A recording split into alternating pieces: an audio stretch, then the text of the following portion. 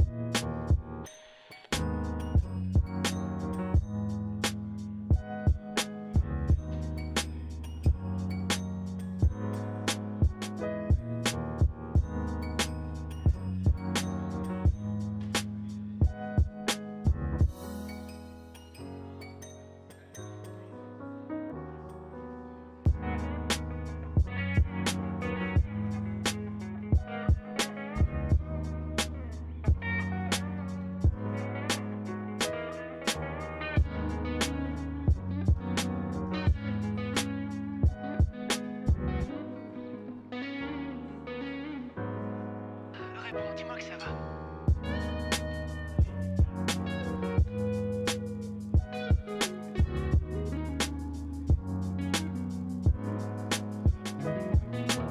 What'll I do?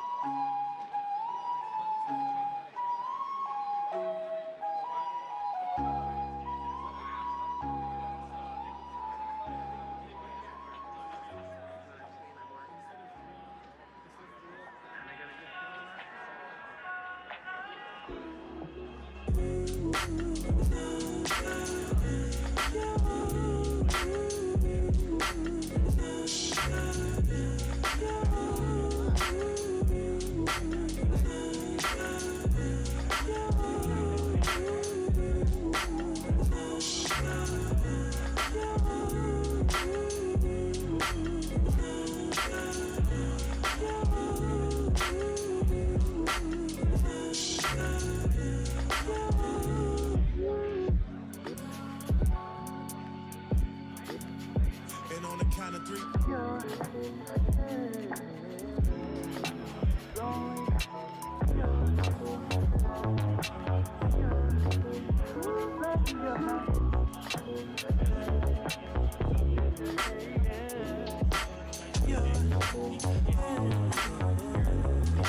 It's only one in your dreams.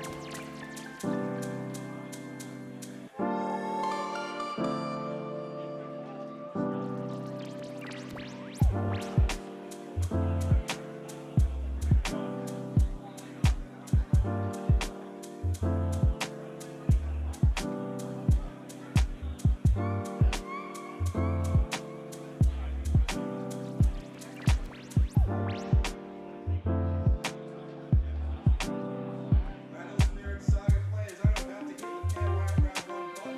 When you see your page make it on the table, please do not start performing and play the round one starts at 12 o'clock. If you are not checked in, you have about 5 seconds to do so. We will not be including the event.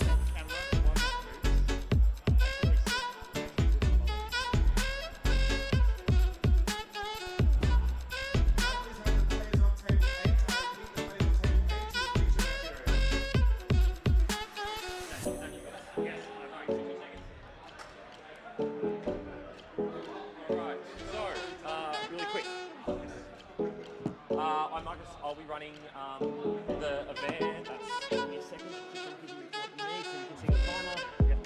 Sorry, we had a bunch of players, despite asking like 100 times for players to be checked in, they didn't.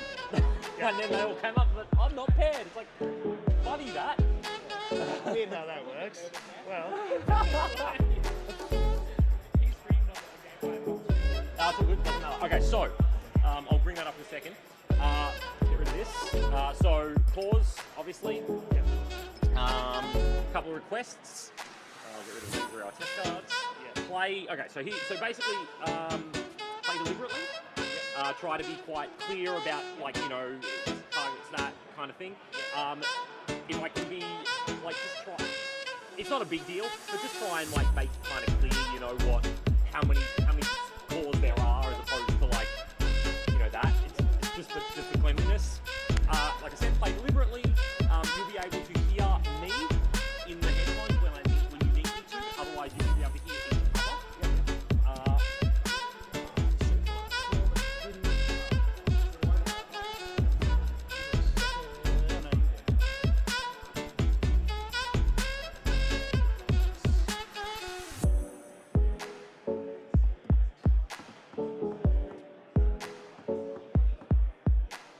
Trying out some new software here, so I need to.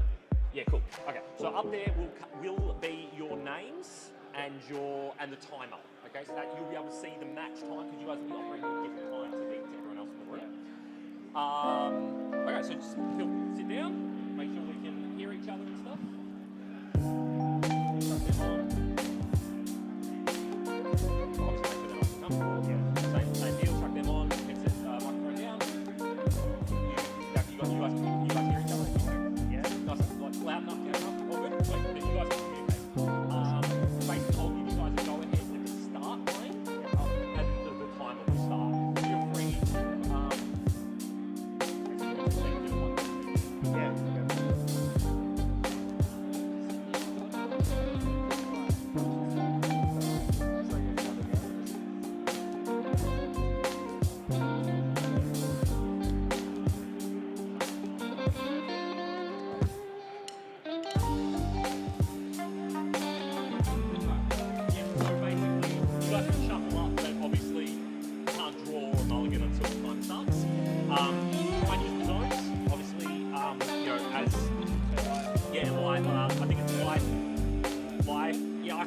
so that's your trash is over here. Yeah, so this will be your trash. Yep. Trash here.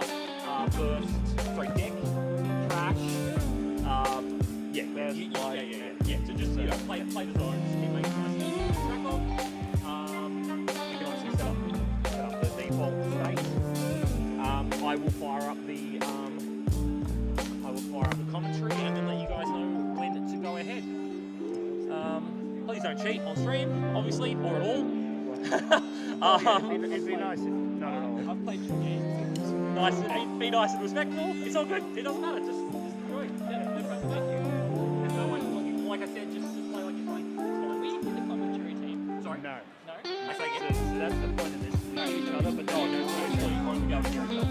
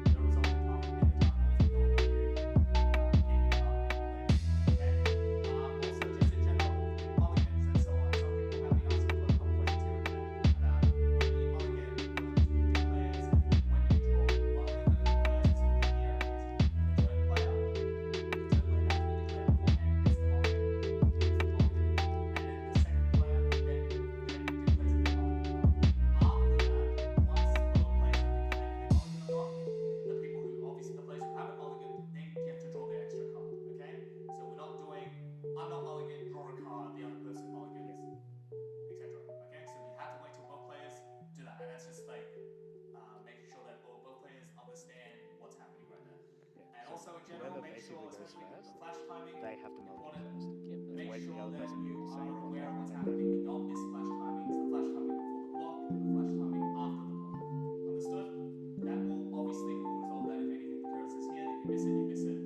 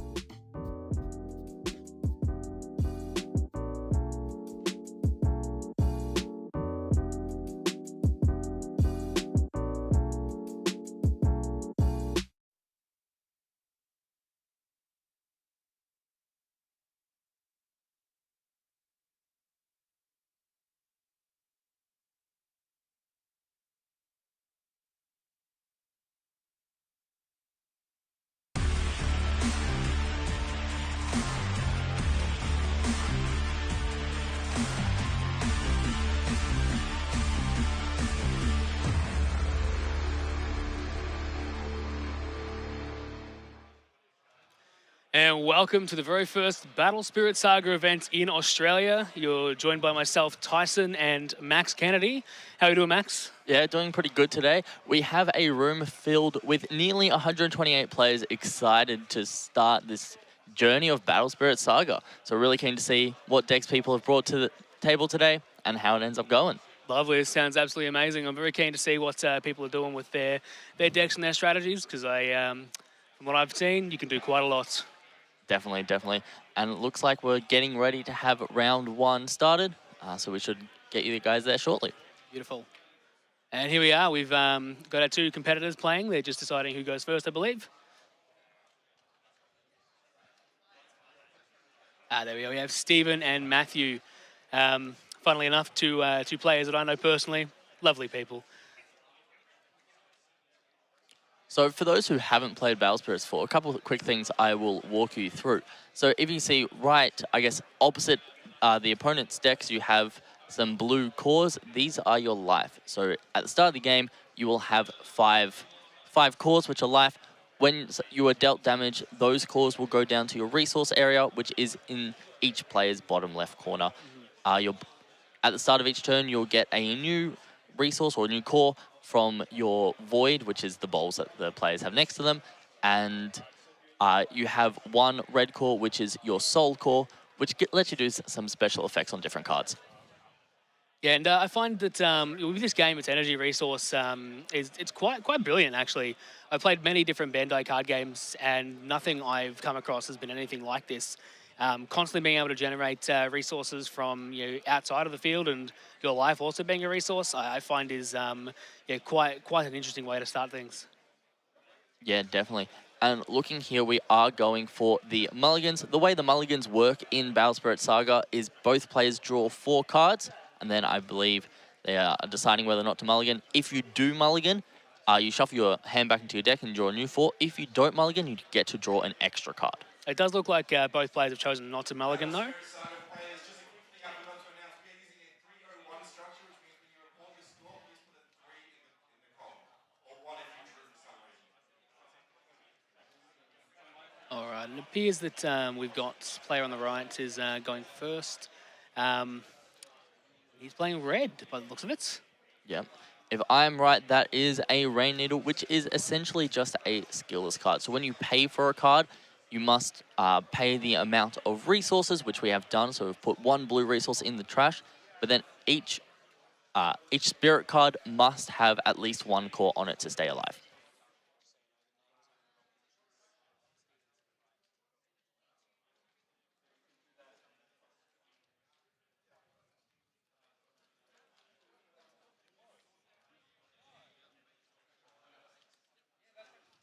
All right, and then we see Steven play one of his own cards on player on the left here, and he is thinking whether to do anything else before he passes.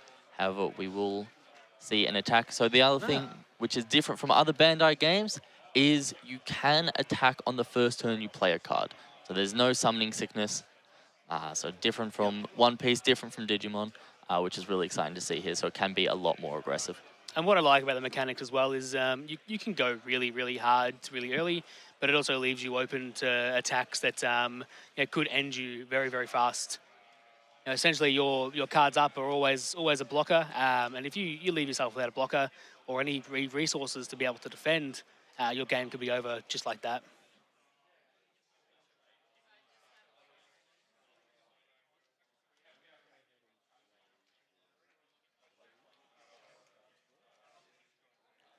So I believe that is Burst Draw, which he has to pay 3 for because he does have 1 crystal, I believe it's called, which allows him to reduce the cost by 1. So for each of your spirits on field, and nexuses, they can reduce the cost of your other cards. I won't go into it too much because it can get a bit confusing. However, we do just see the Burst Draw, which was a Draw 2, and a second Rain Needle, which is another skillless card.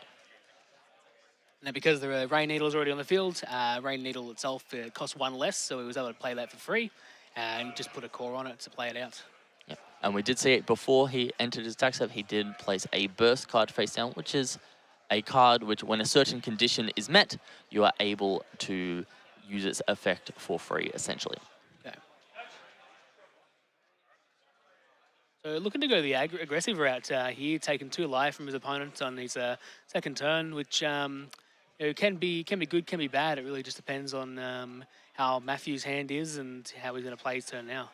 Yeah, definitely. As we see here, Matthew has a lot of these cores ready to make some pretty cool plays.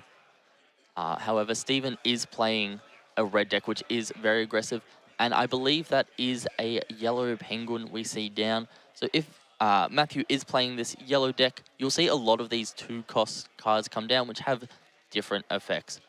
So that looks like one of the penguins, which lets him look at the top card of his deck, I believe. The card did go into the discard area, though, so I'm not too sure. Yeah, so that was Prince Penton. He gets to reveal the top card of his deck. If it costs 2, he gets to add it in hand. If not, it gets discarded. So he did discard, unfortunately, one of his big boss monsters, which is the 8-cost Behemoth, the God Beast Behemoth, which lets him restand all his level 2s when he attacks. That's quite an amazing card. It most definitely is.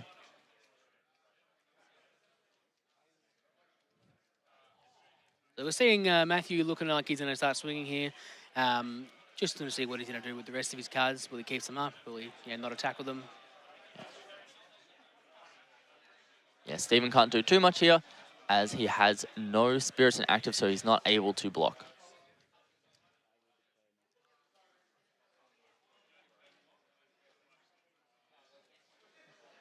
Okay, Steven on 2 life now with one card up by the looks of it, I believe. And going into turn 3, turn 4, which is going to be sort of the deciding point of the game here, I think. Yeah, Steven can have a very aggressive turn with red being red. Matthew only has 1 blocker available and no cores, no resources to be able to pay for anything. So we could see a very explosive turn from Steven, threatening Matthew's life. Could do. All right, so there we see one of the red starter deck dragons come down for Steven. So we'll get that card up and see what that one does for us. That is the Nebula Dragon Andromeda. I am butchering names as I always do. However, when it summons, it selects one of its opponent's spirits with 3,000 or fewer DP or one of their nexuses and destroys them. And we do see a total of 3 cores on it, which will put it up to level 2. Now, different spirits need a different amount of cores on them to level up. Nebula Dragon needs 3 cores to be able to get to level 2, which means it has 6,000 battle points, which is quite high, especially in the game that we currently have.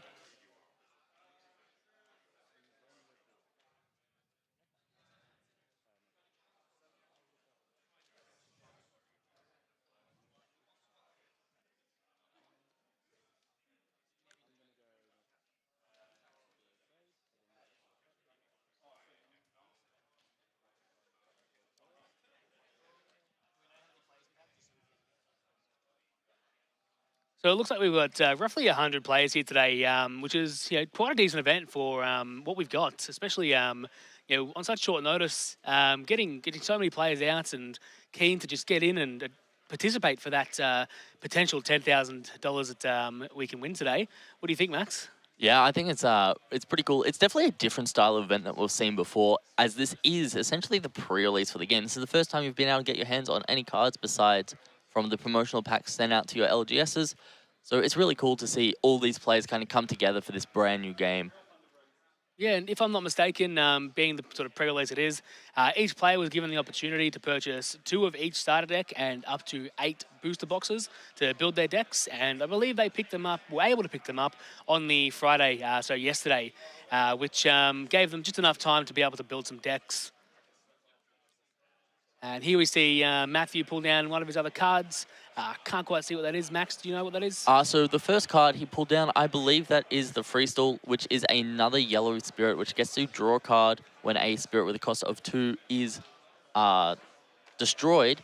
However, I can't see what that other one is. I'm assuming it's the same dragon that we saw earlier on. However, this one seems to be the non-alt art version. Okay.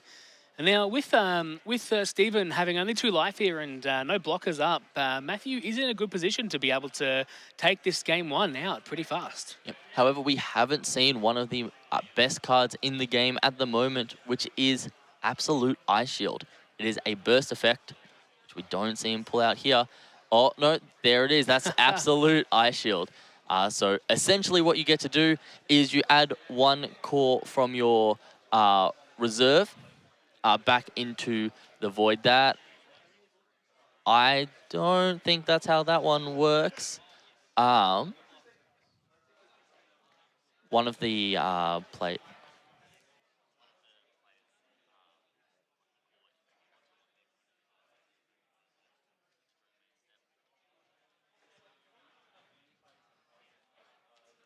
Okay, yeah, he doesn't seem to be resolving the life. He should be getting that life back, right?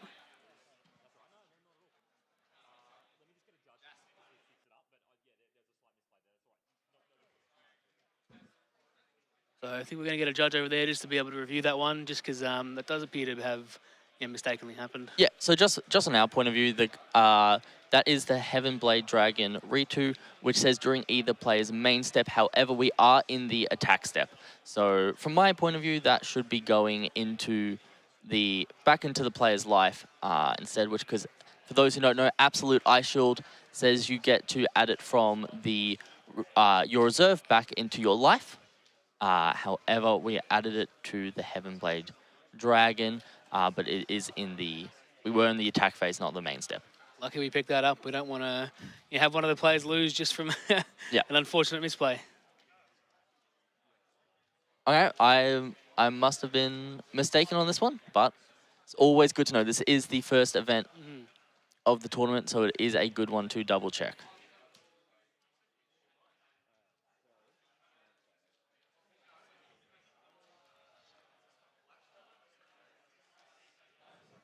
So it does appear that the attack step has ended, though, as that's what Absolute Ice Shield does do. So Matthew won't be able to attack any longer, and then we'll see Stephen's next turn quite shortly. Yeah, it looks like we are Are we on Matthew's turn or are we on Steven's turn? We do. Matthew did just attack, but it does end the attack step, so I believe it will just be moving to Steven's turn. I'm not too sure. He may be just thinking about what plays he wants to make.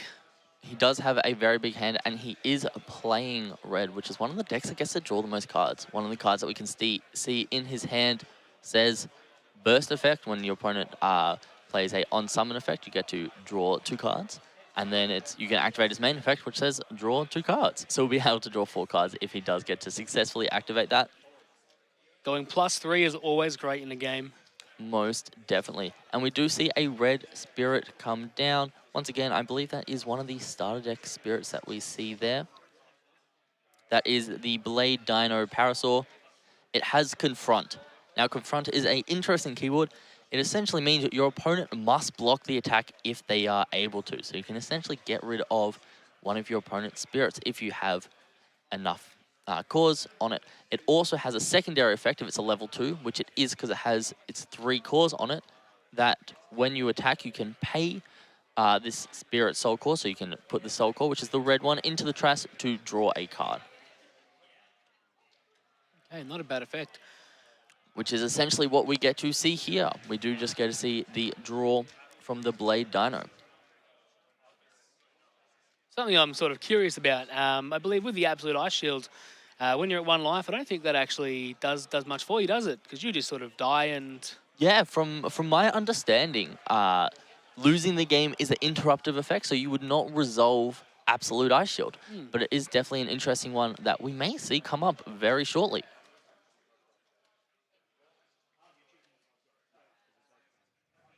But as you can see, this game has progressed relatively quickly. We're only 13 minutes into the round, but both players on extremely low life. And that's what you're going to see here when you see 2 of the aggro colors, which I would say yellow and red are considered the aggro colors that we have, just playing into each other. Considering the amount of little guys that the yellow player can play, and red just bringing out the constant big beat sticks for very, very cheap, they definitely are, in my perspective, the most aggro decks of the format. And you'll see quick games across the board with both of these decks if they come up. Yeah, definitely. And we do have 2 yellow spirits on the field at the moment, which means if we were to play another yellow spirit, it could potentially have its cost reduced by 2 depending on the card. However, this one is just going to have its cost reduced by 1. And that is one of the 2 cost cards that we do see played in yellow quite a bit. I'm not going to attempt to pronounce his name, but it's something that starts with C. Calidurus. Yeah, Caladrius, I think Yep. it is. It has Luster, which is another one of yellow's keywords, which essentially says during the attack step, any magic cards that are to be used, which are one of the 3 types of cards that we can play in Battle Spirit Saga, will all be returned to hand at the end of this attack step. That's quite a strong effect, to be quite honest, being able to play your magic cards and then gain them back. It's sort of a 2-for-1 deal. Yeah, red gets to draw the cards, but yellow just gets to keep them in hand. Yeah, there is the Caladrius on screen for you guys. Now, we do have the yellow play with 3 cards up, and potential game on board right now, considering Stephen only does have the 1 blocker. And out comes another spirit from Matthew. This could decide the game, to be quite honest. Yeah, that is the Behemoth. So that is God Beast Behemoth is one that we saw him discard earlier in the game. And it has a couple of cool conditions. So one of them is when summoning this spirit from your hand, you can count the spirits in your trash as well as on the field for its cost reduction. Additionally, if it's a level 2, which it needs 2 cores on it to be, but it looks like we only have 1 core, it would be able to restand. Your spirits that cost 2 can't be blocked, and yeah, no, just spirits that cost 2 can't be blocked, which is when it's when attacking effect. However, it doesn't look like we have the two blue cores on it. Okay, it looks like Stephen coming out with an Absolute Ice Shield and doing its effect. Max, I'm not too sure what that does. Could you explain that for us? I believe the effect on Absolute Ice Shield, so when the flash effect when you're paying from hand just says end the attack step. Okay. I will have a look for us all today. Yeah, the flash effect is just when this battle ends, you get to end the attack step. So it looks like we are going to see a block into just to end the turn, essentially. Yeah. And there's Absolute Ice Shield on the screen for those who have not seen it before. It is most definitely one of the strongest cards we have in this first set of Battle Spirit Saga. And that just goes to show as well that even when you think that your game is lost, Yeah, just anything can happen. Yeah, you've just stopped this person's whole turn, and yeah, he may be able to pull it back on his next turn. And we do see him just paying all the cores off of his other spirit, which will essentially sacrifice it. But that's just so we have enough cores on our Nebula Dragon for it to survive. However, it looks like we have a flash effect which will give it power, and Nebula Dragon Andromeda is just going to die.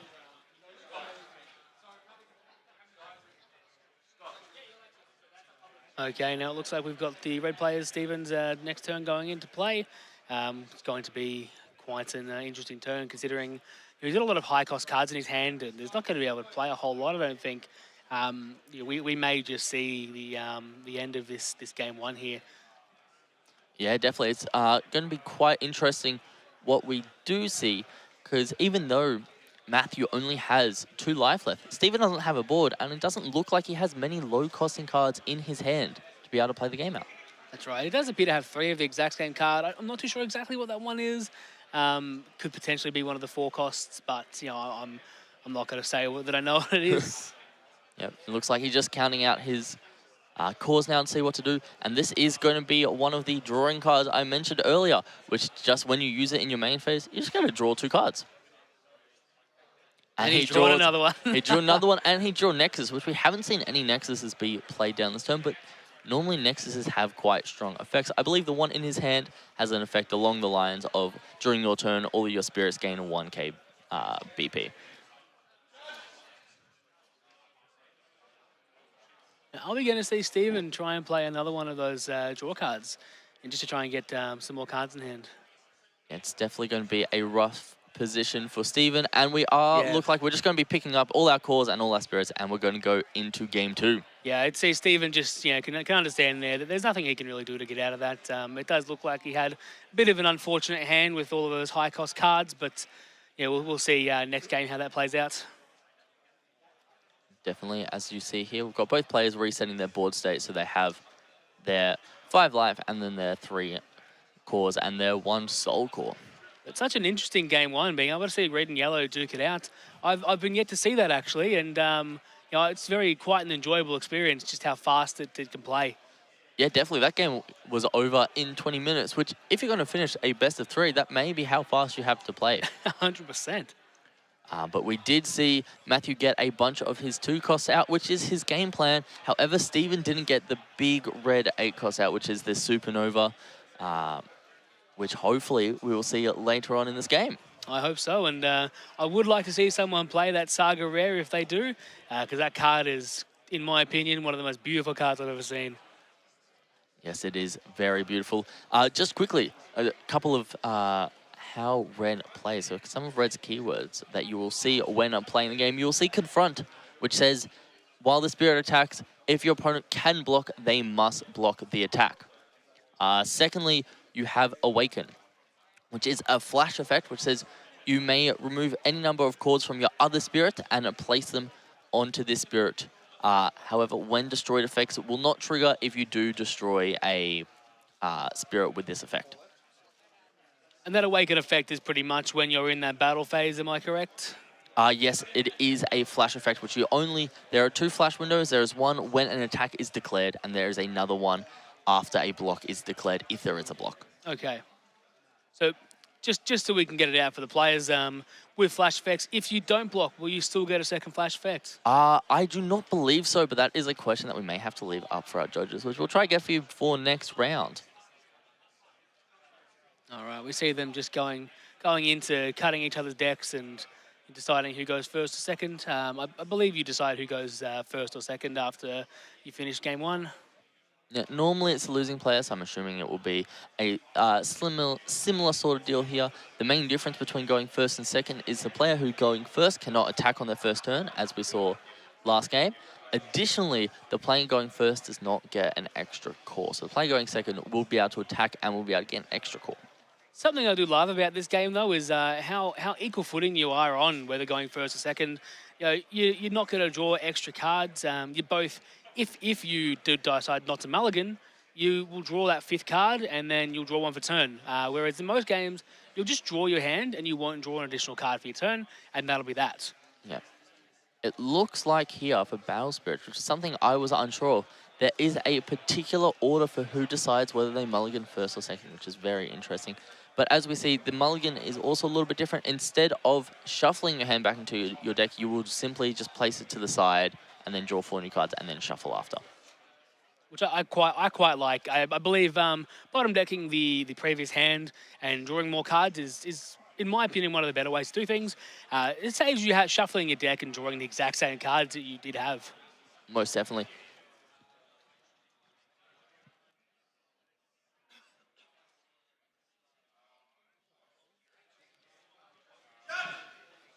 So we do see the same spirit we saw last game, which is the yellow 2-cost. I'm not going to pretend I can remember how to pronounce the name, but I will pull it up. It is the Calidris, which has the luster keyword that we're talking about. So any magic cards that are used during this card's battle will be able to be returned to hand. And again, such a brilliant effect. I'm really loving the way yellow plays. Same with red, but just yellow itself looks like a very interesting color. Yeah, it's very interesting. Steven's mulling over what to do now. We did see the same card he had last turn, which was the Starbirth draw, which allows him to draw 2 cards. However, I think he's considering whether to use it as a burst card, but we will see what he decides to do very shortly. And the Rain Needle to begin his turn as well, just the exact same as he did last game. It seems to be quite the common play in red, to be honest. Yep, and we will see that Starbirth draw where he gets to draw 2, and that's going to cost him those 3 cores that he has in his resource area down the bottom there. Yep. I don't believe yellow has too many on-play effects, do they? No, not from my memory. So using the Starbirth draw as a burst won't happen too often. So we do see some smart thinking by Steven here. And we will see the Rain Needle attack. I think it has the same amount of power as that Calidris. So it was kind of a, do we swap 1 for 1 here, or do we just take the life? And it seems Matthew is just willing to take the life. I think Matthew is just more valuing the luster effect on the Calidrius, considering he gains them back during the attack step. Yeah, it's definitely a super strong effect. And we do see 2 absolute ice shields in Matthew's hand. So that's essentially 2 turns he gets to survive. But Matthew, very similar to last game, plays down another 2-cost yellow card. This is the Prince Pentan, where he gets to look at the top card of his deck and discard. And if it's a 2-cost, he gets to add it to hand. If it's not, he has to discard it. And again, we do see him have to discard that card. It wasn't a 2-cost, but yeah, if you sort of come to the deck building there, if you don't have too many 2-costs, then you're probably never going to hit that Pentan effect. Yeah, so it's definitely an interesting one. We haven't seen him hit it yet. However, you do get effects from discard in yellow, so it's not the worst thing just to be able to discard a card for the sake of discarding a card. Exactly. It thins your deck. Yep. And we do see Drowsy Fumes, which is a magic card, and it looks like we're in the attack for our Calidrius, which means we'll be able to add that Drowsy Fumes back to hand, but it just reduces one of your opponent's spirits DP by 2,000. So we did just essentially destroy the Rain Needle. Okay, so that's something I wasn't actually aware of. So when a spirit's BP is reduced to 0, it just dies. Is that correct? I believe so, and that's what it looks like we have here in this game. Or maybe we saw a block, which would have done a similar thing. He did attack with the Rain Needle last turn, though, so it definitely wasn't a block. It yeah, must be that... It would have been the Drowsy Fumes. And we don't see that Drowsy Fumes coming back to hand here. Is it a level 2 effect, the luster? Oh, it very much could be. That is a good... You are correct, Tyson. It is a level 2 effect. So he did have to have 3 cores on that Calidris if he wanted to be able to return that Drowsy Fumes to hand. It's definitely something you need to be wary of when you're playing that sort of card, because you never know. You might not realize you need that magic card back in your hand, and you just discarded it and not been able to get it back. Yeah, definitely. And we do just see another Rain Needle come down for Steven. It seems to be his bread and butter play here, but it hasn't been able to do too much for him. His hand is pretty slow with only 4 cards. So it looks like for the cost of 2, we're bringing out another red spirit here. Looks like it has a level 2 effect. Don't know what that effect is, but Max, you'll bring that up. I will indeed bring that up. Yeah, once I can find what it is. I believe that is this Fierce Gora Horn Grizzly. That's a pretty cool looking card. It does have on level 2 and level 3 confront, which means if it is a level 2 or level 3, which it looks like we've put 3 cores on it, so it's a level 3 at the moment. If your opponent can block, they must block. And being a level 3, it is 6,000 BP as well. That is 5,000 DP. 5,000? I was wrong. Yeah, the level 3 will give it 5,000, but because he only has 3 cores, it's level 2. Can be slightly confusing. So he will have the confront for being level 2, and he will have 5,000 DP. Yeah, there we go. That is the card there on screen. And the red cards, they just look so menacing. It's amazing what they've done with these card design, and they look absolutely brilliant. And we do go back over to Matthew's turn here. And he has a total of 6 cores ready to play down this turn if he needs to. We will see the burst card come down. Not a whole lot of cards in Steven's hand. Looks like 3 cards, so not much to defend. But he does, I believe, have that absolute ice shield in his burst, so he should be right to be able to move things forward. Exactly. And we do see Matthew bring down another spirit here. And he only paid, what was it? He paid 2 for it because it has that 1 cost reduction symbol on it. And I will try and pull up that card now. Can be somewhat difficult sometimes with these small cards on the screen.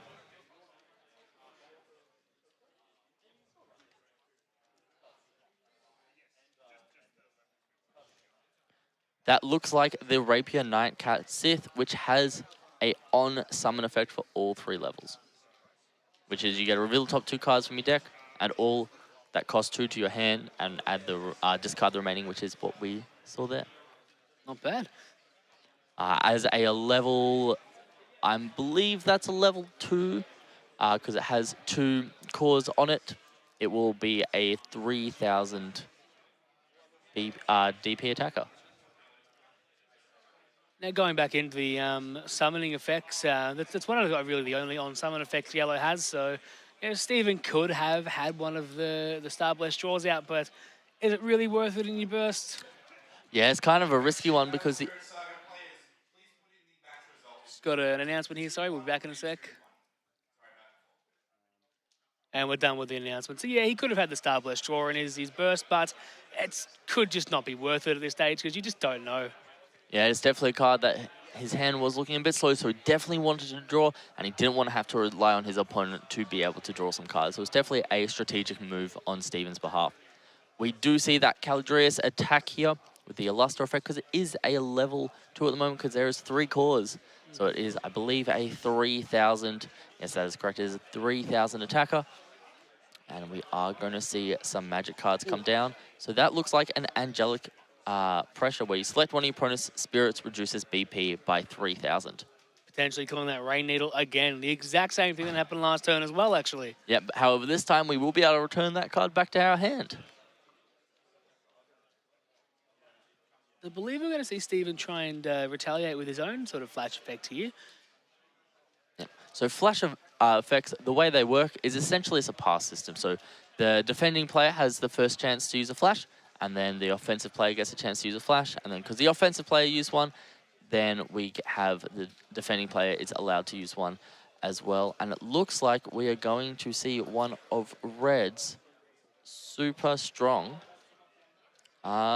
magic cards, which I will pull up here for in a sec. So that is Big Bang Energy, which has a main flash effect to select one spirit and give it 2,000 BP for the turn. So he did sacrifice the Rain Needle, and I believe to give his big Grizzly Bear another power boost. And we did see a Drowsy Fumes come down, which it will reduce by another 2,000. And it definitely was the sort of right play there. Your Rain Needle was going to die, so being able to kill the Rain Needle yourself to give your character a 2,000 BP, probably the right play there. Yes, definitely. And we did see both of them end up dying. Matthew did have to sacrifice one of his own spirits to have enough cores to pay the cost for his magic cards. But we do see there that Steven's board is completely empty with only 3 cards in hand, and it doesn't look like he's able to do a whole lot here. It's going to be a rough turn going forward. Yeah, Matthew's definitely playing that denial game at the moment, which is one I believe we're going to see quite a lot of today, especially a little bit of a spoiler as we see white and purple decks come on through, as they do definitely like to try and deny their opponent as many resources as they can. Going into the next turn, they've obviously both got 3 life. Stephen, if he's not able to get a couple of blockers up on the field, it's potential for Matthew to just have game. Yeah.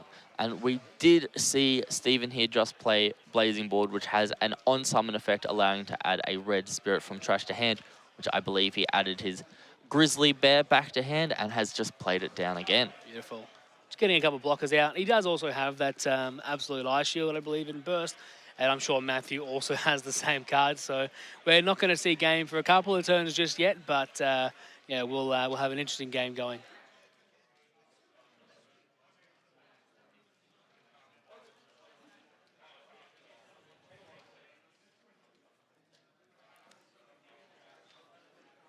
It looks like both players are just thinking through their next moves extremely carefully. We do see Steven add his Soul Core to his Blazing Ball, which will make it a level 2, so it has 3,000 power. With only 27 minutes left in the round, we can see a couple of people have already gotten up from their tables and have finished their games. So, you know, people are playing relatively fast, which is always great to see. Yes, definitely. It's pretty crazy to see, especially with these being 2 of the faster decks, and we are still we've passed halfway through the round. And we're only halfway through game 2 here. So it just shows the amount of patience and skill this game can take, as well as how quickly you can push games in some situations. 100%. So we will see a attack here from the Grizzly Bear, which has 3 cores on it. So I believe that makes the Grizzly Bear a level 2. Yep. Matthew has used that magic card again to reduce the BP, so he is blocking as well. Yep, and the card will die. Yep, looks like we have passed it over to Matthew's turn.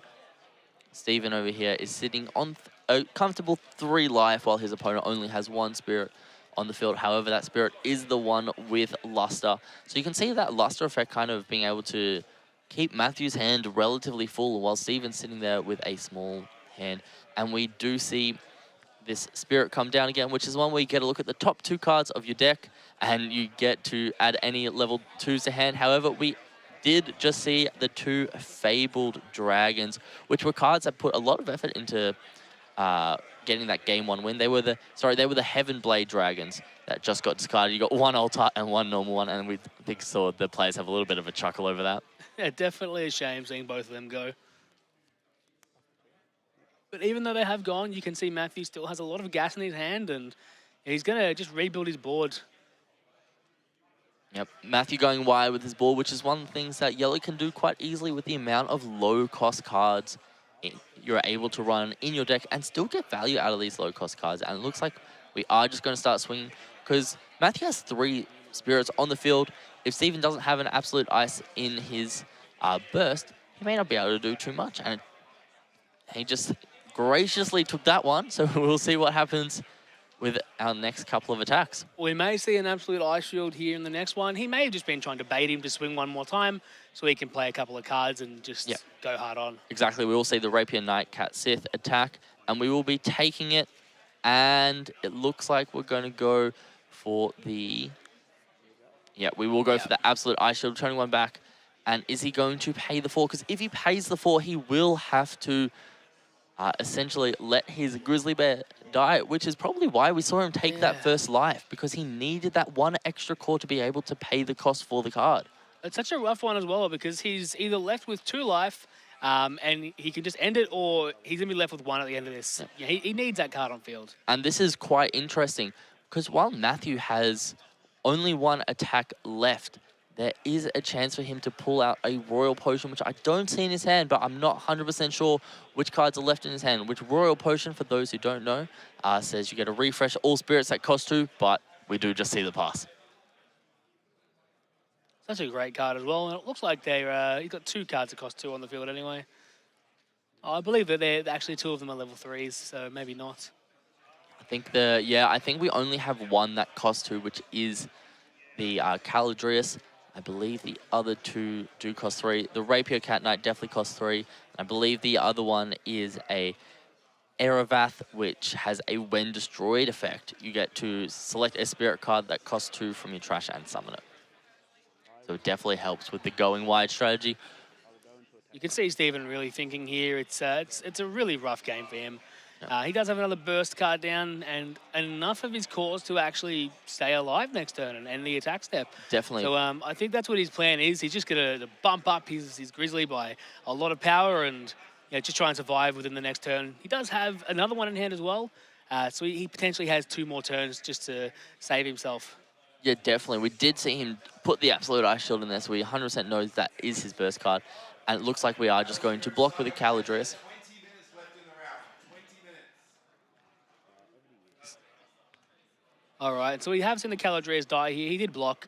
He could have taken the life, but his life seems more valuable to him right now as he can, as you can see, Red can just build up those boards pretty easily once he gets going.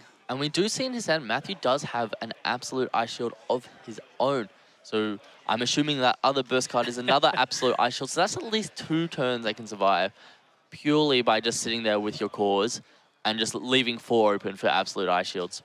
Quite incredible just how many Absolute Ice Shields we've seen over the last 2 games. As I did say, it is one of the best cards. And it puts this game in a rather precarious spot where, as Steven's stalling with Absolute Ice Shields, he may be able to draw into his card, which allows him to essentially take the game. And we do just see the Absolute Ice Shield come down. So we will be putting 1 back into our life. Yeah, when he's going to do that? There we go, it's going now, yep. Yeah, so we've got the 1 back in the life. We'll pay the cost. So that does end the attack step.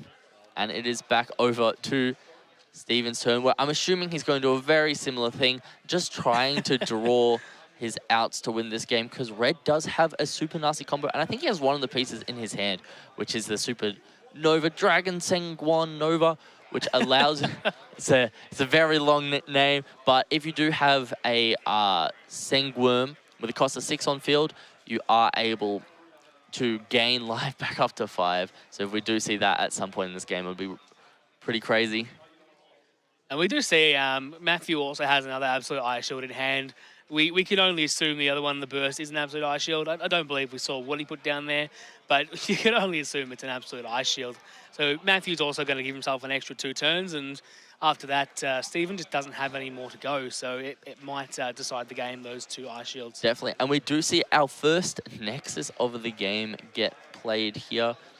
I will pull it up on my iPad to see what it's called. It is the Volcanic Canyon, which is one of the set cards. I believe you were able to get them in the demo deck. And it just says, during your draw step, draw an additional card, and then after you draw, discard 1. So it does help with those cycling to find the pieces that we need. And if it has 1 core on it during your turn, during your attack step, all of your spirits get 1,000 DP. Okay, and we do see Matthew block here, keeping himself at 3 life and giving himself an extra 2 turns with the Absolute Ice Shield in his hand and in his burst. So we will definitely see some gameplay moving forward. Stephen also having multiple of his cores on his spirits. He will be able to take them away from that with the Absolute Ice Shield, but yeah, it will reduce the power of it. So we could see Matthew reduce his power with some of his magic cards. Definitely, and we see Matthew play his own Nexus. Going from game 1 not having a single Nexus come down to having 2 come down is pretty exciting. That does look like it is a Blessed Cathedral. So during either attack step, you got to place a core from the void into your reserve when one of your yellow spirits is destroyed, which is a bit of ramping, which is such a strong effect.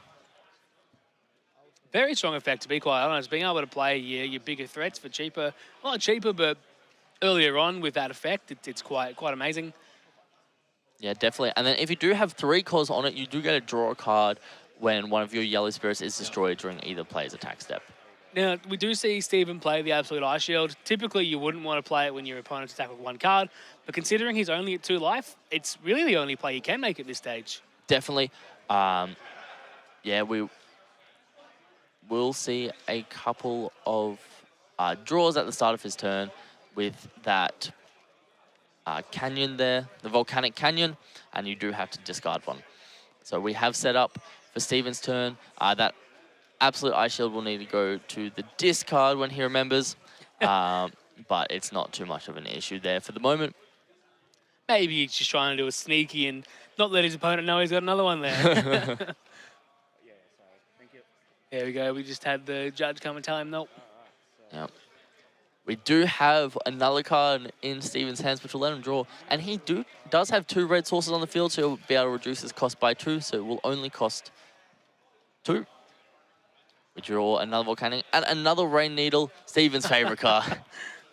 We're just going to see Steven try and build his board up here, and you know, he's not going to be able to go for game, but he could build that board up to have enough blockers and be able to survive into the next couple of turns. Yeah, definitely. Steven can definitely present his board wide enough to be able to survive another turn. However, I'm not sure if it's going to be enough here. I know. And again, it is what I sort of love about Battle Spirits. You don't know. You can never know who's going to win and when, because things can change just at the click of a finger. Definitely. And as we said, Steven is building his board up, just kind of going a little bit wider here. And we do only see, I think that's 3 cards in Matthew's hand. So it's not easy for Matthew to develop a wide board to kind of go around. And we'll see another volcanic canyon come down on Steven's side of the field.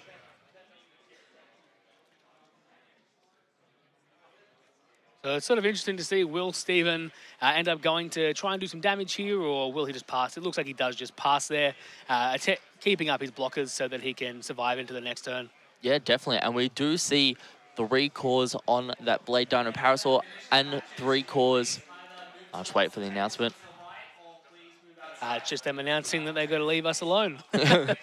Yeah, and then we also have 3 cores on the Grizzly Bear. So they do have extra BP here. I believe I've got 1 BP on the Rain Needle and 5 on each of the Grizzly Bear and the Dino. And this is to Matthew's 1 BP, I believe it is, on his Spirit, which does get you summon something when it is destroyed. It does have 3 cores on it, though, so it may not be just 1 BP. Was it 3 cores? I am blind as a bat. They do reflect with the light. Yeah, I didn't notice it until he turned the card around. Yeah, so we will see Steven just block with the Rain Needle, so Matthew doesn't get the when destroyed effect of his Spirit here, which will let him summon a Spirit with a cost of 2 from the trash, which will let him get another attack through. And yes, we were correct. It doesn't have 1, it has 3. 3,000 BP, and it has 2,000 BP when it's level 1, not 1, so that is my bad.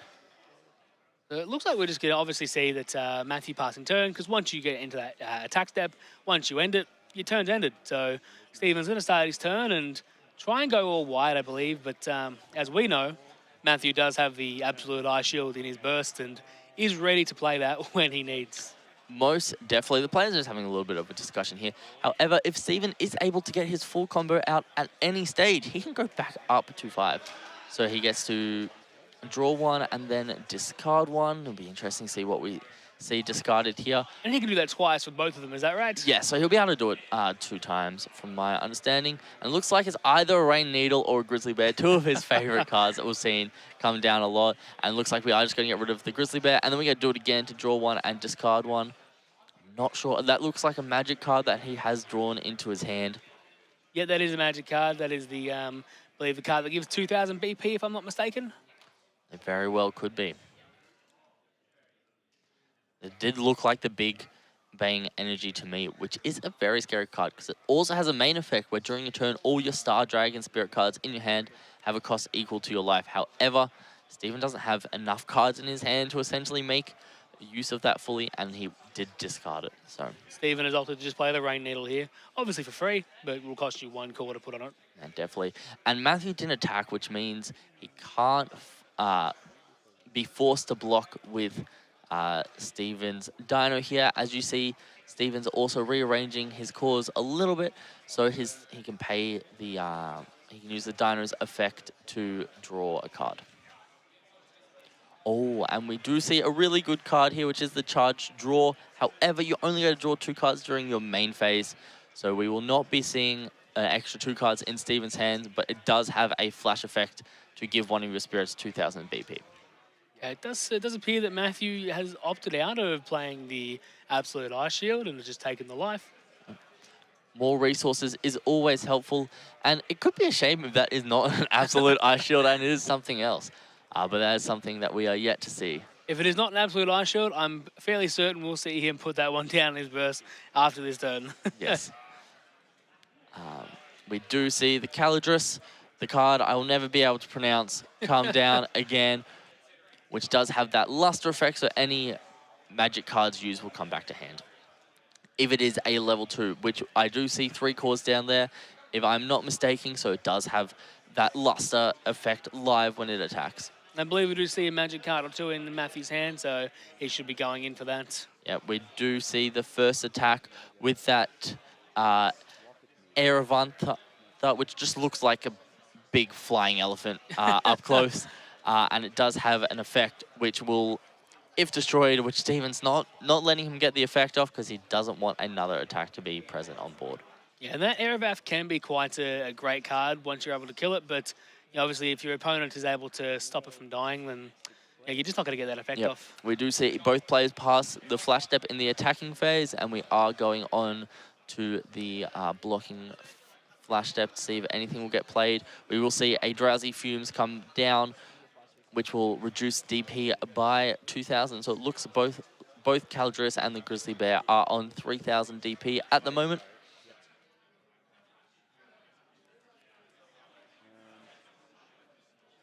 I think we see Steven sort of contemplating what he wants to do here. We will see him use that charge draws flash effect for the cost of 2 to give his Grizzly Bear plus 2,000 power. 2,000 BP to let it survive, unless Matthew has another magic card in his hand, which will allow him to reduce it, which I do see one. It does appear it's the same card. It might actually reduce it again. But does Matthew want to get rid of those cores? Does he want to save it for that Absolute Ice Shield?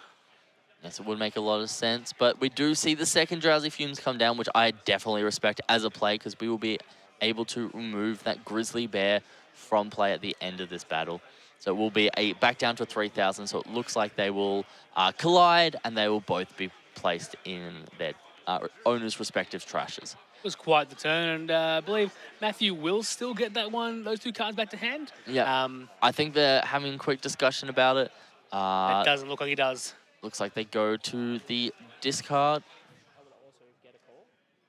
It does, yes. So it does say when the battle ends. So I believe the ruling would be along the lines of, because the Calidrius is not in play when the battle ends, they do not come back to hand. Yeah, that could be the case. So it could be why Matthew was a bit hesitant to use the second one, because he knew that he would be losing those cards, and he only has 2 in hand. So we're definitely in this situation where both players are in a bit of a rough spot, and we do see Steven draw his 4th Absolute Ice Shield of the game, which means he can just survive another turn. It does look like, though, Steven has a 6 cost in hand with the Siegworm Nova, so he might opt to actually discard the Ice Shield and play that 6 cost to bring himself back up to 5. Yeah, definitely. If he has both of those pieces in hand, I think he does have enough resources to get them both down, as their costs are reduced relatively significantly with the other spirits that we have on the field at the moment. However, no, that was the Nebula Dragon, I believe, that we saw discarded. One of the other 6 costs that you can see. I'm sure you could just feel the energy from Steven as soon as he draws that Absolute Ice Shield, and I'm sure Matthew's face would have dropped as soon as that burst card was set down. Definitely, and we do see the Dino going back up to the 4 cores, and we will be, I'm assuming, seeing an attack with it. And there's not much point keeping up defensively for it. We are putting some pressure on with those extra cores onto the Nexuses, which I believe just gives Steven here a couple of extra power. So yes, the Dino does get an extra 2,000 power, 1 from each of the Nexuses that we have there during the attack step. And we are going to see that Absolute Ice Shield come back. And next turn, I'm fairly certain we're going to see Matthew put down another Absolute Ice Shield. Yeah, so it's definitely a card which can turn the tides of the game a little bit here. And we are going down to only less than 10 minutes remaining before overtime. Considering we finished the first game within 20 minutes, this game going this long is quite amazing. Yeah, it's definitely, it shows how skill intensive this game can be when you have two essential control decks. Well, no, not control decks, they're aggro decks come at each other, but are able to control each other so heavily. And we do see Matthew put a lot of cards down, and little does he know that that's another absolute ice shield in Steven's burst area there. And if Steven just draws, all he has to do is draw a 6-drop. He's had the 8-drop in hand for a while. All he has to do is draw a 6-drop, and he essentially gets to see 3 cards at the start of every turn, which is crazy. Exactly. So sooner or later, he will be able to draw it. And we are attacking with this same spirit we've been attacking for a while. And here we see another absolute ice shield. I believe that's Steven's third absolute ice shields. Actually his 4th, because he played 1 without turn stopping and 2 to stop the turn. That would be quite amazing if he has seen all 4 absolute ice shield. But then again, he is drawing an additional card, 2 additional cards every turn. So. Definitely. So we do see the Big Bang Energy, I think it's called, in hand, which will let him play his 8-drop for a total cost of 2, which is crazy if he does decide to keep it. I can't see what the last card in his hand is, but that card on the right does let him draw cards. I don't believe he's seen a 6 cost as of yet, so it is going to be quite rough seeing his last turn as you know, there is no more absolute ice shields and he's on 2 life. Yeah, we do see that charge draw in his hand though, so he will be able to draw another 2 cards, but he's just thinking which ones to keep. And the card we are looking for is the Imperial Thunder Dragon Sungwon, which will allow Steven to essentially go back up to 5. Yeah, so it looks like we're going, big announcing that we've got 8 minutes till overtime. And our overtime procedures is going to be that 5 minutes.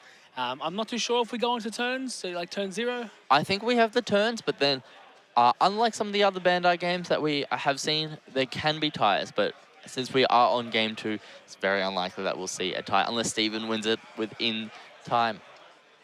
Definitely. We can definitely, as we've seen this this game, that anything can happen. You never know. Steven could just go and win the game outright right here.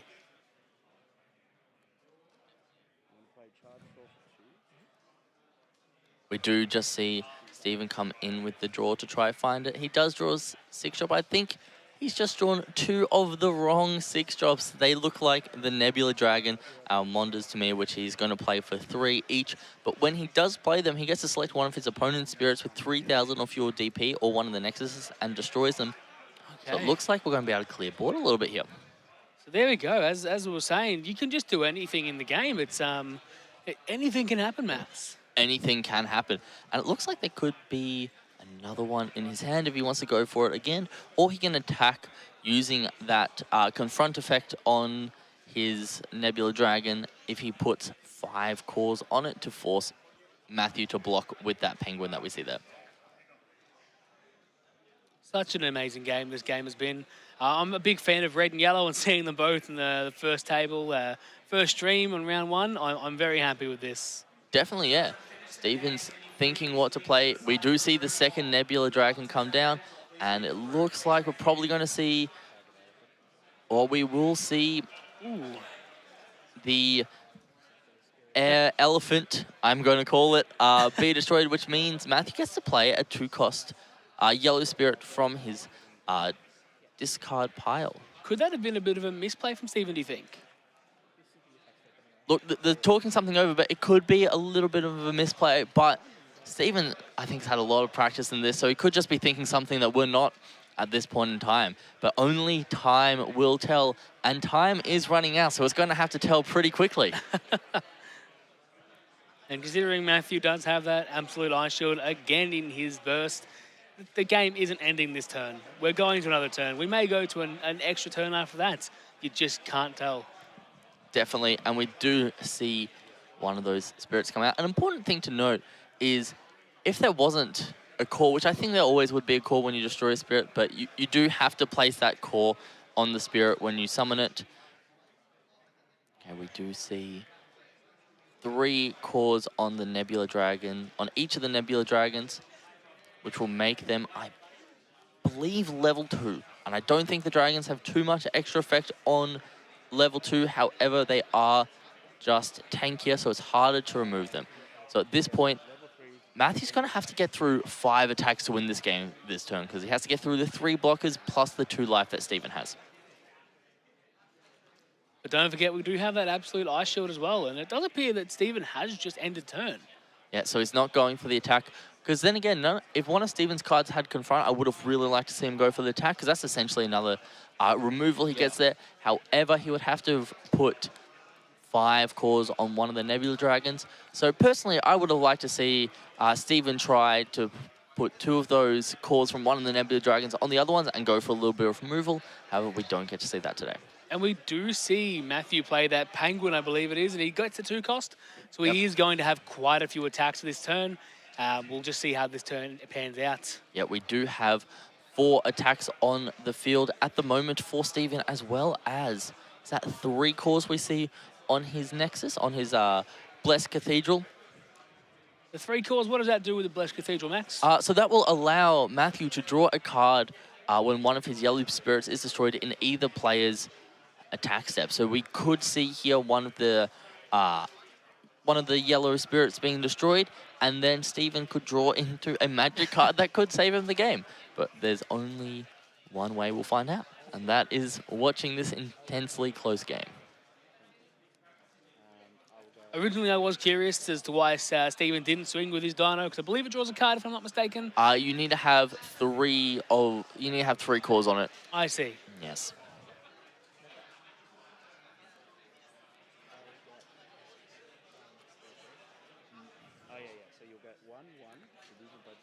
So we're just talking over some of the cards that we have on play at the moment to see how they interact with each other, because we do have a lot of different effects lining up. For example, I believe that is 2 free stills on the board, which during either player's attack step, you get to draw a card when one of your cards is destroyed. So he gets to draw 3 cards here when that one spirit is destroyed, which is a lot of advantage. It's incredible just how many cards you can draw.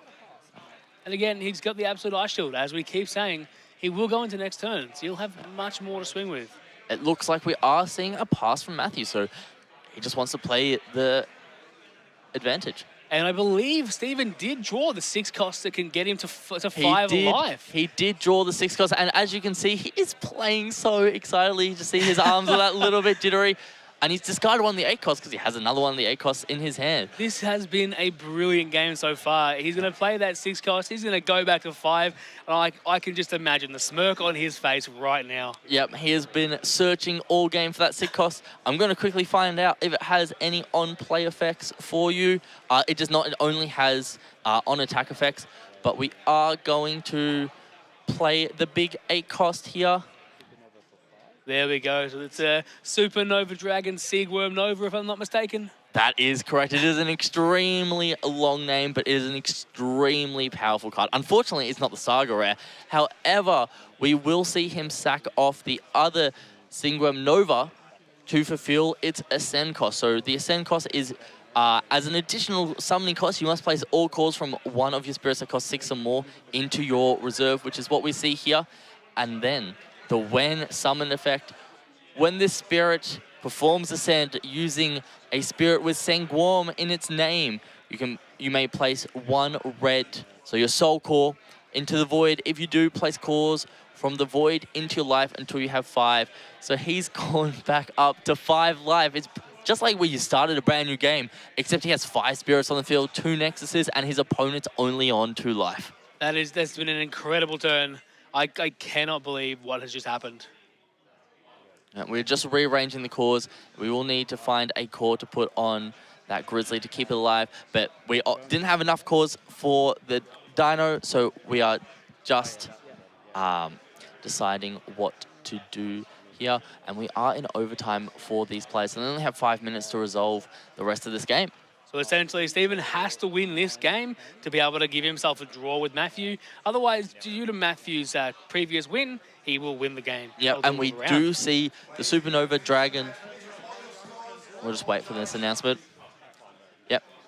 So we will see the on-attacking effect when it is a level 2 or higher. It gets to destroy any number of your opponent's spirits, which total BP adds up to 10,000 or fewer. So it looks like we'll be able just to clear the entire board, and it looks like they're just talking over how effects resolve here. And what brilliant gameplay we've seen. And just from round one as well, I do know that Stephen has been practicing this game for such a long time now, and Matthew has been going hard at it the last couple of weeks as well. So seeing this sort of high-level gameplay on round one is just amazing to me. Yeah, definitely. And they are just talking about how these effects resolve, and I believe it's how many cards Matthew will draw here, because all of his cards let you draw cards when others are destroyed. And so he's drawn the 3 cards, and I believe all those spirits are going to be placed into the drop. And we will finish resolving this attack, which I believe is just going to be show Absolute Ice Shield, pay for the Absolute Ice Shield, and then it's going to be Matthew's turn. So we're taking the life, we're revealing the Absolute Ice Shield, and then we're going to pay for the Absolute Ice Shield, and it will go back over to Matthew's turn. I believe we saw a little bit of a chuckle from Stephen when he revealed the Absolute Ice Shield, but what an incredible turn. Yep, it does pass back to Matthew, and he does have a lot of cards in hand, but it's pretty hard to think he can go through all 5 life with 4 blockers up. If he sees an Absolute Ice Shield, he may be able to survive through time. But I believe he had another one in hand. Oh no, that was the other one he set. Yes, he doesn't have any more. Yeah. Oh, that will be rough. But look at how many cores they have. Like, this is how far this game has gone. That's too many cores for me to count. And if you look at it, I did see the God Behemoth in Matthew's hand, so he will be able to throw out a surprising amount of attacks here. But he does look like he's just going to be paying. He'll be paying 2 for it. 2 for it, because it does have an effect where you can count the 2 cost in your trash pile for the cost reduction, which means we have 2 God Behemoths, which are both, well, they both have 1 core on them, so the 2 6k attackers, we won't get the when attack effects because we do not have enough cores on them to make them level 2. The fact he's played 2 God Behemoths for 4 cores is amazing. And we do have the freestyle, and we do have another level 2. So this is presenting 4 attacks on field, and 2 of which cannot be blocked if one of the behemoths becomes a level 2, which only needs 2 cores. We just need 1 more core on the behemoth for it to be essentially unblockable. And here we see the power that Matthew's deck does have. Yeah, he may have cleared his board, but he's drawn those 3 cards, and that has given him a board of 5 cards on field. Yep. He can just leave these cards up, block every attack, and then that's it. Time's over. Matthew wins. Yeah, we will see, however, the 8 costs that Stephen has on play will be on field will be able to destroy up to 10,000 worth cost, up to 10,000, sorry, battle powers. Wow. On attack. So Matthew can't just stall here, but we are running close to out of time. So Stephen's going to have a very fast turn when it happens.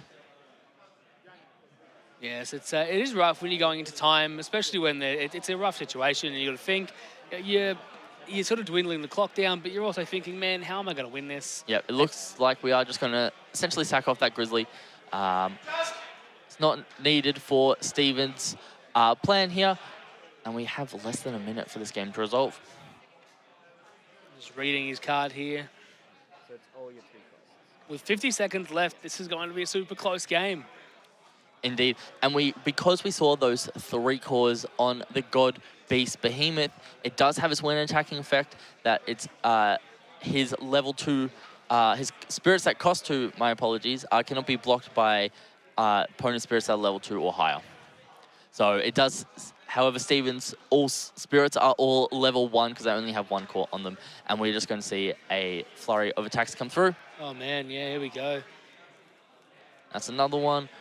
And we will, I'm assuming, see the freestyle attack, or we will see the pass. If there's a Royal Potion in Matthew's hands, he could go for game here.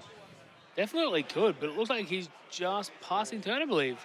With 5 seconds left, though, it does appear that Matthew's just won this game, and that's time in the round. So we believe Matthew will win this game. Yeah. When the judges come up, I see the judge over there just having a look.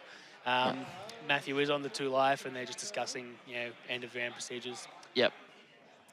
But what an incredible game, though. We've just seen Red go from in a completely dominated position to coming back with 5 cards, 5 life, 4 cards on field, and an absolutely amazing game. Yep. Man, I don't like that, There we go. That's the handshake. I get it. We had a very good game. Brilliant game. I'm actually very pleased with that game and what has it's just happened there with Red. I didn't know Red could do that much, Max. Yeah, it's that thing. Matthew was looking the entire game for that 6-drop dragon just to be able to go back to 5, develop that 8 cost, because you cannot play the 8 cost without having this A6 cost on field first. So it's just you need to find one of those 6 costs to then be able to improve your game state, improve your board, and be able to start destroying all your opponent's blockers with that when attacking effect. And it's just a crazy thing. He drew so many cards to find it. I'm curious to know how many he actually has got in his deck, because if he didn't see it the entire game until that last turn, he must either be really, really unlucky or not run more than 2. Yeah, I think I'd assume we'd see at least 4 of the 6 costs that he ended up playing, which put him back to 5 life, and 3 or 4 of the other Supernova Dragon that we saw him play, or Nebula Dragon that we saw him play down a couple times there. Yeah. Yeah, so game 1 went to Matt, game 2. Cool. Looks like we are wrapping up the end of this round, and we will catch you guys shortly with round 2. Beautiful. Thanks, Max.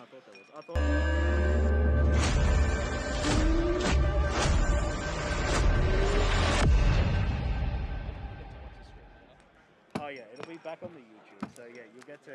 Gee, I can't wait to be YouTube friendly. Oh yeah, look, I made so many misplays. Like there was a turn where like I had freaking this guy out, and I moved the corner. I was like, oh, I should have just stacked calls on him to make sure that you don't just have a flash that can kill him straight away. Because I really would have. Out of curiosity, right? When you drew discard, what did you draw into? I need to know if you drew That turn then or the previous turn? That's right. That turn. So I went draw into the Seagworm 6 cost and the other 6 cost confront, and Yeah, so you had me. we'll move out of the way because they gotta get the next one. Yeah, so you had. And then like I was like, all right, I'm gonna keep the confront, and then I drew the draw, and I was like, I don't need the draw, I just need the extra body to confirm the win. But like at a time, Yeah, you had me. yeah, I only had 2. What, 2 blocks? yeah. And you had a full board.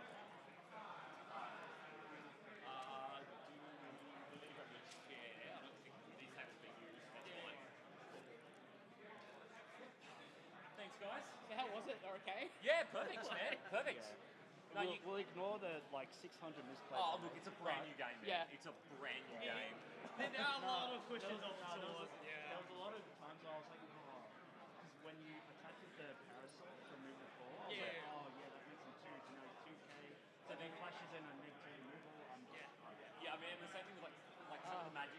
Like I'm a magic player, so like Yeah. I wouldn't know how to. There's like stack triggers. I'm like, I don't know how that works. In this game. Yeah. I don't know how magic works. All right, cool. So you'll be able to basically sit here. I'll give you your headset. You'll be able to hear basically the players can hear each other. They'll be able to hear you. So basically, you guys can hear each other. In your headset, I can give you the commentary as well, if you would like. You don't have to. If you don't want to, Saga it's fine. players, your pairings for round 2 are up. Yeah, sure. Please check your Yeah, phones that's or fine. come I'll see me. communicate with you if I know something in chat. In terms of just we check something. Yep. You have it here. Yep. Easy. So I'll just be here the whole.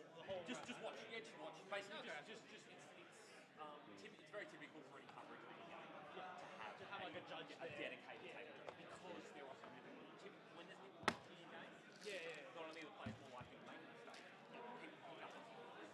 So like having someone to also be like, oh no, just and also just keep it clean. You know what I mean? Yeah. Sweet. All right, cool. So what I will do. I repeat, Battle Spirit Saga players, your pairings for your second round are up. Please find your seats and confirm your opponent. Yeah, we're using larger ones. It makes it easier. Yeah. All right, cool. So chuck that on, and I'll make sure that you can hear me. So give me 2 seconds. Yep. All good. Make sure it's not. Yep.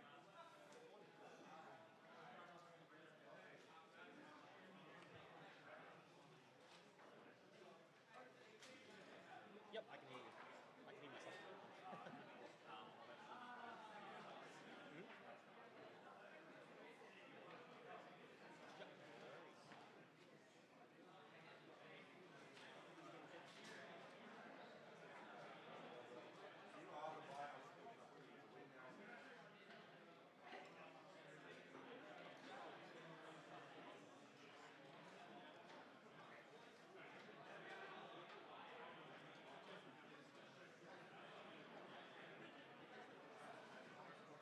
Saga players, may I please have the players from table 3 to the feature match area? Players from table 3 to the feature match area.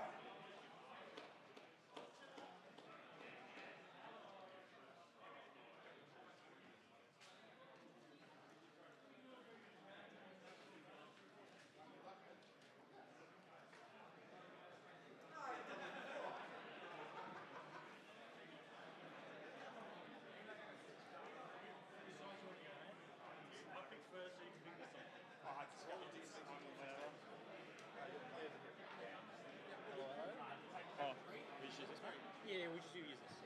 But no, I can't use my Australian one. Would you want to use that? Probably just go with this. That's a no? We tried. We tried. I take it we're using this. So we'll probably be using these calls, yes. Sorry, what is your name? Gary. Gary and Josh. Cool. I'll just make sure that you certainly can. Right to the sideboard though. Sorry? Just put my sideboard here. It's mine now. Oh, that's sideboard. Bag yours? You want to put it back in the That's sideboard? yours. Yeah. Is there a bag sitting over there? Sorry. Are we using this? Sorry. So sideboarding, do they just leave them on the side or just leave them?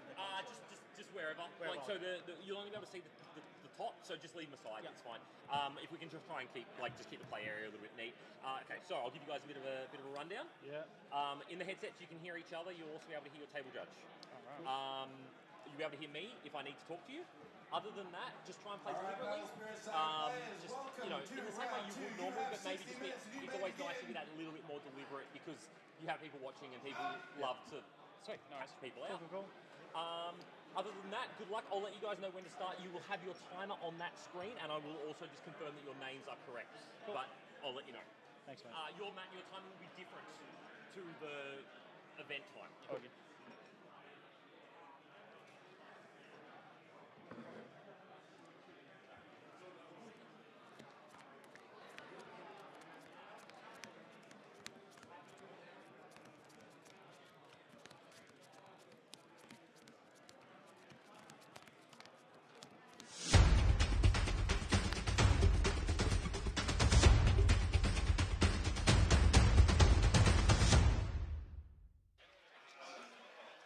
And we're back with round 2 after an exciting round 1, Max. I cannot wait to see what's happening with round 2. Yeah, we've seen the red and yellow decks be featured on stream, so hopefully we get at least white or purple on stream here this round as we have 2 new players all lined up, ready to go.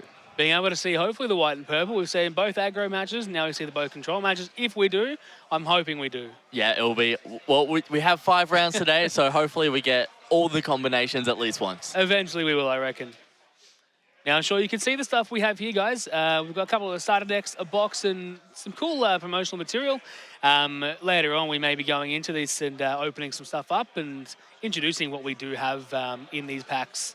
Yeah, definitely. If one of the rounds goes shorter or we have a bit of extra time later throughout the day, we'll be able to crack into these and show you guys some of the great stuff that Battle Spirits has to offer. 100%. Maybe a cheeky pack battle or two, you know? As everyone knows, I love to open packs. Definitely. And as we see the players start to get ready, we'll be able to cut over to them very shortly. I just want to point out, these what are they again? Cores. I got it wrong. Core trays are absolutely brilliant. So everyone here in attendance will get one of these core trays with the white on it. And top 32 will actually get the cores with the blue on it.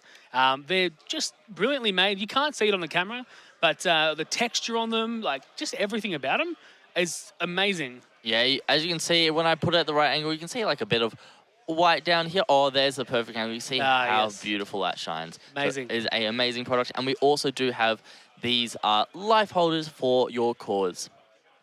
Such a great thing. I think what Bandai's done with this card game is amazing, to be honest. I'm just quite surprised at just how well thought out this has been. Definitely. I've never seen a launch party as big as the one we have today. And it's honestly amazing to be a part of. I am very happy to be here right now. Yeah, it is definitely good.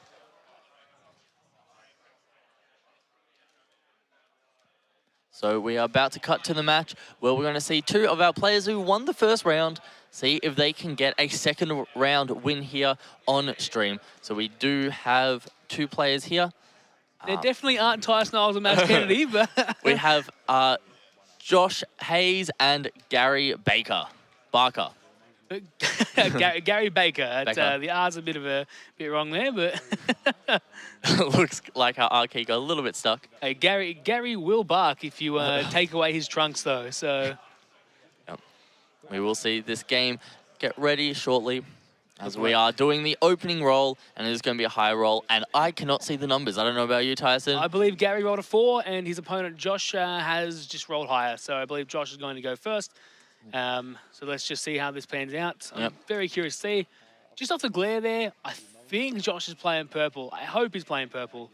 Well, I just remembered I have access to the sneaky colors, so I can have a look. You know what I know, though? I know Gary's playing purple because I asked him before. So we see at least one purple player.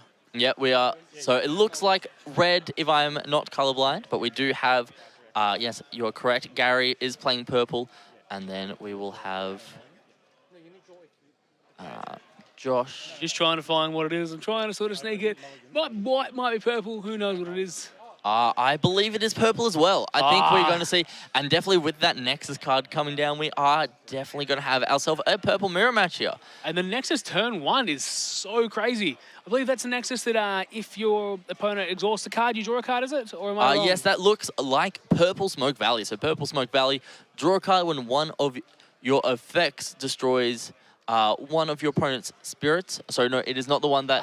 I guess that is the 6-cost Nexus you're thinking of, Tyson. But this one, when one of your effects destroys an opponent's spirit by reducing its cores to 0, you get to draw a card. And then if you have 2 cores on it, it'll be a level 2. And your spirits with curse cannot be blocked with opponent spirits with only 1 core on them. And then Gary comes down with a spirit of his own. 3-cost, 3 or 4-cost spirit, I believe it is. He's most likely a 3-cost. Not too sure what that one is there. You able to pull that one up, Max? I will try, but we do see on, with at least Joshua has the Belgore of the Dark World 7, which is the Immortal card, which will keep coming back whenever your other spirits are destroyed.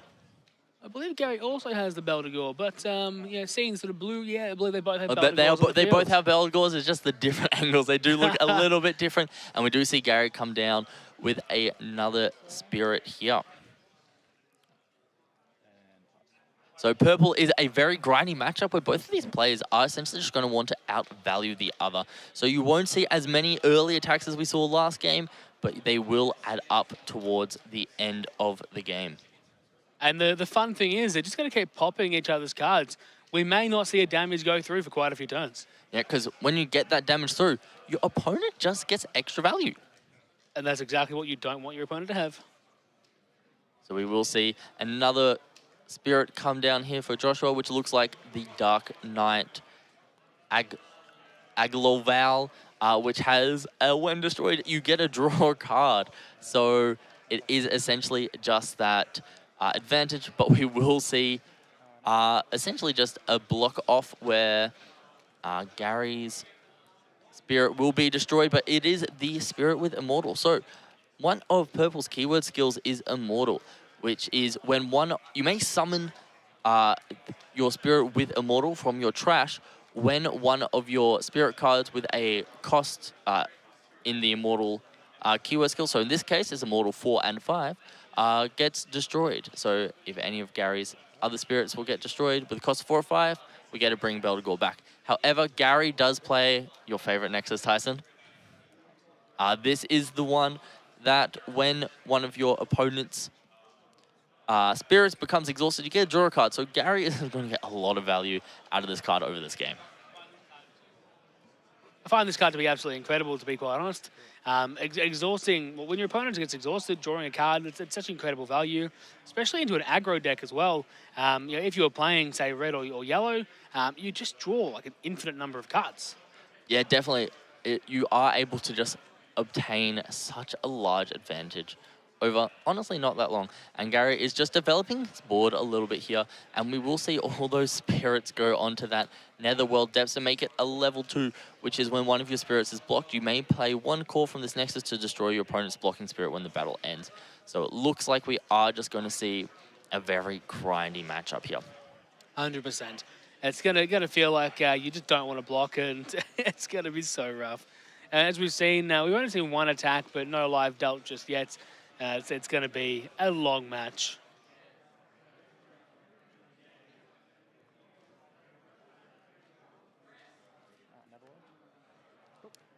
And we see Josh play one of the red cards for 5, I believe. Yep,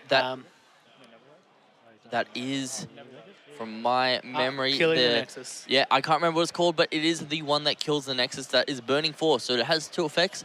The first one is select one of your opponent's Nexuses and destroy it. And the absolutely insane value that that card possesses into purple is incredible. Being able to kill that 6-cost Nexus is just insane, especially the turn after your opponent plays it. It's very strong. Yeah, he essentially just made Gary go -1 cards in hand. And as you can see in the back of Gary's hands, he has one himself, just waiting for Joshua to play his own 6-cost Nexus. But purple is all about that grind. Gary's definitely going to be like, haha, I've got you now with my own. So here we go. It looks like he's about to play it. He's having, I think, we're going to put a core onto one of our spirits, and then we're going to use it. And we get to kill both of them, it looks, because I think he paid the spirit core, if I am correct on this one. Yep. Oh, no, sorry, I was wrong. You just get to select 2 of your opponent's spirits with 3,000 of your BP and destroy them. So that is just a clear board there from Gary. And once again, we're just going back into this advantage matchup. As we've seen differently with the last round, both players were swinging for a couple of damage, but we've not seen damage, and it's been, what, 3 turns each by now? Yeah, it has been 3 turns. The cores are starting to stack up. However, the life is remaining stagnant at 5. And that is just the advantage that this game. And we will see another purple Nexus come down, just building up that value. Yeah, and when his opponent's spirits are KO'd, by reducing their cost, he's going to draw 2 cards. And he'll just continue to keep doing that. And that can be some massive, massive advantage. Definitely. And purple is one of those colors that can reduce the number of cores on your opponent's spirits extremely easily with a bunch of different effects. So having 1 core on one of your spirits is extremely risky, which is why we see Gary be very smart about how he's playing and leave both of his spirits with 2 cores each. 100%. Now, obviously, the Josh playing only 1 card, but having those 2 Nexuses up, he's just setting up to be able to draw his whole deck and go for game late game. I would expect this game to go for much longer than 30 minutes, don't you think? Yes, we could be seeing a very long game 1 here. we could possibly only see a game 1. Definitely, and we do just see another spirit come down. A lot of these purple spirits that we're seeing come down here aren't going to be doing much for a while. They do have some pretty nasty effects on them, but we just have to wait for spirits to be destroyed for them to get those effects off. Gary putting more cores on his cards just to make sure his opponent cannot kill them. Indeed. So it seems like Gary at the moment has 2 of these Dark Knight Agneveils, which, when destroyed, if it has the Soul Core, you get a draw a card, or maybe that's one of it. It is quite hard to see from up here what spirits we do have on the field. But Gary having 4 cards on field now, quite a few blockers if he needs, or a few attackers. And with his opponent having no cores at the moment, if he was able to get out an extra 2 cards, which he most likely couldn't, it could have been a situation where he could go for game. Yeah, definitely. And I think I figured out what cards. I think on field in total we have 3 of these Dark Lancer Cavaliers. So 1 on Joshua's side, and we have 2 on Gary's side, which when summons just draws a card, which makes sense because both these players have just massive hands. Exactly, and Gary playing 2 of them as well. Quite a lot of cards he's just been able to gather. Going a net 0 in terms of that, playing those 2 cards. Definitely, and then the other 2 cards we have are the Dark Knight Agneveils on Gary's side, which draw a card when they're destroyed if they have the Soul Core attached to them. And it appears, yep, he's playing, it's a 6 cost, I believe. I know what that card does. It's when it's played, you can actually choose all spirits and remove cores from them up until they have 1 left. I'm pretty certain that's what it does. If you want to confirm that, Max. I definitely will, and that is another spirit that comes down.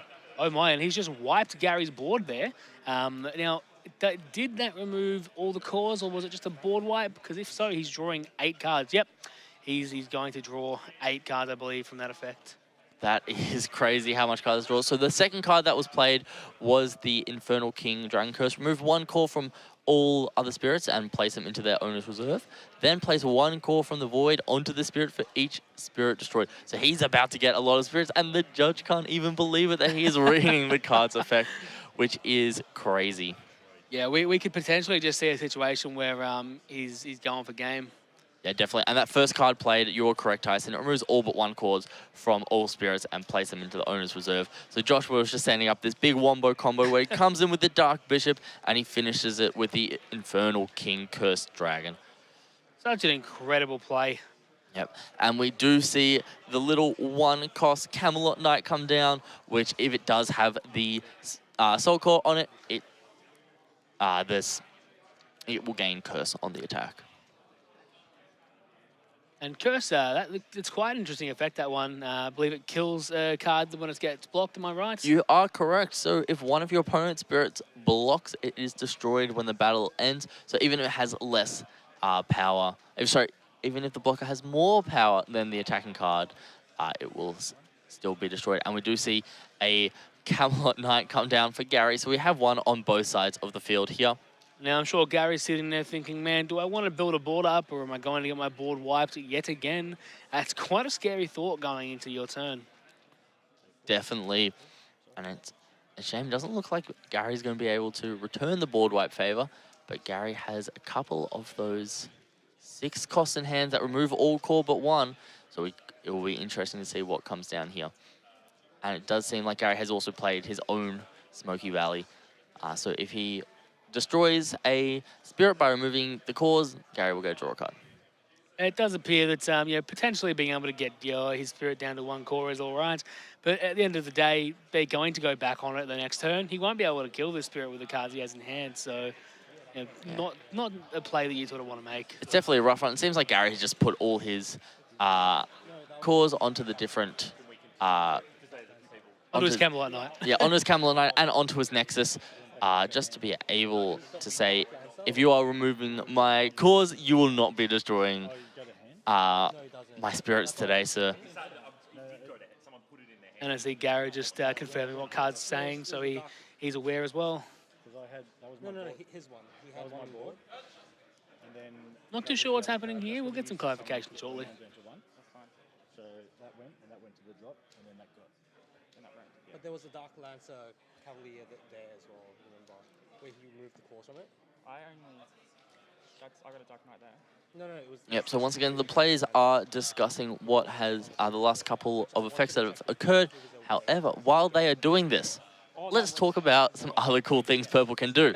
So one of the big boss monsters for Purple this set is one of the poster childs, the Grand Underworld Trio Queen, Maduke. That is actually Big name. So it is a big name. It has 3 effects on it, which is crazy. So the first one, it will happen if you're, doesn't matter what level you are, so 1, 2, or 3. When one of your spirits with curse or blood curse reduces your opponent's life, place a lost life in the void instead of their reserve, which is a lot of value. Wow.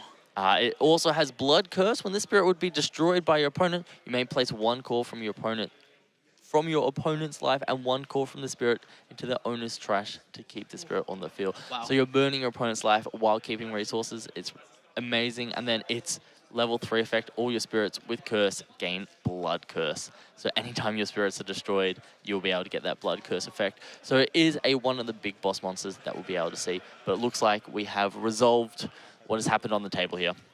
Beautiful. We're going to start to see what's actually happening. I believe he's just going to do a 1-for-1 here and kill both spirits.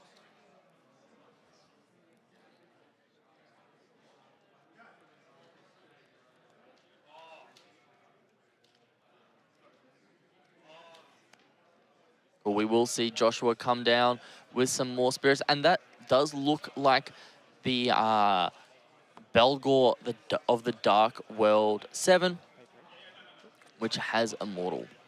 So even though it is played now, when it gets destroyed later, it could be played again. He has played that castle as well, so when his opponent's spirits are rested or exhausted, he will draw a card for each one. Definitely. And we see the Infernal Curse King Dragon attack. It does have 5 cores on it, so it's level 2. So when the spirit attacks, select one of your opponent's spirits and remove all but 1 core from it and place it into a reserve, which is a bit rough considering Gary doesn't have any spirits on the field at the moment. I see Gary did just play a magic card and it's killed his other card on field. Not too sure what that one did there. Will you be able to bring that one up for us, Max? Yes, which card has Gary played? Oh, that is the Deadly Balance, I believe, which is one of Purple's strongest magic cards. So essentially, you get to select one of your opponent's spirits. I will pull it up to get the exact wording so I don't butcher it. Deadly Balance. So your opponent selects one of their spirits and then select one of your spirits to destroy them both. But since Gary didn't have any spirits on board, he doesn't have to destroy any of his own spirits. I see. And Gary's also played his Nexus. I can't really see what's going to be happening to this next turn because I believe Gary does have the Absolute Ice Shield in his burst, but if he doesn't, that's going to be a rough one because this could be game. Definitely. I think we saw Gary place that down earlier. So there we go. There's the Deadly Balance that we get to see on screen now, which is what Gary was able to remove one of Joshua's spirits with. Joshua has played the Camelot Knight, which is essentially just another attacker at this point, and he's putting all his cores on his spirit so he doesn't get burned by one of Gary's effects to remove the cores.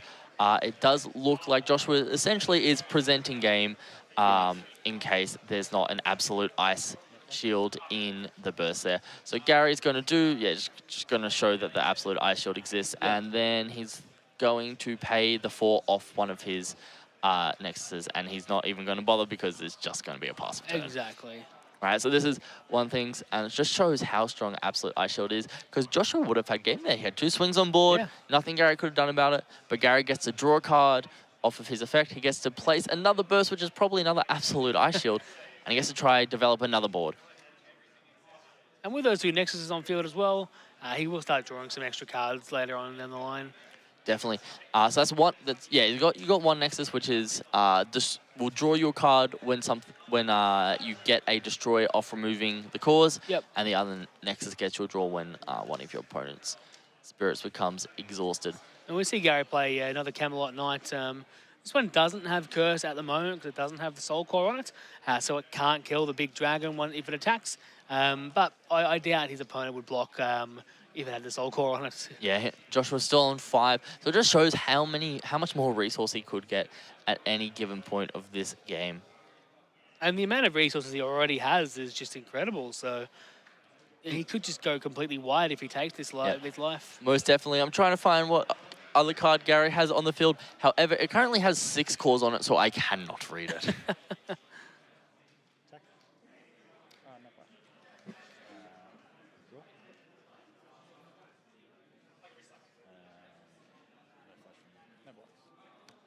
So we will see the attack, which does the first life from Joshua there. There we go. Essentially just giving Joshua more resources. I'm not sure if he's even worried about his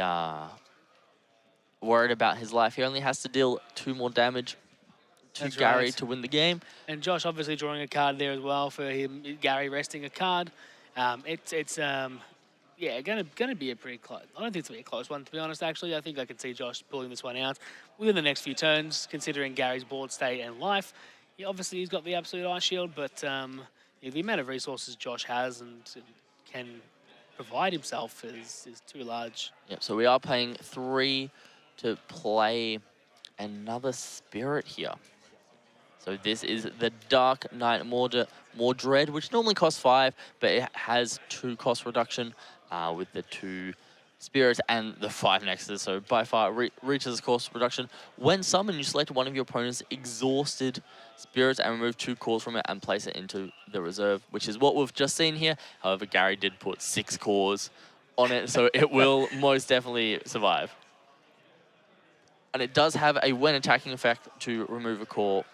Select one of your opponent's spirits and remove a core from it. Now, Josh is going to attack by the looks of it, and Gary will draw a card. But depends, will that card be able to help Gary? Definitely. So the when attacking effect of this dragon will be able to remove all the cores from one of Gary's spirits besides one. So it looks like we're moving everything besides that soul core there. So there we go. Gary draws a card. Looks like it's either a... No, it's a spirit card he's drawn. Possibly one of the knights.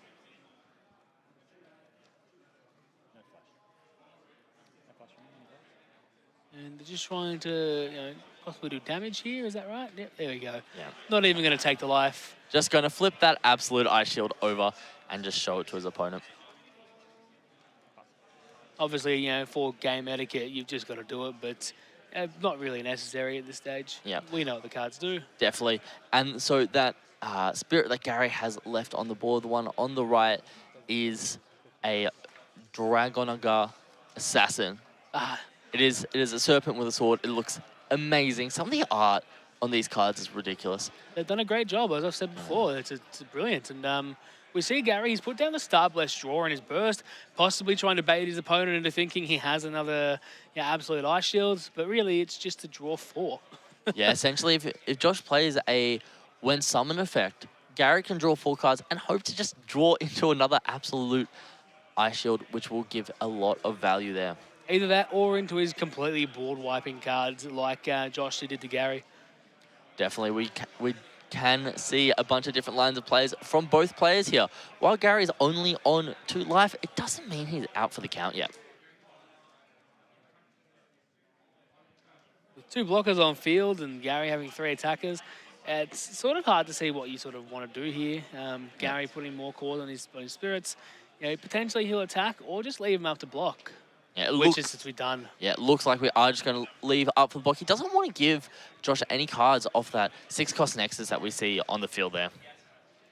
It is very hard. And there we go. We see him going to possibly kill his Nexus. Yep. There we go. So Gary's no longer going to draw any more cards.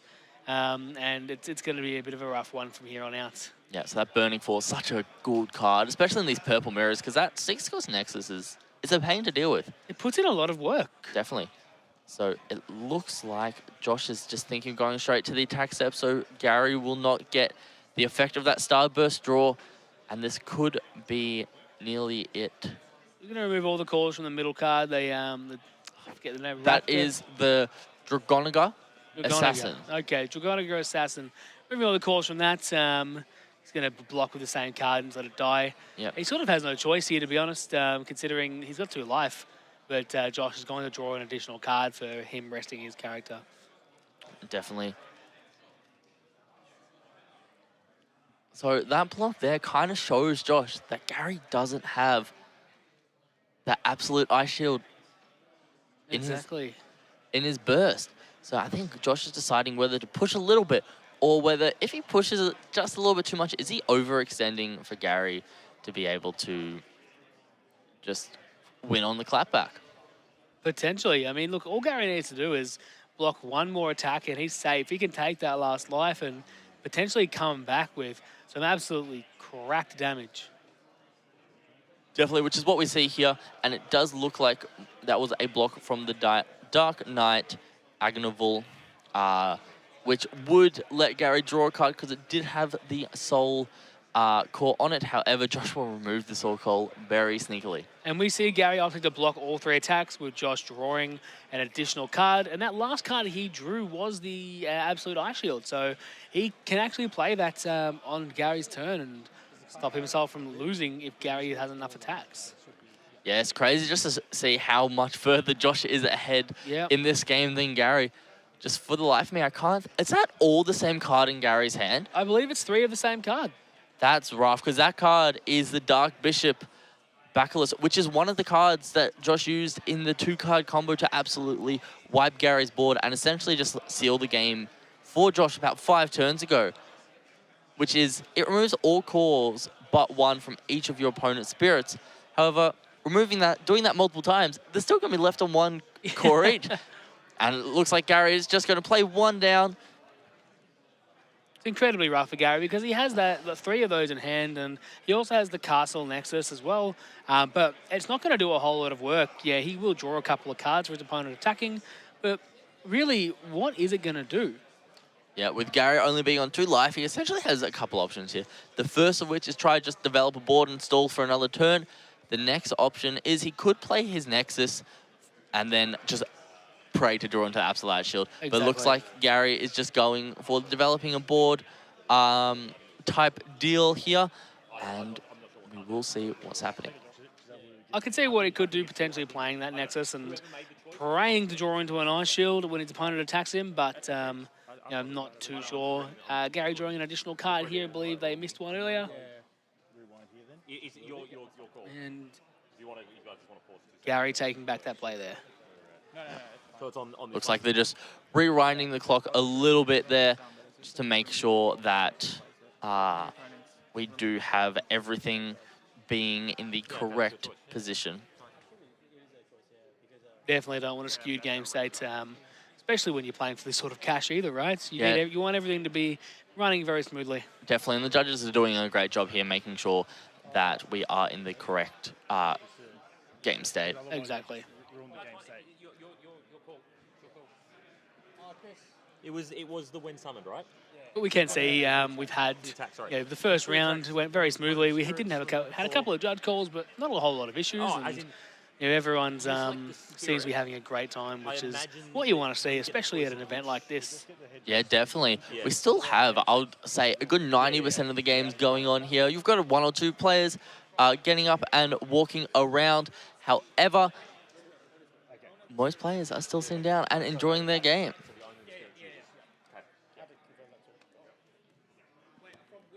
All right, so it's still going on with Gary's turn here. Nothing else has really changed since they took back that play. I think Gary just reading cards and providing them to the judge.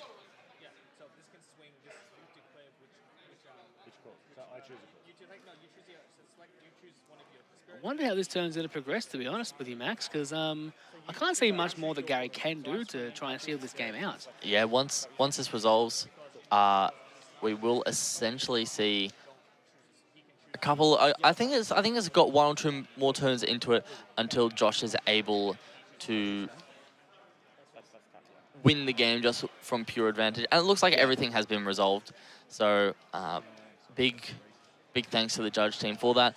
And we're just going to be able to play out a Dark Knight Mordred, which was the other card Gary had in his hand, which selects one of your opponent's exhausted spirits and removes 2 cores from it and places it in their reserve. So that is a big swing. They're getting rid of one of Joshua's 2 big swingers on the field, which is also able to, on swing, remove all cores but 1. So he does have, Joshua did have on field a 2-card combo, which would be able to essentially destroy any of Gary's cards. So being able to get rid of one of those 2 pieces is extremely important here.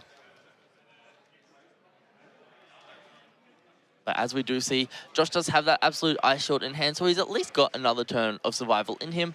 And then outside of that, it's kind of up to the realms of possibility, because purple is a very controlling mirror, so it's not over till it's over. I can pretty much see from here Josh just going in with a bunch of little attacks and trying to pray for game. But I can also see him building up a board again and just trying to go for game there. Yep. There we go. We see the Starburst draw with Gary going to be drawing 2 and 4 cards he's going to draw. So going +3. Yep. And then he pays the extra 2. Yep. He does. He draws all those cards, which is exactly what Gary has been hoping for this past little bit. He placed that Starburst draw into his burst, just kind of hoping Josh would eventually play a card with a When Summon effect, which we do see here. And Beldegor of the Dark World 7 may seem like a little bit of a misplay in how Josh has played it, but he had no clue that Gary was holding that Starburst draw. Exactly. You've got to always assume that your opponent has the absolute Ice Shield on field, Because if you don't, then you could potentially be costing yourself games. So, an on-summon effect here and there, giving your opponent some cards, might not be the worst of things if you're, thinking about an absolute Ice Shield. Yeah, and Starbirth Draw is one of those cards which we are going to see in a lot of decks, even though it's not red. So red will be able to play it for 2 because it can use its cost reduction. However, here in a purple deck, Gary did have to pay 4 for it. Similarly with Absolute Ice Shield, even though it is a white card and white can play it for 1 less, all colors will be trying to play it. And we do see a deadly balance, I believe it was called, come down here for Gary, which you destroy one of your creatures, and then your opponent selects one of their creatures and destroys it as well.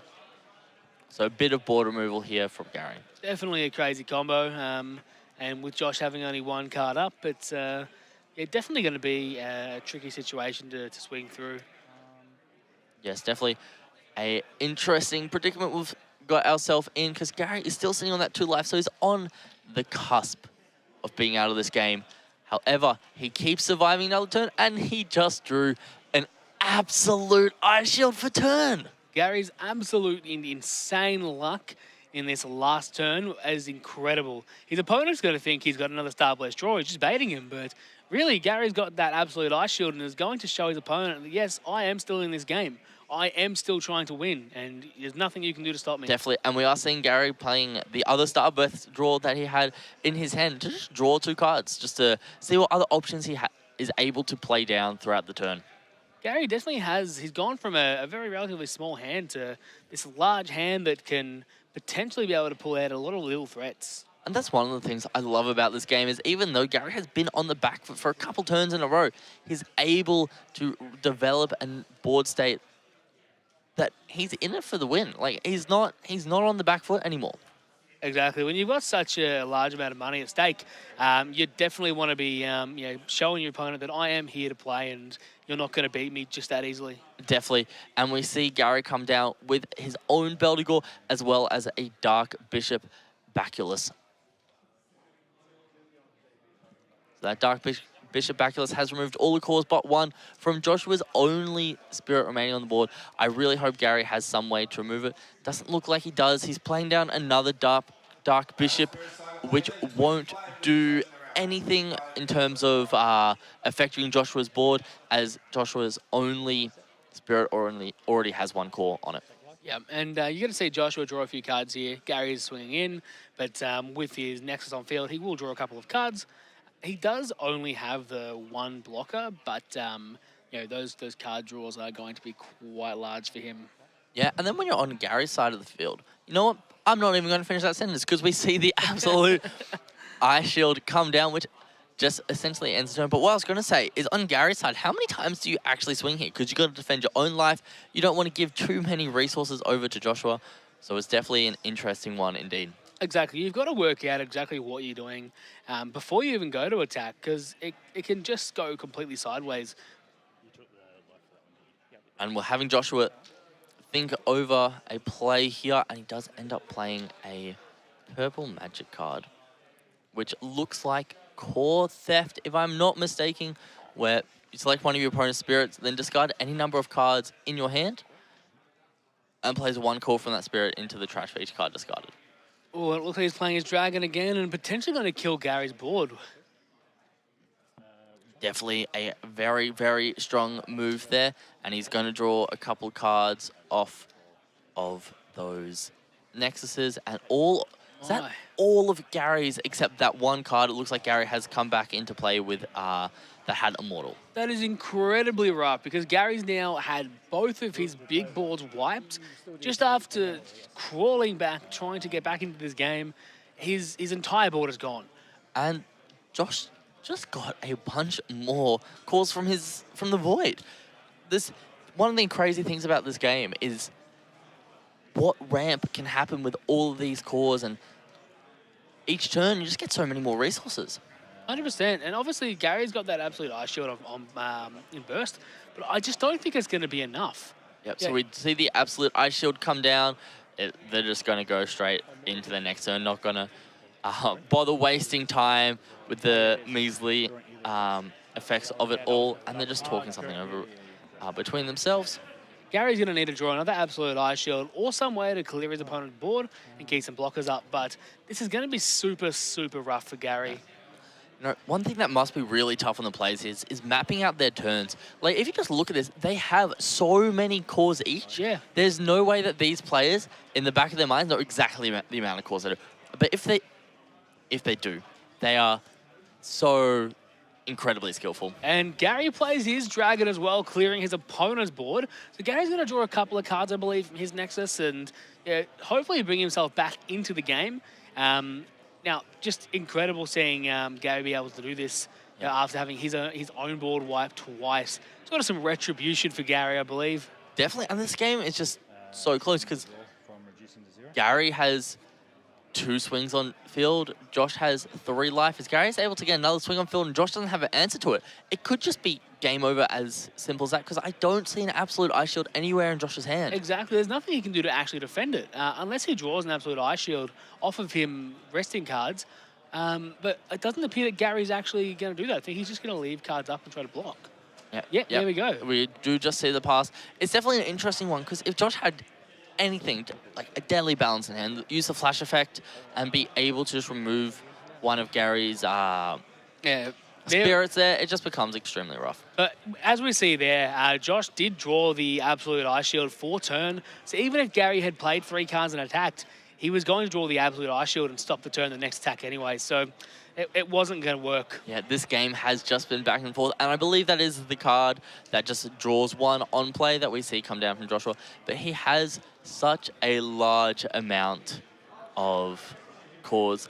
And one thing to note, both players have a large number of these Immortal cards in the discard, but they haven't been able to play it because removing cores doesn't trigger these on-destroy effects, and Immortal is one of those.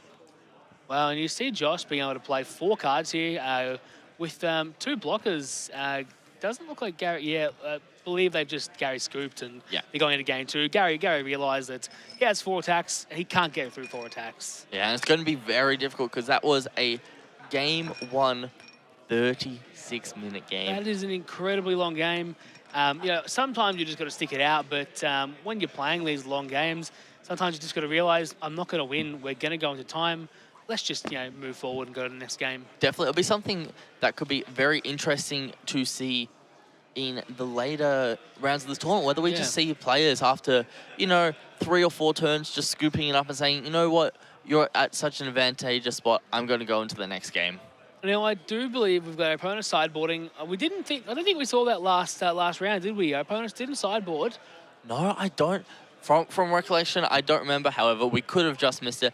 And I did see Josh add at least 2 of those start birth draws, so he wants that hand advantage. I think I saw 4, actually. Saw 4 go in?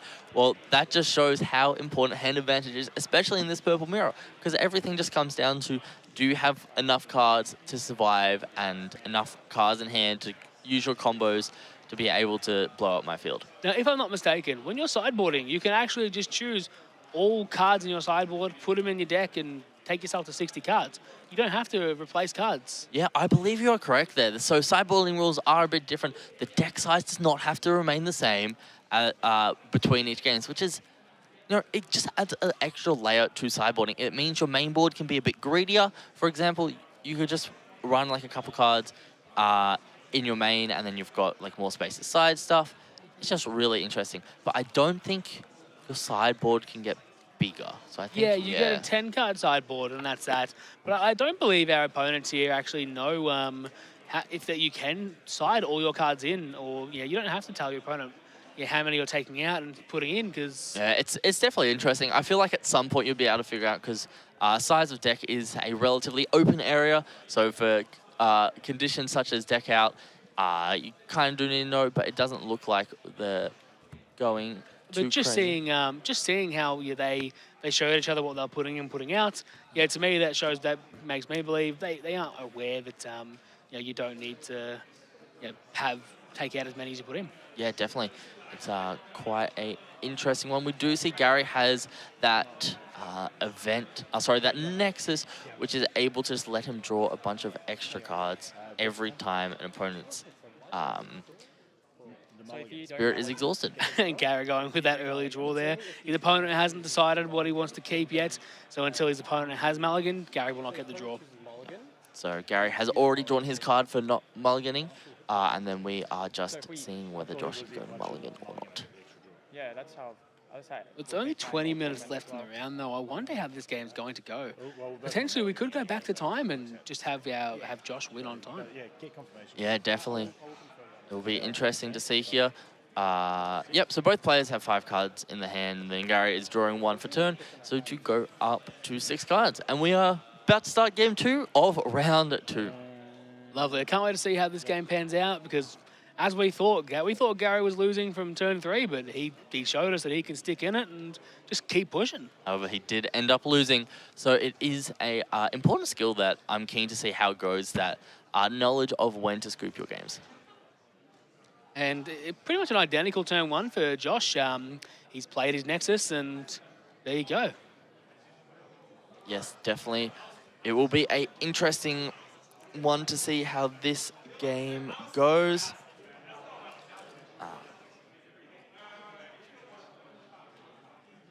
The players are just thinking on their moves now, and we will just see the Camelot Knight come down, put the Soul Core on it so it has Curse. And we may be swinging here because Gary's turn was essentially a draw pass. And we are on Gary's second turn here. And we do see Gary draw into that Absolute Ice Shield, which isn't the most important now, but he is just going to lay it down for that early potential burst. Exactly. And he's going to draw a card off of playing this card as well, giving you the Soul Core, and just trying to get some more cards in hand. He's thinking whether to swing, and he just thinks, you know what, let's get that early pressure on, because last game, I just didn't have enough pressure by the late point of the game to finish it off. I think Gary realizes he has to go more aggressive and really push to get game, because his opponent definitely knows what he's doing with purple and can stall out as long as he needs. It's still fresh in the game. We're all learning it. See, one big difference that you see here is Josh has that Absolute Ice Blast in hand, but he doesn't want to commit to putting in his burst now, because what if he draws that Starburst draw, and he just considers that more valuable early. So it is a little bit of a difference you see here, but Josh is also swinging in early, applying that little bit of early pressure, so it seems like both players want to go for a bit more of an aggressive game plan. Yeah, knowing that they've only got 20 minutes left, or 18 now, I think they just want to get it over so they can, get out and not have to go to time. Definitely. I can definitely see the point of view on Gary's side of you, but as Josh, does some part of you just think, purple mirrors are meant to be slow? Especially winning, game 1, you sort of know you can take it a bit slower. Obviously, not take it so slow that you need to get a judge called. You can take it a bit slower. You can take your time with your plays and just sort of figure out what you want to do. Yeah, definitely. Lots of different ways to, I guess, think about how to go about game 2.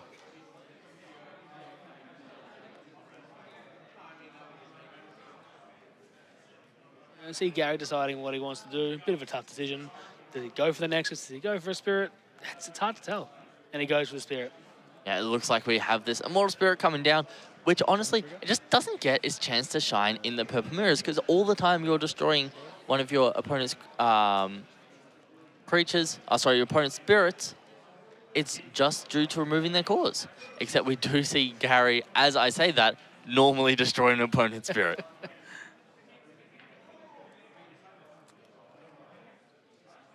I believe we're on turn 4 or 5 now for Josh. These early turns go rather slow, but then once you start getting enough spirits to kind of develop the big board presence, it gets a bit crazy. Oh, that is a beautiful tech card we see here. Oh, Rocket City, I personally don't like playing against that card. It is crazy. It is one of the better cards, and to see this in a purple mirror, I am so happy to see. So as you can see, Josh puts 2 cores on it, which means it has its level 2 effect, which is when your opponent draws outside of their draw step, they must discard a card from hand. Such an incredibly strong card, especially into purple, considering the amount of draw it actually has. And if you have multiple Rocket Cities on field, your opponent's just going neg every time they play a draw card. I do see, however, a Burning Force, the one that the magic card which destroys an opponent's Nexus. If I'm Gary here, I'm very much considering just burning Nexus at Rocking City because I don't want that to allow to live here because I like drawing my cards. Exactly. It's sort of like the play that you know he's going to make, but he's just sort of tossing and turning over it. But eventually, he's just going to make the play. Yep. And he's actually passed. That is quite an interesting line of play. Gary must be thinking something that we cannot. I'm very keen to see how it plays out. And we do just see the big Nexus come down for Josh. And it's just back over to Gary's turn.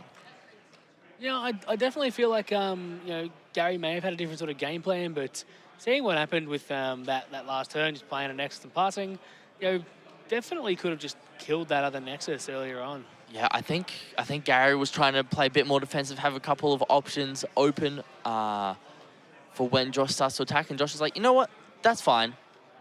Yeah, I won't attack. It's Yeah, all good. Don't it's worry, okay. Gary. I'm just going to play my own Netherworld Depths, and then Gary does the same thing and just plays a Netherworld Depths, which is one of these cards that draws every time your opponent exhausts a spirit. And here, Josh can actually just start swinging and making Gary draw cards, but also making him discard, so he's not gaining any advantage off of it. Definitely, and we do see this spirit which came down and was essentially one of the reasons Gary was put behind in Game 1, which is Dark Bishop, removing all the cores besides one from all of your opponent's spirits.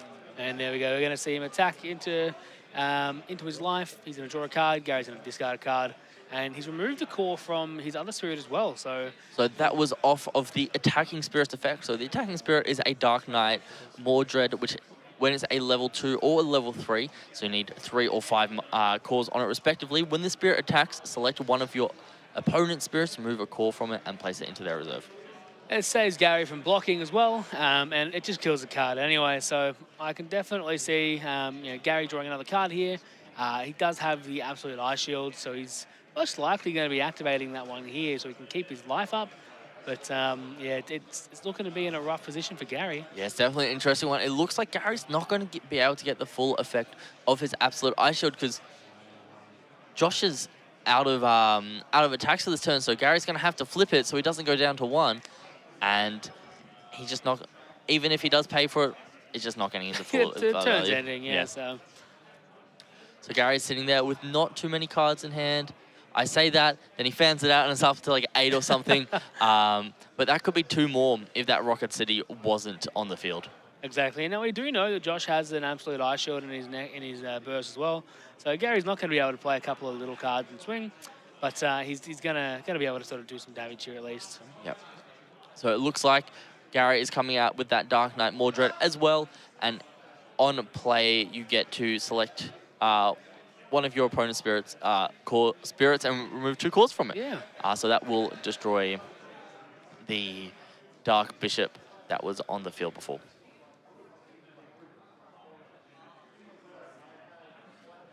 So one really interesting thing is both these players' decks are relatively similar. So it just goes to show all these players kind of going through the same testing and just being able to, I guess, agree upon what is the best cards to run in these decks.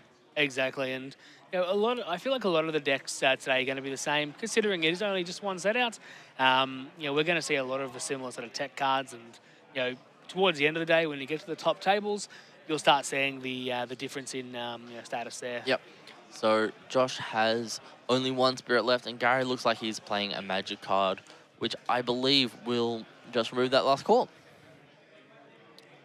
So that looked like a core drain to me, which the activate main is select one of your opponent's exhausted spirits, move it up to 3 cores from it and place into reserve, which is an extremely strong effect. 100% it is. Being able to kill that last card there, he's not going to have as many attacks next turn, and most likely can't kill Gary. Sorry about that. Now, Gary's adding those cards back to hand. From what effect is that, Max? Do you know? I am not sure there. Must have missed that one, unfortunately. But we do just see the pass over to Joshua. All right, now we've got to see Josh try and build up a board again. I can see that card that kills a Nexus in hand. Can't recall the name of it, but it's most likely going to come down and kill his Nexus. That would be a Burning Force. Yeah, Burning Force. But also, again, if he has the Burning Force in hand and kills it, he's going to stop Gary from drawing cards. But I feel like he just doesn't want Gary to draw any more cards and see more of his deck. Definitely.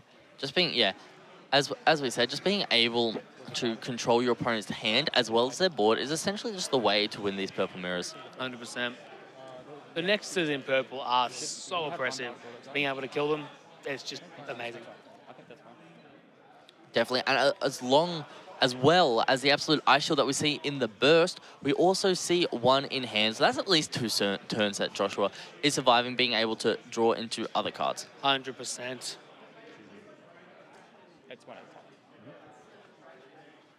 So we do see another spirit come down here for Joshua.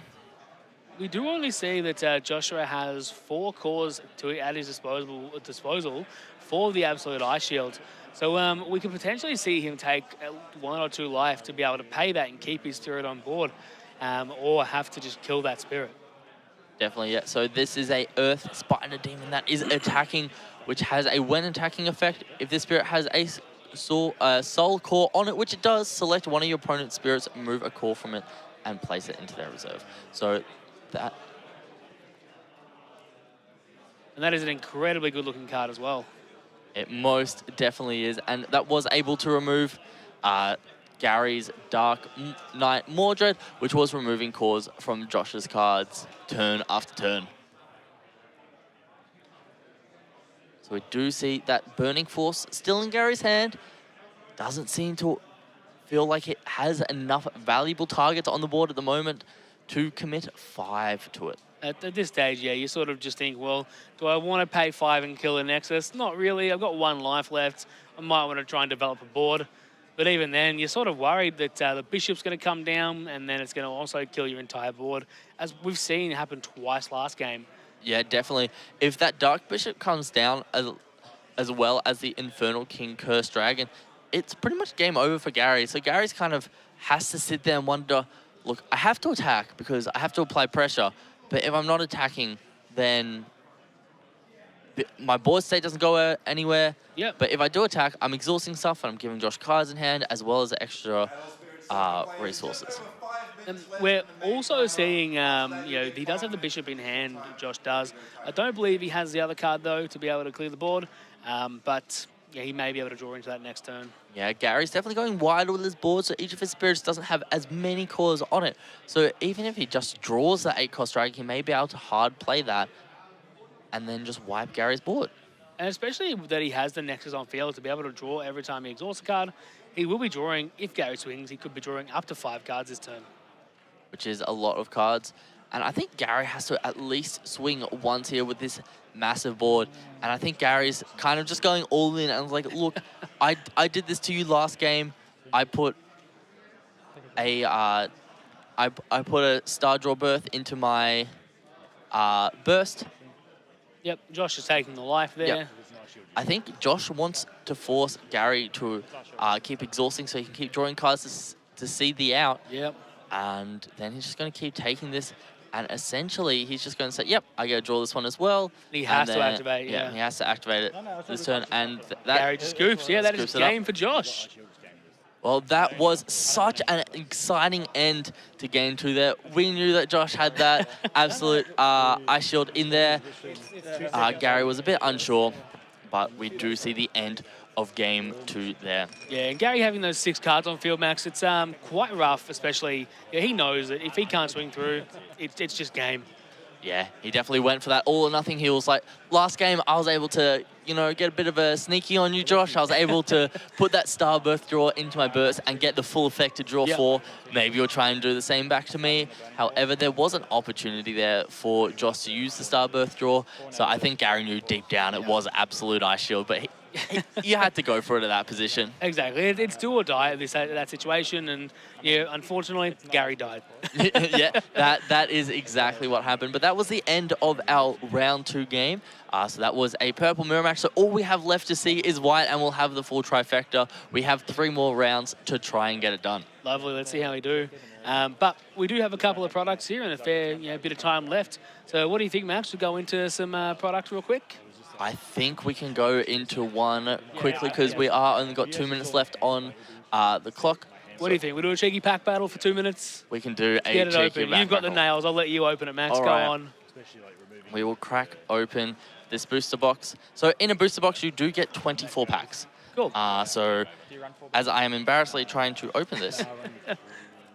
So that means we have 12 pack battles that we can do. Yeah, indeed. And this one may not... Oh, there we go. It's opened. I found the hole. Now, in a pack, you get 12 cards in a pack and also 1 card with a core. So essentially, you're able to build up your cores. And in this game, anything can be used as a core. Yep. So if you want to print some SpongeBob cards, awesome.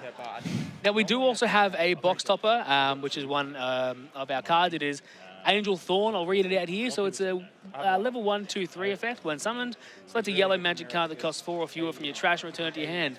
And it becomes a 3, 4, or 5,000 BP. Beautiful looking card. Does not do it justice on the camera.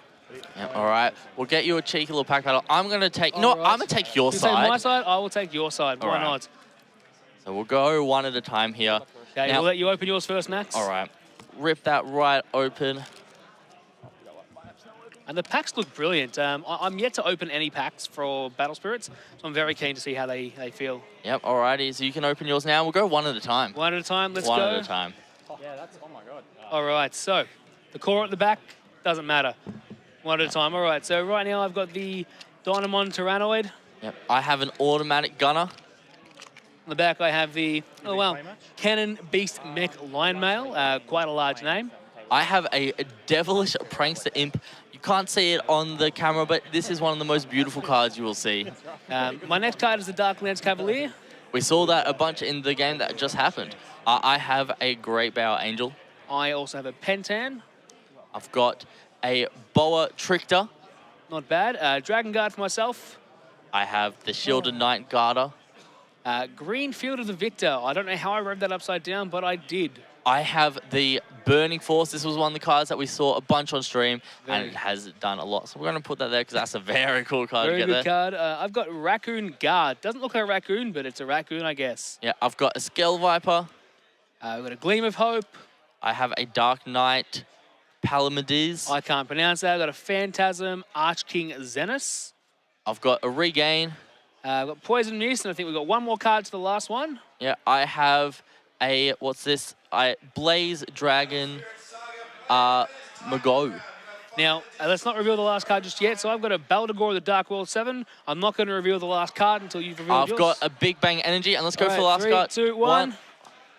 I got a Foil Arcan Knight Hex. And I've got a Phantom Beast King Lin. That's a rare. What have you got? I've got an uncommon. Well, I guess I win that pack battle, Max. You Thank sure you for do. your cards. Yep. And a red I Soul will- Core, as you can see. Yep, all right. These can all come over here. And we will take a short break in between round 2 and going into round 3. Lovely. Thank you for that. We'll see you guys next round.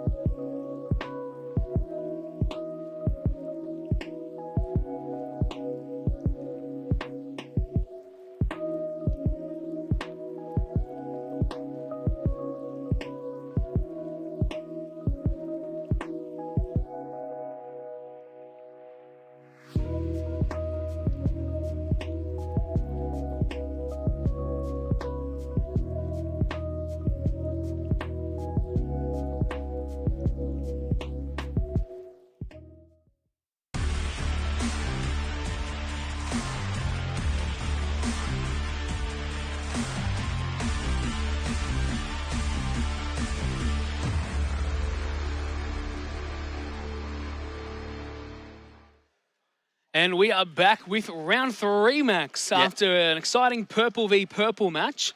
We're going to be seeing our round 3 opponents play quite soon, just getting things set up. How have we found it so far? Yeah, so far it's been really cool. We've seen, as you've said, we've seen the purple v purple mirror. We've seen the red versus white. And this Red versus round... yellow. Red versus yellow, sorry. That is my bad. And this round we are going to see, I believe, some white decks get played. I'm hoping so, because I want to see all colours on stream today.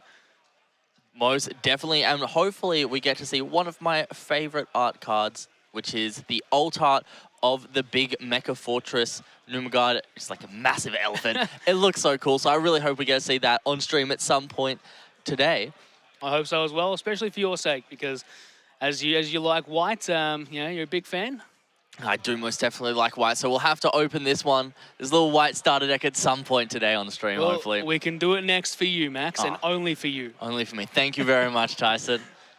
But at the moment, we are just getting some stuff set up on stream, so going to have to stick with us and look at our beautiful faces. Just got to look at my ugly mug for another 30 seconds, I reckon. But no, we're underway with round 3. Just things getting set up for the stream table. There should be some extra time, I believe, for the stream table because we're getting things set up. But yeah, we've got everyone playing right now and going hard at it. Yep, so it looks like we're ready to go over to the stream table and we can start round 3. Beautiful. And yeah, here we go on the stream table with we have Luke Fletcher and Costa, which Luke Fletcher is actually the one on the right. Yeah, so we'll get that one fixed up for us shortly. But we will see an amazing game here. I believe Luke is quite a seasoned Flesh and Blood player, so it'll be very interesting to see how he takes his card game skills into Battle Spirits. I definitely Luke is a seasoned Flesh and Blood player, but in general, a card game player. He has shown and proven himself to be an incredible card game player across multiple card games. So I'm very excited to see what he has built for us and how he's going to play this match. Yeah, definitely. We do see a mulligan here from Costa, so he will only get 4 cards. And then I believe Luke is happy to keep his opening hand, so he will get the extra draw. Beautiful. And I believe I see some purple and white cards in Luke's hand. He may be going for a bit of a multicolour match here and going for some purple and white action. Yeah, that'll be really interesting to see because we haven't seen anyone at this stage to play a predominantly dual-coloured deck. Because it is important to note that one of the core mechanics of the game is the cost reduction. So if you have a card in play which is white, your other white cards will essentially cost 1 easier up to a certain point. However, we don't have any multicolor cost reduction. So when he plays a white card, it means his purple cards won't be easier to play and vice versa. So it'll be very interesting to see how it turns out. And looking at his hand, he has a beautiful alt art Absolute Ice Blast in Luke's hand. Looking nice. Now, I do know that Luke himself here has been playing and testing this game for a long time, essentially pretty much since it was announced, I believe. So Luke has had a lot of experience playing into different matchups, so I'm very curious to see how he would play into other games, especially into white, as opposed to some of our other competitors today.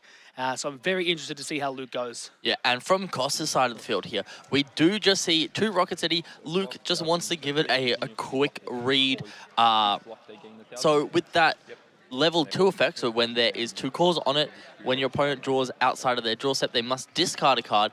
And from my understanding, if there is 2 of those out, that means he will have to go -1 cards in hand every single time he draws. And that is absolutely insane. And now we're seeing Luke play one of the bigger cards, I believe, here. And he has that Nexus on field. I think that Nexus considers itself as a 3 core, does it? It considers itself as 3 core when you go to play, I believe it's an Armored Dragon or Mech Beast. I will check that one in a second. However, we do see, I believe that it is the Pega Cyclone or the Pega Clone that we see from Luke, which has a couple amazing first of all, it has armor red purple. So this is the first time we actually get to see armor here on stream.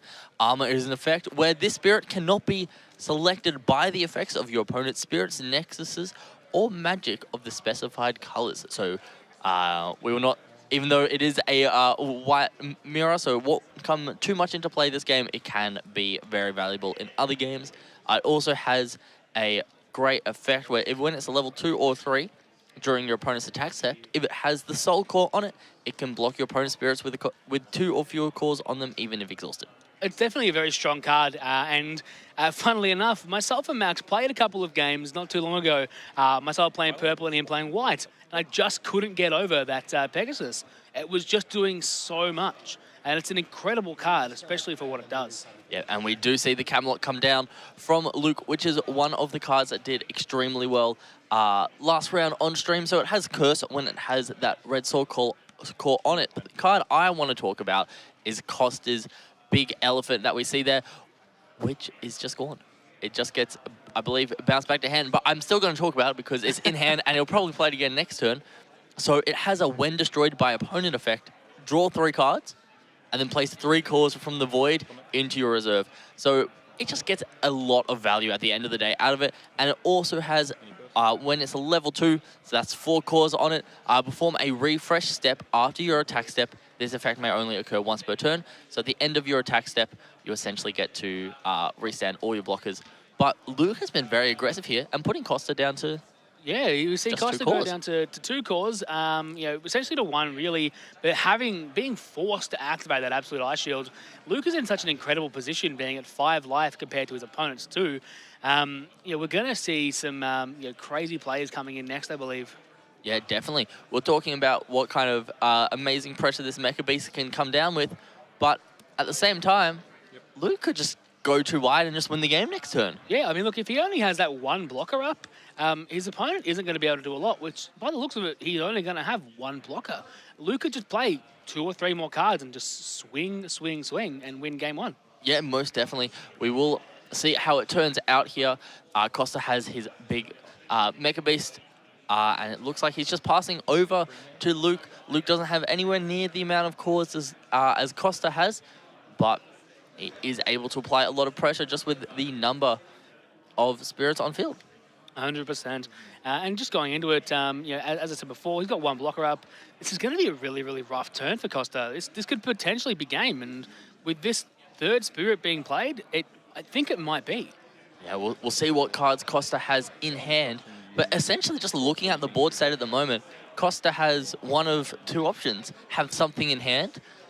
If he doesn't have something in hand, he can only stop 2 of the 3 attacks. And no, 1 of the 3 attacks. And that means 2 will go through. He does have that Starblast draw, but it's not going to do really any good at this stage. Yeah, he's not going to be able to kill the elephant, which will give him 3 cores and, what's it, 3 cards in hand, is it as well? Yes, it will. It will draw 3 cards and get 3 cores. The elephant is quite big. We are attacking first with the little guy, and then we're going to attack with the Pegasus, just considering whether to block or not, or whether to have anything else. If we block and we have no other effects here, it is kind of rough, but I believe... He may have an effect there. It might be the one that kills a card in purple, potentially, but we're just going to have to wait and see. Yeah. Costa may very well just lose this game outright here. Looks like we are going for the block. Blocking, yep. Very good play here by Costa. And then we're just attacking with the Camelot. And looks like we have something in hand. That is... that removes cores, I believe, right? That could very well be. It costs 4, and he's able to... So I just remove... What's happened here? Is he stopping the attack? Oh, sorry, I know what card that is. Yeah, it's the one that he pays it, discards a card, and as many cards he discards, removes cores from his opponent's spirit, right? Yeah, so that is core theft that we just saw come down there. So he would have had to discard a decent amount of cards to even get that effect off. So you select one of your opponent's spirits, then discard any number of cards and place 1 core from that spirit into their trash for each card discarded. He only had to discard 1 because the attacking spirit had 1 core on it. So really, it didn't matter too much. But here we're seeing him, he has one core in life, and Luke's at such a high life total.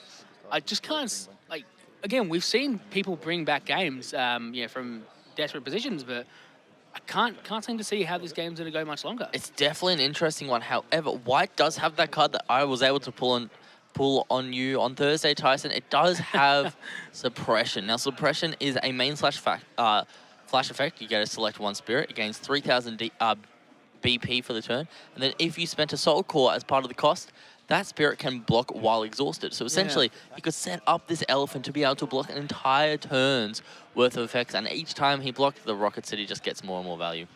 Yeah, well, it doesn't look like he has that. He did use a Star Blast draw to draw 2, but he doesn't have enough cores to really do anything else. And Luke's adding the card back to hand, I believe, from that white card's effect. And just going to 4 life. Potentially, again, this could be game here with what he has in hand. If he can summon 2 spirits, I could see this game ending very, very fast. Yes, definitely could be a very quick game depending on what Luke has in hand. I can't see what that card is myself there, Matt. Could you make that one out? The one that was just played, that is the Divine Moonsky Beast Fanatech Elk. It's a big name. Very big name. It has a, when the spirit blocks effects, so during this turn, the spirit cannot be destroyed by your opponent's destruction effects or as a result of battle, and it cannot have its cores removed by your opponent's effect. So very big when the spirit block effect, but also has an end of turn effect, which could be the end of Costa. End of opponent's turn. If you do not lose life this turn, place 1 core from your opponent's life into their trash. And with the ruling on Star Blast Draw, he can actually Star Blast Draw here. Or Star Blast Draw, sorry, Absolute Ice Shield. He can do that, take the life, get the life back, because he technically hasn't lost a life, and then burn his last life. Most definitely. It'll be interesting to see how it goes. I don't know whether he has enough cards in enough cores to pay for the Absolute Ice Shield though, because this Divine Moonsky still needs at least 3 cores on it to be a level 2 to get the effect off. I see. But he is essentially setting up that checkmate position where it's like, you have to deal with this or I win. Yeah, so you've got to attack me at least once, and then I'm free to do whatever I want next turn. You're going to have to attack at least twice because this Moonsky can block and not die. And then you have to attack a second time, but then you also have to be able to play a blocker. True, yes. So we do need to see a lot here from Costa for this round 1 not to be over. And with only 5 cores left to really play with, obviously he can put some of his Nexuses out. Yeah, it's a bit rough. And there's that Pegasus we were talking about before. Very crazy card.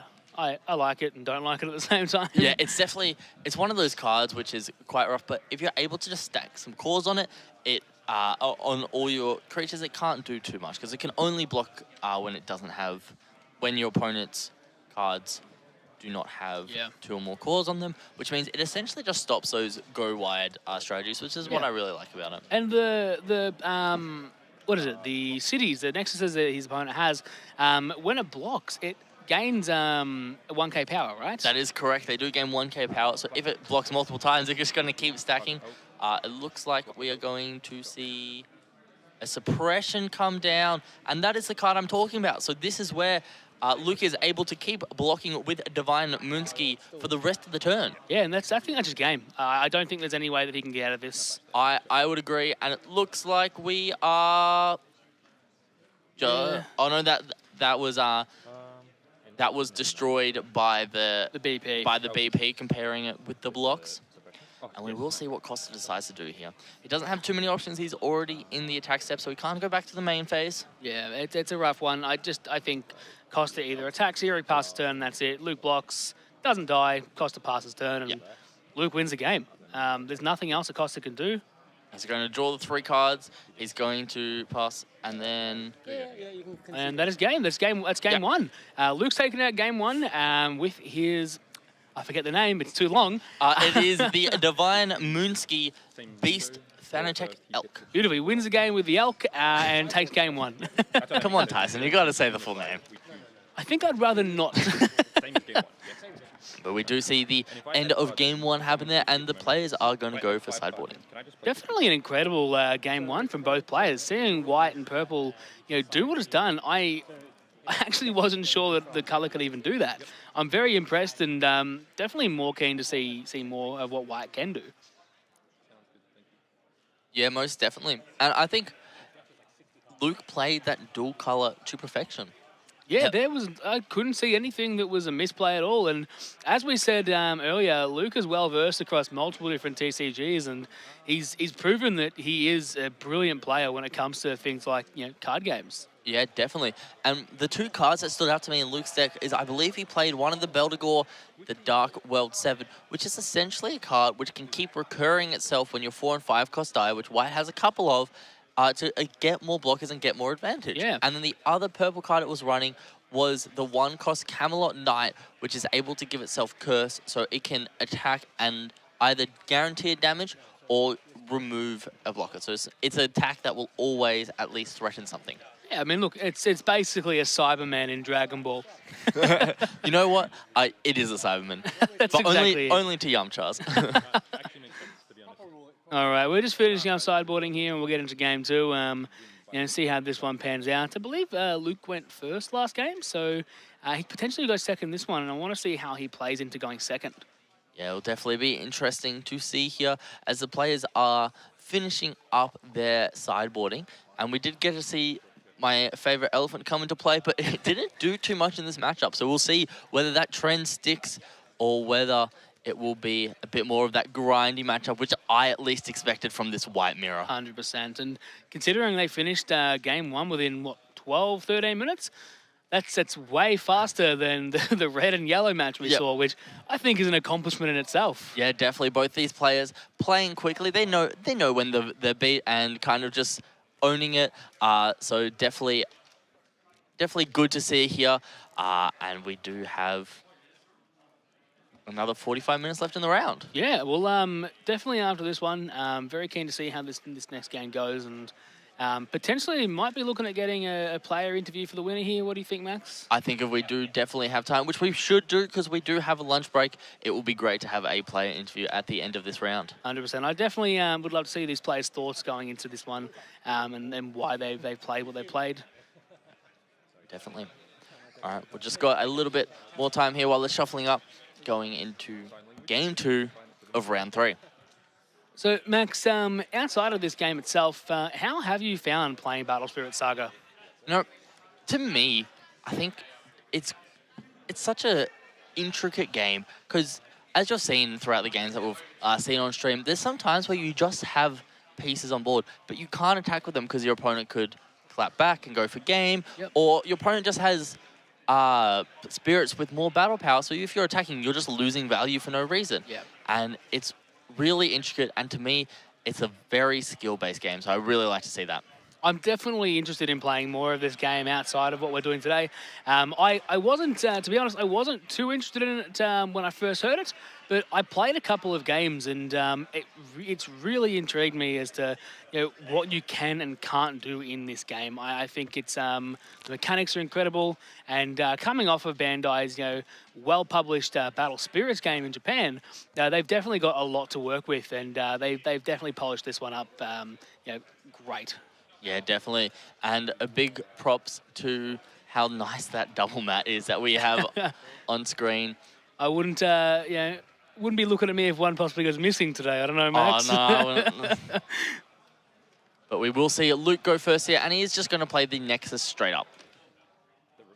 Beautiful. It's pretty much identical to turn 1 last game as well.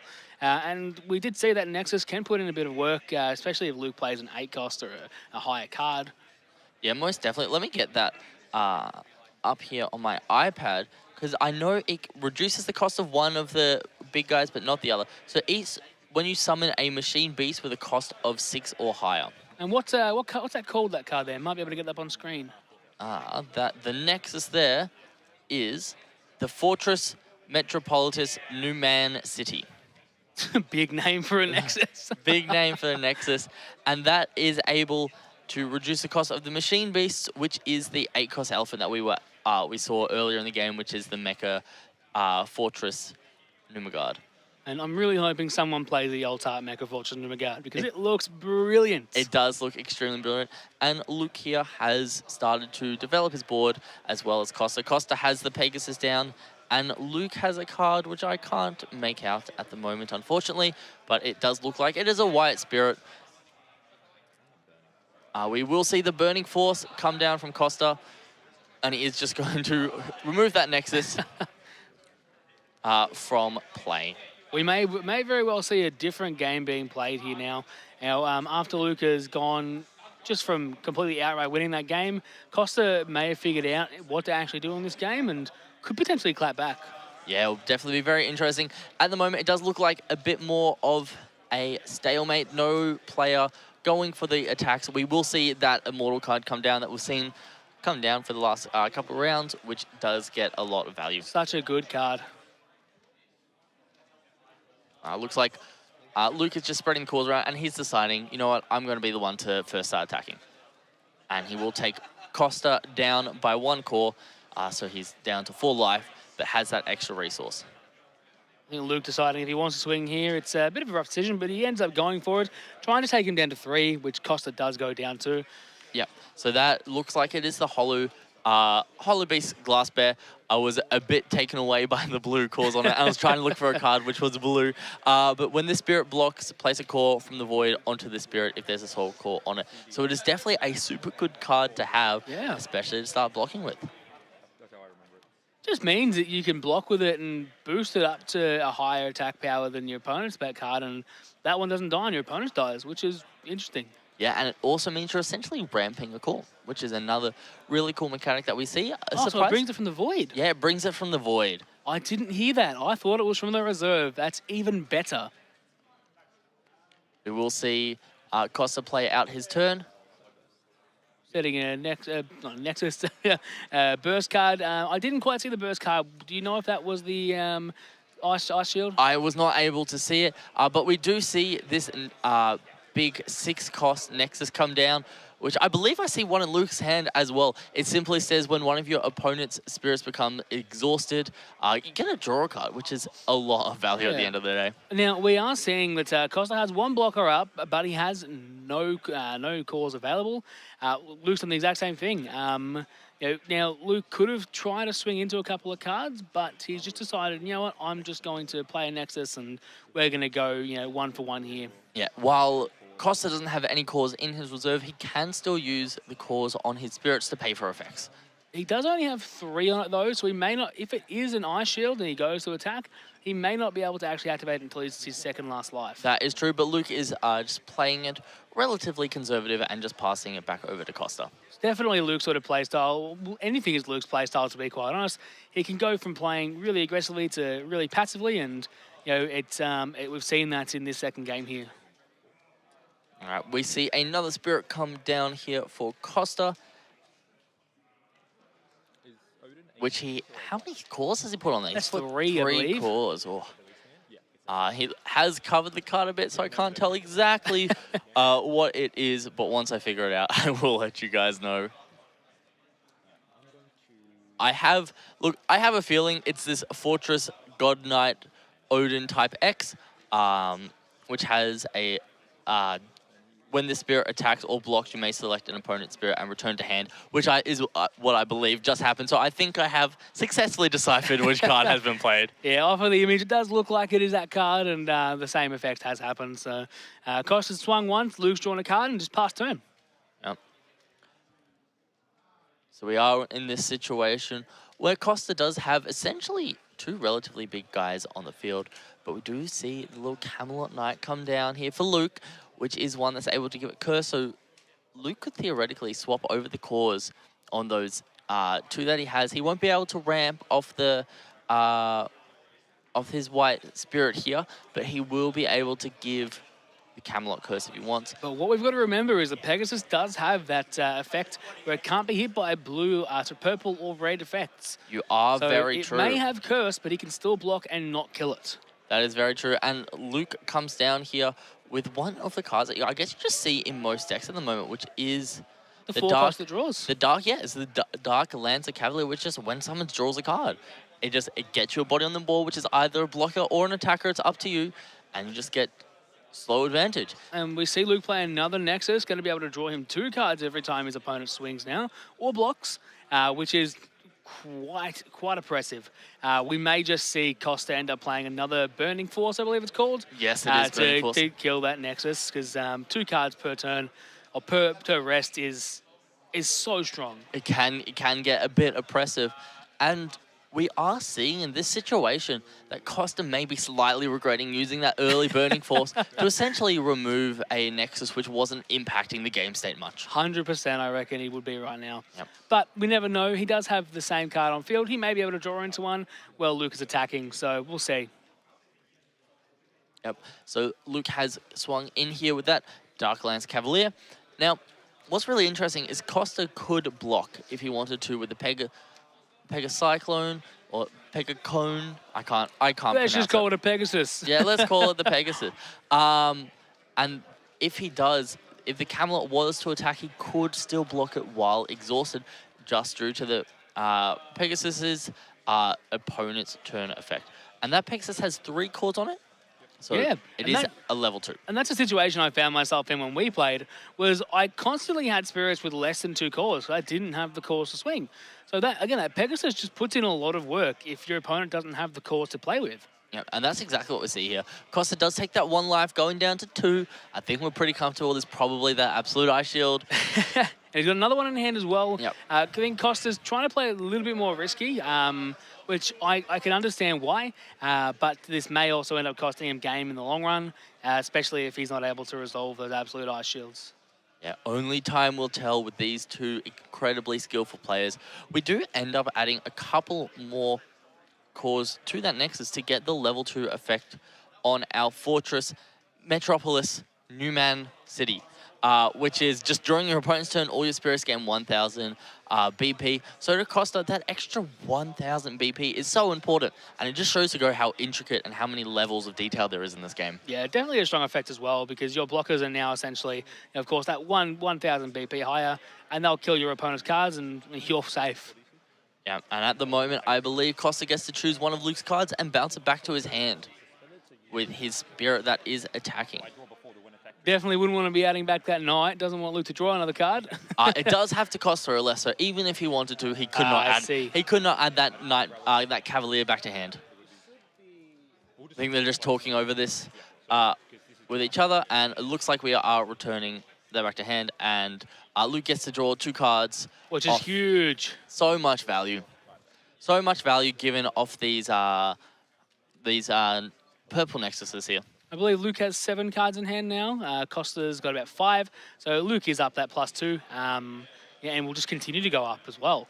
Yeah, it's an interesting position here because Costa is able to essentially block with his Pegasus and then just keep blocking with it while it's in rest if Luke doesn't commit all these cores. And to be honest, you really don't want to commit too many cores to the Camelot. Definitely not. It's definitely not a worthwhile endeavor, because he'll just block it and it dies. So Yeah. what are you gonna do? Indeed. And we will see another Camelot come down. One's also foil. That looks much nicer in foil. It sure does. Another great thing about this game is I believe all the cards can come in at least reverse foil or foil. I'm not sure what they're called in Battle Spirit Saga, but they do look incredibly nice. And Luke just comes back with this other white spirit that he's been playing. He leaves the core in it, so this is the Hollow Beast Glass Bear, which when it blocks, Luke gets to essentially ramp a core. And Luke's going nearly as wide as you can. Yeah, he's just going incredibly wide. He's going to get a card bounced back to hand. I think he's sort of aware of what's going to happen in the next couple of turns, but he doesn't need to worry because he can block, or he's just in such a comfortable position. Yeah, Luke's definitely keeping his hand pretty big here, and is also keeping his board wide. There's no point attacking, as all of Luke's spirits only have a core on them, so even if he does attack within the Pegasus can block all the attacks and kill everything that Luke attacks with. It's just not worth it. He could have potentially attacked once, tried to get him to block or bait out that Absolute Ice Shield, but again, is it worth it? I don't think so. Yeah, I think blocking here, like getting that one attack through is somewhat worth it, as you would see a block most likely come down, which means you're going to see, you get to draw 2 cards off your Nexuses there. We do see Costa play one of his big boys. It's a 7 cost. It is, which it is the alt art of the dual gun Mech Lord Derm Diner. Another big name. Another big name, but it has a when attacking effect that you get to pay the spirit's soul core to select one white spirit for each nexus either player controls. The selected spirit cannot be blocked. Jeez. That is so much value because Luke only has 3 life and there is 4 nexuses on the field. So if we see Costa attack with this, Luke could just win the game. So essentially, he swings with that, and none of his spirits can be blocked. Is that right? Yes, that is correct. That's incredible. And it also has a secondary effect if it's a high level, which I don't think it is at the moment. But during either player's attack step, when this spirit would be destroyed by your opponent's effect, you may pay a core to keep it on the field.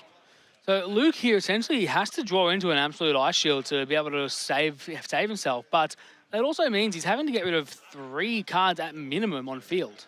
So you know, it's potentially just game here, to be honest. Yeah, we're seeing the situation where Lucas is essentially just having to draw, as you said, into the ice shield, but even then he's going to have to sacrifice most of his effects on board just to be able to pay for it. Yeah, so if he doesn't draw the ice shield in the next next attack, he's done, I believe. So we Let's go get a draw return 2. to hand. Was one of them an ice shield? I don't think it was. You can't see it. No ice shield. I believe Luke has just lost from here on out, which is quite unfortunate. Yeah, we will see whether any of these 2 cards do anything. No, that is just game. Luke's nodding the head. He knows what's happening. That is just going to be game, I believe. But just going to give a quick read over one of his cards to see whether he can sack his entire field off or something like that to end the game in style. Can he end this? Can he stop his opponent from... He did. He stopped it. He's returned one of his opponent's cards to the field. Let's see. That is incredible. That, to me, looked like a dream bomb. So main / flash effect, select one of your opponent's spirits and return it to the hand.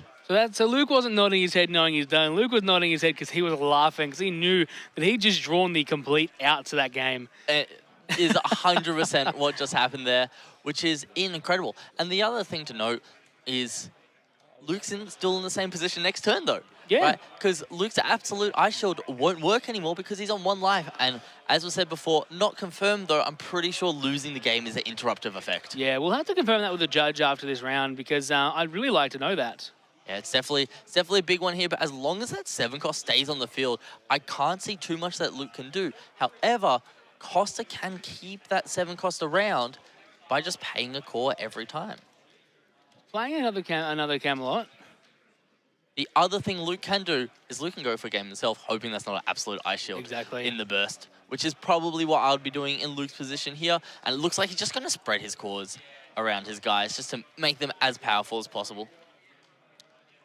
I'd love to see in this game a way to interrupt burst effects, but I just don't see it happening. Yeah, Costa just double-checking what his burst card is, making sure he does have it in hand.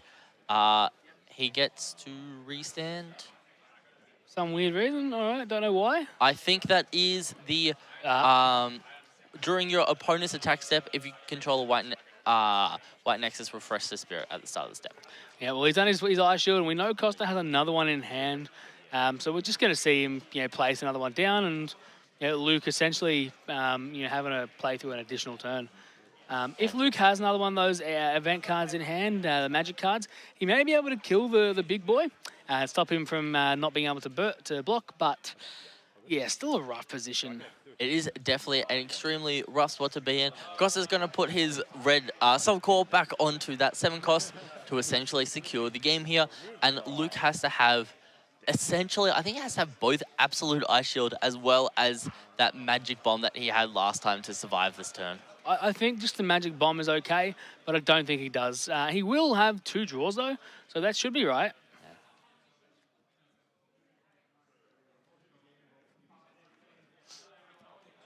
We will see the Pegasus come down, one of my favorite cards. It would be, wouldn't it? Yeah. It is definitely very strong, but I think here we're not using it for its strength. We are using it to try and steal the game. So playing another card, possibly? I'm not too sure what that would be. We have 4 spirits on the field. 4 Nexuses on the field, which means up to 4 white spirits cannot be blocked during the turn. That is incredible. What a strong effect. I now see why White is so powerful and, definitely one of the top contenders to take this entire event out. Yeah, definitely. As we see here, it is round 3, so these players are 2-0, so they've both won their first 2 games with these white decks. So we'll see what decks we get to see further on the stream. Now, I'm not too sure how it works with Top Cut, Max, but would you know? Is it top 8, top 16, top 32? I believe we are playing a top 8 this weekend. Okay. So players have to do pretty well to get there, but we did just see the head Ice Maid Fuller be played here for Costa, which has an amazing effect, which is your opponent's effects cannot remove cores from this spirit or any spirit with the Soul Core on it. Now, Luke did draw the Absolute Ice Shield, but unfortunately, he didn't draw the bomb card. So he has decided to scoop this game 2 and go into game 3. Now, Luke also been given the chance to go first here. As I mentioned earlier, it was a bit of a different game with him going second, but now Luke being able to go first puts him into a bit of a better position than what he was in. Definitely. It's going to be extremely interesting to see how it plays out. I think both Luke at the moment is just double-checking to see whether he's happy with his deck and whether he wants to reside. Yeah, exactly. And with 26 minutes left and how fast these players have been playing, there's really no issue with them just taking a couple minutes to have a look at their side decks and just have a quick break just to refresh themselves. Obviously, the judge just confirming everything here. I believe there's an issue with the sleeve, possibly. Got to make sure in card game events that your sleeves are okay, because that can be a bit of an issue. Yes, definitely. Don't want any problems. That's why when I go to a card game event, I always bring an extra packet of sleeves, because I am not going to get caught out with a marked card sleeve. Yeah, definitely. It is always a good idea to bring spare sleeves to the event, and if not, hopefully, the TO has organised for there to be a supplier selling some sleeves at the events, and we do just see these players have been given a little cup of water, as it is quite a long day. It definitely is, Max. So just pile shuffling here, and looking like the 6 pile shuffle. Personally, I'm a fan of the 7, because I find that it's the perfect number for a 50-card deck to be able to shuffle and get everything maximized and randomized properly. Yeah, one of my favorite ones when I was starting is I'll do the 6, and then I'll pick up one of them, and I'll go into the 5, and then I'll pick up one of them, and I'll go into the 4, and then I'll pick up one of them, and I'll go into the 3. It was essentially a big waste of time, but it was fun to do. I'm a big fan of pile shuffling after every single game, because it just does mean that your deck will be sufficiently randomized, and you're not hurting yourself by not randomizing your own deck and having to draw the same cards over and over again. Yeah, definitely. It's definitely worth, after doing that pile shuffle, just to give a quick little mash to your deck, as we see Costa doing here. So we're just about underway into the third game. Luke just finishing shuffling his deck. Costa's just ready to go. We'll see them go for it in a second. I cannot stand when people riffle shuffle their decks like that. It hurts my soul. But Luke is known for it. He loves it, and he knows it hurts my soul. Yeah, definitely. He goes for the backwards riffle most of the time. You see the forwards riffle, but Luke goes for the backwards riffle. I saw you do that today as well, Max, and it hurt me. It definitely hurt me. I aim to please, Tyson. Me being a max rarity player, Max, I think you know just how much it would hurt me. As a max rarity player myself, I have to riffle those cards. Well, at least I know that I can buy them off you for cheap. Exactly. So players are just talking over the start of the game here. It looks like they have both accepted their opening hands, and they are taking that extra card. Beautiful. We've definitely got a couple of other games that have finished, so we're starting to get into that sort of area where people are going to finish their games. We've got a lunch break as well after this one, and I believe we'll get back at 4:15 the next pairings. I believe that is correct, Tyson.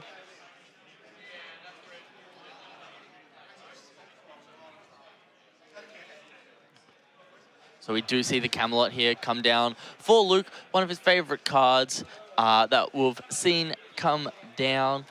He's played it almost every game at least twice, and there's a second one.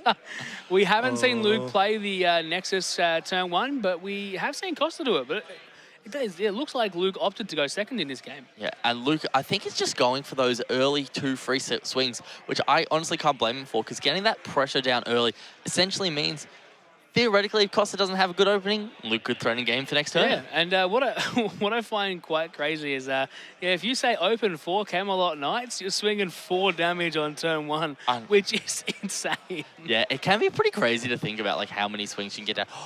Is that the 7 cost turn 2? That is insane.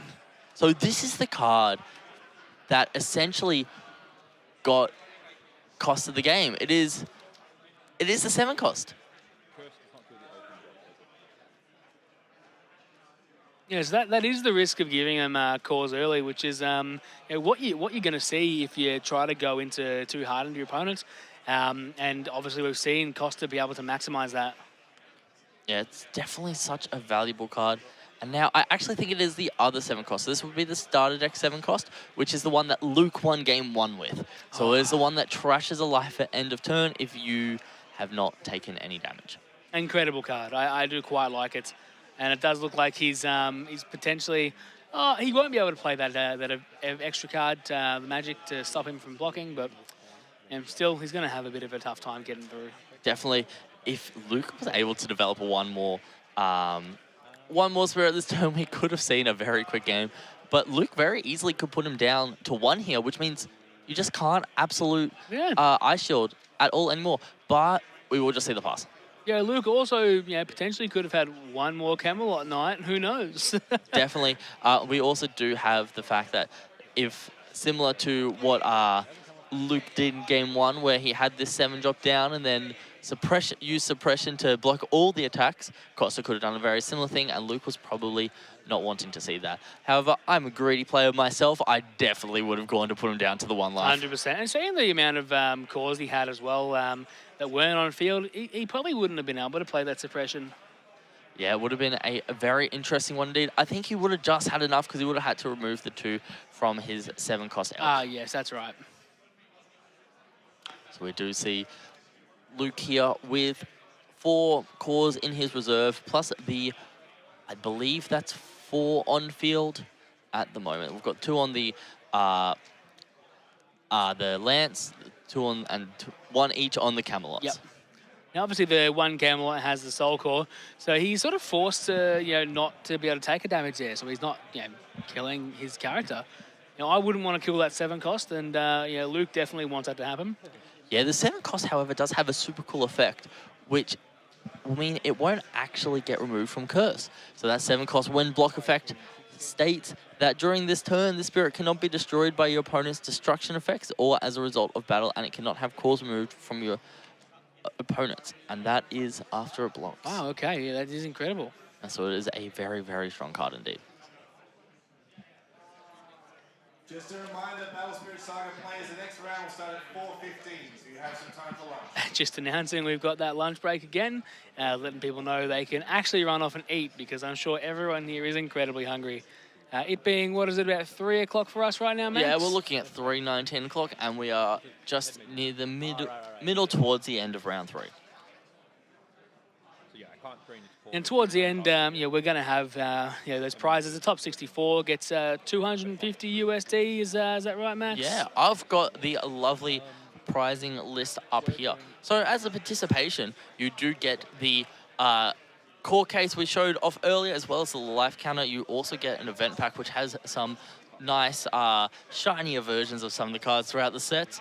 Top 128 gets some more event packs. And then looking into top 32, you get some even more event packs. You get a all hollow deck, which will be really cool to see. You get yourself a finalist card set as well. And then looking towards top 16, you get the top 16 playmap. And then top 4, I believe, will also get just more of the same. Nothing different for top 4, but you do just get more than top 16. You get a deck box for top 4 as well. You do get a deck case. That is what I was missing. And you get the blue case as well for your cores. Yeah, you get your blue case, which you started to get, I believe, at top 32. Yes. And then top 2 will get itself a top 2 card, and then first place will get itself a champion Metal Sword core. It will get itself a champion playmat. It will get a top 2 card as well. So a bunch of great prizes to go out throughout the rest of the event. And as even well. better, 10 grand. Yeah, 10 grand for first. I believe we have $50,000. Oh no, 50. I think it's $50,000 we have over all the places.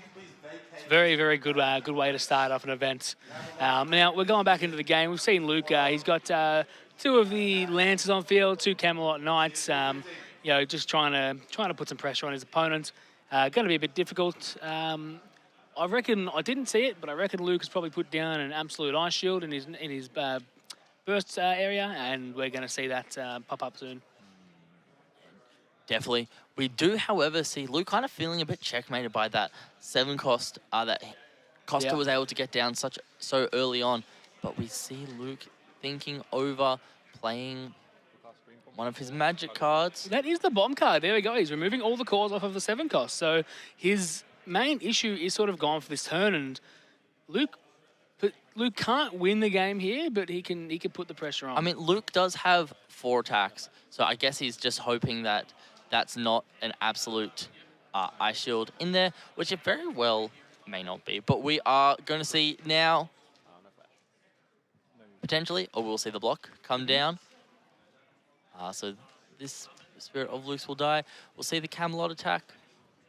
And this is where we see whether that placing the burst down was just a threat or whether it will actually be the absolute ice shield. I'm fairly certain Costa did have the absolute ice shield in hand, but you know, again, it could have just been last game, and I'm misplacing things. Yeah, it is definitely a hard one because it looks like we're going to see a suppression here to allow Costa's one to block while exhausted. And we will see Luke's Camelot die there, and it will just be a pass. Okay, not bad. So Suppression is another card that essentially in a lot of the situations works very similar to Absolute Ice Shield, which is my Spirit has more BP than your Spirit does, so it essentially means I've played up to 8 Absolute Ice Shields in one game. Yeah, your turn has ended, and back onto the 7 cost now, which is going to put in so much work. This is a potentially threatening situation for Luke. He could just lose the game outright thanks to that 7 cost, which we saw happen to Costa in game 1. Yeah, Luke was very strategic by playing that the Dream Bomb last turn, because what it means is for that Absolute Ice Blast to end his turn, we're going to have to essentially get rid of all cores along from both of these 2 spirits that we see on Costa's side of the field. But Costa still does have exactly enough spirits to be able to use that Absolute Ice Shield. 100%.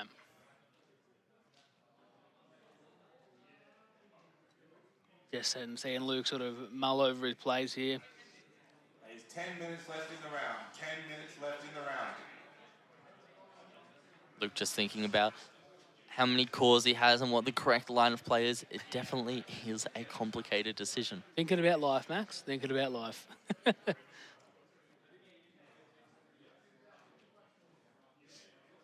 Now, in terms of local events for Battle Spirit Saga, I haven't heard a whole lot about it, but you guys in Canberra going to be having a couple events? Yeah, we're definitely going to have a couple of events. We love supporting all the Bandai games, and this one is definitely no different. And we see such a cool line of play here from Luke, which is just dream balancing, just to get rid of one of Costa's cards, and to be able to then play the big 8-cost elephant, which unfortunately is not the ult art, but however, it is a extremely powerful card. So this is the one that when it is destroyed, you get to draw 3 cards and get 3 cores from the void. Which is a huge card. It does so much. Yeah, it's so much value. Additionally, it has a secondary effect that if you have 4 cores on it, which I believe there's 4 cores on it, at the end of your turn, you get another refresh step. So we're going to see the big attack, and then we'll just see the block. And then this essentially just means Luke's Camelot can attack for free and burn that Absolute Ice Shield. But he's having a think about it. We're going to go for it. Just going to try and get things done here. Yep. Doing it. Ice Shield. Going back. And not paying for... Okay, we're paying for it. Turns over. Refresh step is performed by Luke. And Luke takes the damage, yep. Luke takes the damage from the 7 cost. And now Luke does have, I believe, the absolute ice shield on his field as well. He can just choose to block with his Mammoth. He can take 3 off of it and 1 core from his reserve, and stop the game, and then potentially play a couple of cards next turn to just swing for game. Yeah, we're definitely in an interesting spot where He plays his own Mammoth. man, this is just a Mecha Beast Fortress Whoa. Numagard. This Mirror. has been a really incredible game 3. Those just 2 extra cards being played on field, the Mammoth and I forget the other card's name, but being able to bounce another card to hand forces Luke to block with a Mammoth, and it's going to force a lot of his hand. Yeah, that's the Fortress God Knight Onan Type X, another one of these long names that we're loving to pronounce all throughout this stream coverage today. But we do pretty much have Costa just setting up a timer that Luke has to win or has to remove that 7-drop. And it's virtually impossible to remove that 7-drop in white besides bouncing it to hand, in which case Costa just goes, cool, let's try this again next turn.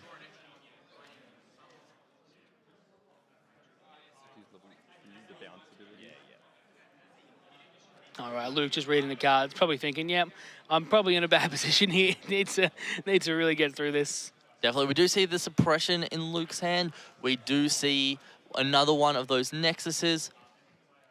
Can't see what those other cards are. I think that is the big 8-cost purple card that we saw take the previous game on stream. However, don't know how it will affect the game at the moment. Yeah, Luke having a really tough time, just thinking it out. He's got plenty of time, so I wouldn't fault him for just taking his time to really think it through. Yeah, definitely. That purple at 8 cost nearly could have been exactly what Luke needed, because however, that 7 cost has 2 cores on it, or 3 cores on it, where if it had 1, it would be perfect. Yeah.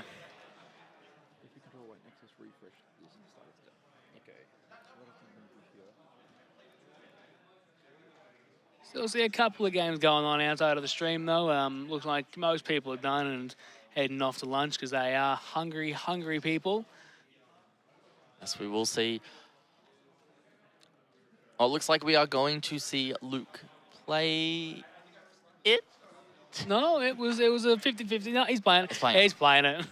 All right, so this one is the one that we were able to see last round on stream as well, essentially take the game. But for those who can't remember, it is the Infernal King Cursed Dragon. So you remove 1 core from all other spirits and place them into their owner's reserve, and then place a core from the void onto the spirit for each spirit destroyed by this effect.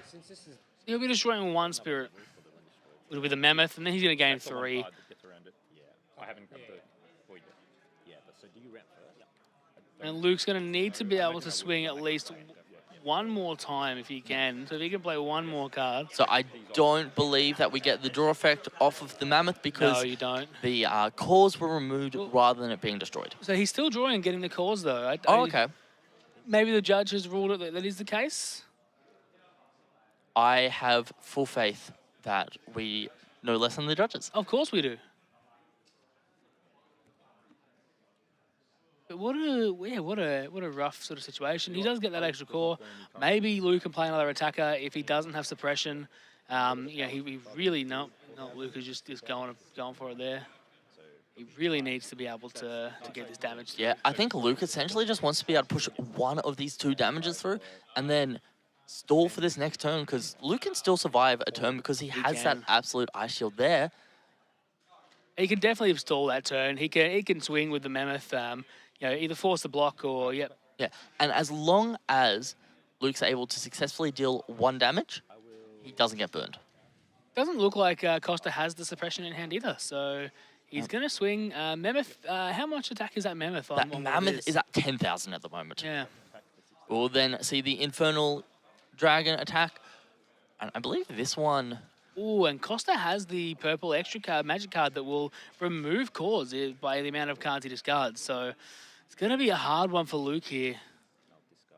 He's not going to be able to get this damage through. Yeah, this is definitely an amazing card that Costa has splashed into his deck, which essentially just allows him to use his hand as a resource to destroy anything mid-battle. So that is Core Theft for those who are wondering at home. Such an amazing card if you're able to utilize it properly. When I was playing with Max, I was not able to utilize it at all, and I was looking at it like, man, what does this card really do? This is a terrible card, and I now know why people are playing it. Yes, it is definitely one of the top cards that we've seen here today. And Luke's in this really rough spot where essentially Costa can block with the spirit he still has on field. Both will die, and then Costa gets to refresh. Yeah. And his- Luke his doesn't ball have set. enough to be able to. Yeah. Oh, okay. There we go. Yeah, so that's both fine. will go. At the end of the turn, Luke gets to refresh because of his mammoth, and then I believe that last one of those cores should be burned from Luke's life. If you're waiting for other players currently playing, leave to go to the foyer. Okay. Yeah, we might see the game end just here, just off of that last life. Yeah, Luke definitely should have taken that last life from the 7 cost. Am I right? Or did it not have enough cores? It must have not had enough cores because only it could have just not had enough cores at the end of the turn because it did have a core being removed from it. How many cores does it need to be level 2? It needs 3. Has he added any? Yeah, during no, his he turn? never added any on. I believe he should have burned a life. We do, however, see another mammoth come on the board here. It was underleveled. Yeah. Yeah, Elk was only level 2. Yeah. All right. Yeah, so everything is correct. Luke didn't need to burn a life that turn. Oh, we actually kind of went a bit. Yeah, so it is the powerful effect of being able to remove those cores is reducing their level as well. So unwanted effects do not burn you, pun intended.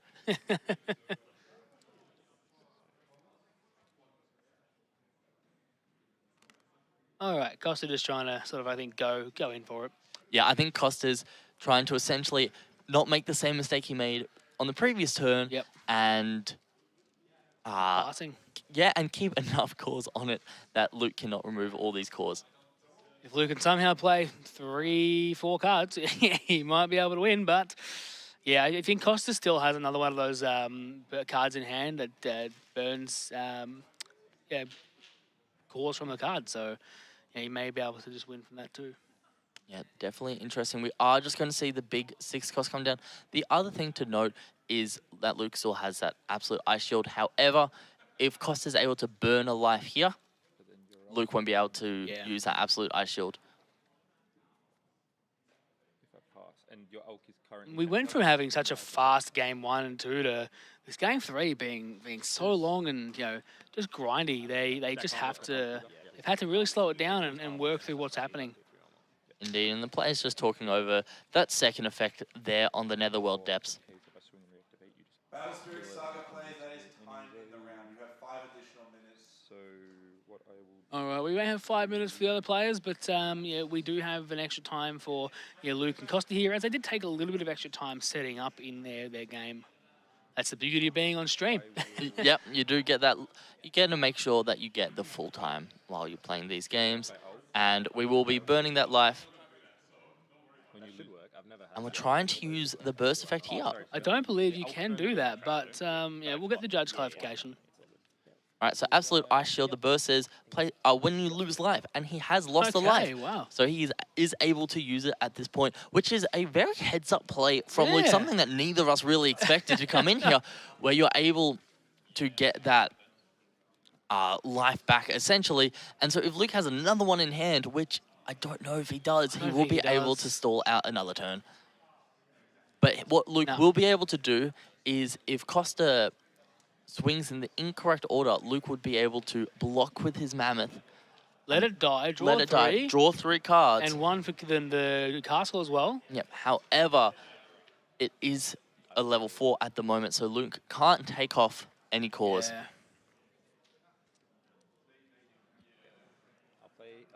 Another one of the 7 cost comes down the Elk. This is very rough. Luke is just looking down the barrel of a massive swing here. Yeah, these 7 cost elks are probably one of the best cards in Wild. I definitely really like the mammoth, but when you're playing the mirror, the mammoth doesn't really do much. It kind of just sits there. Yeah. And these elks are able to just go, cool, I'm gonna make sure that I'm gonna, because Costa can just pass turn. Yeah. And then if they're both still level 2, Luke has to deal damage, which it looks like that's kind of just what Costa's thinking here. Yeah, that's just the way to go about it, honestly. It's just, I think he's just passing turn. Oh, no, he's swinging. He's going to go for the swing, so Luke will draw a card now off the Netherworld Depths. Okay, see how we go. So it's 7. He potentially just has to block here and pray that he opens the Absolute Ice Shield off of the next one. Very much so.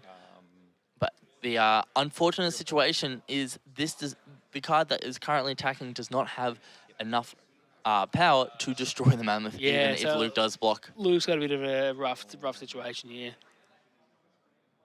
He can potentially take it and then block the next one, but it's just not going to matter.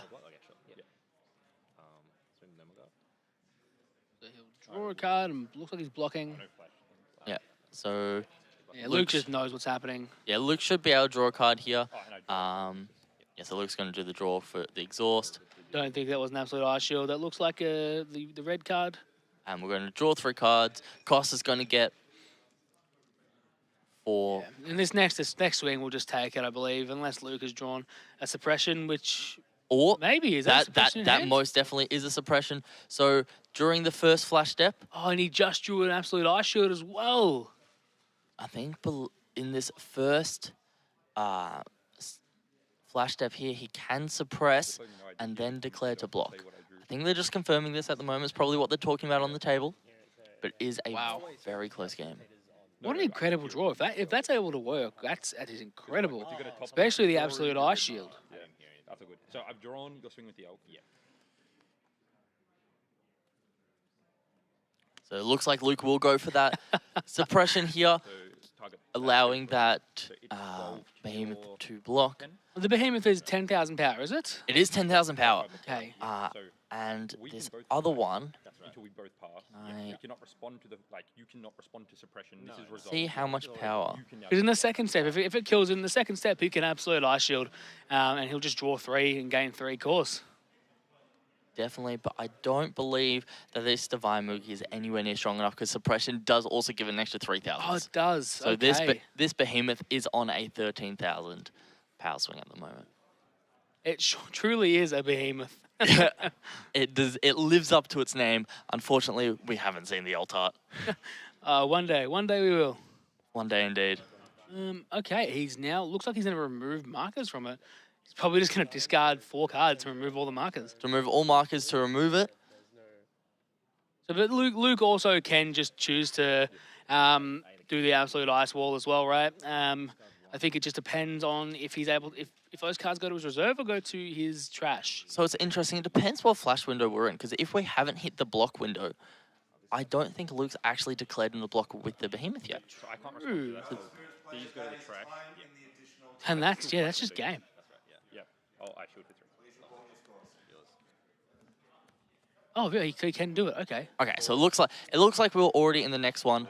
Okay. Once again, because it was the cores that were removed, we will not get the when destroyed effect. Now we are in time. We've got 4 minutes 13 left into the actual game itself, but I don't think we're going to worry about the opponent going past time. It's either Luke wins it now or is just it's over. Yeah, Luke has, it looks like 2 attacks on the field at the moment, and he has to deal 2 damage. So it is definitely going to be very close. He has to deal at least 1 damage to not lose. And then if he can keep 1 open, he can Absolute Ice Shield from hand. And so he will be able to survive. So it looks like... Luke also didn't draw 3 cards from the Mammoth, which his opponent Costa did do for the same thing. That is true. So we are just clarifying this at the moment. Draw 3, so to count as draw 3 first. So just draw 3? Yep, Luke's drawing 3. Okay, so he might actually be able to close this game out with those 3 cards drawn and 3 cores put into play. And just draw for turn, basically. Yeah. That's a very good pickup from Luke and the judge. Warning for caution. Yes, because and potentially, he's picked up a couple of swings. Yeah, and that is essentially all Luke's looking for, because Luke has so many, and I do mean so many cores. He could very well close this off, because all Luke needs... He's going to give that one. Yep. There's Oh, thank you. this, which... So pay 2 for that. I don't know what that card is. Is it the Pegasus? Is it? Probably. Yeah, that is the Yep. Pegasus. So that's 2 attacks. He needs to present 3 attacks. He needs to be able to, yeah. And then any other is a bonus on top. If there is a suppression still in Costa's hand or something, it could get pretty dangerous. Because Yeah. with that 7 cost and a suppression, it is pretty much, as we said Game. before, an absolute ice shield. Yeah, exactly. I don't think Costa has the suppression in hand. So it looks like we're just going to spread the cores out. And we will pretty much know on one of these first attacks. Yeah. If he doesn't have suppression, then that should be game. Yeah. So theoretically, Luke could try, but just taking it. Taking the life. He blocks. Block. Swings again, and that is game. Luke, Luke Fletcher gets has the game. won game 3. It's now 3-0 going into round 4. We will go to get Luke a player interview if we can. No, we can't get a player interview. There is no time, but hopefully the next one we'll be able to. So yes, that was an incredibly close game, and Luke pulls it out at the very last minute. Those extra draws that Luke got off that behemoth was the deciding factor in the game. Behemoth, yeah, it's incredible just how many cards he's able to draw. He was always drawing cards off of the Nexus as well, so every single swing he'd draw one. And just that is what won in the game, that Nexus. Yeah. And it was a neck and neck battle. There at each turn we thought, yep, they've lost it. Yeah, Luke's lost it. No, okay, Costa's lost it. No, okay, Luke's lost it now. It was a neck and neck game. It was definitely a super neck and neck game, and we thought that Costa was in control of that game for such a long time. And I have to give a huge props to Costa for this. That Core Thief in this white deck has given so much value. That's nearly 2 games he stole with that same card. Yeah, that Core Thief is incredible. Just being able to pay for to essentially remove anything mid-battle, and they don't get when destroyed effects. Yeah, I'm now not looking forward to versing your purple-white deck. Yeah, we definitely know that's going to be built at the end of this tournament. I'm going to be going home and building it. Yeah, I don't want to verse that, please. Now, all right, well, we're going to go into a break now. We'll come back at 4:15. So we'll see you back at 4:15. Yep. Have a great break.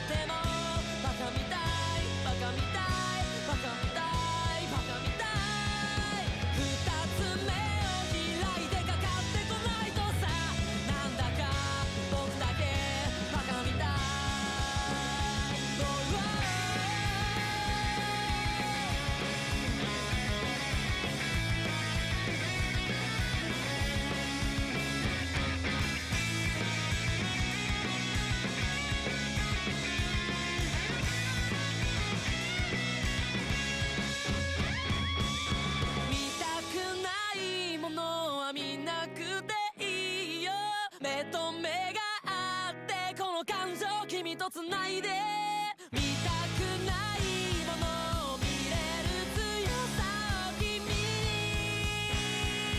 このまま一つ二つ乗り越えてゆこう悲しみ苦しみ乗り越えてゆこう目を見てくれないあなたのその目をそう僕は見たいんです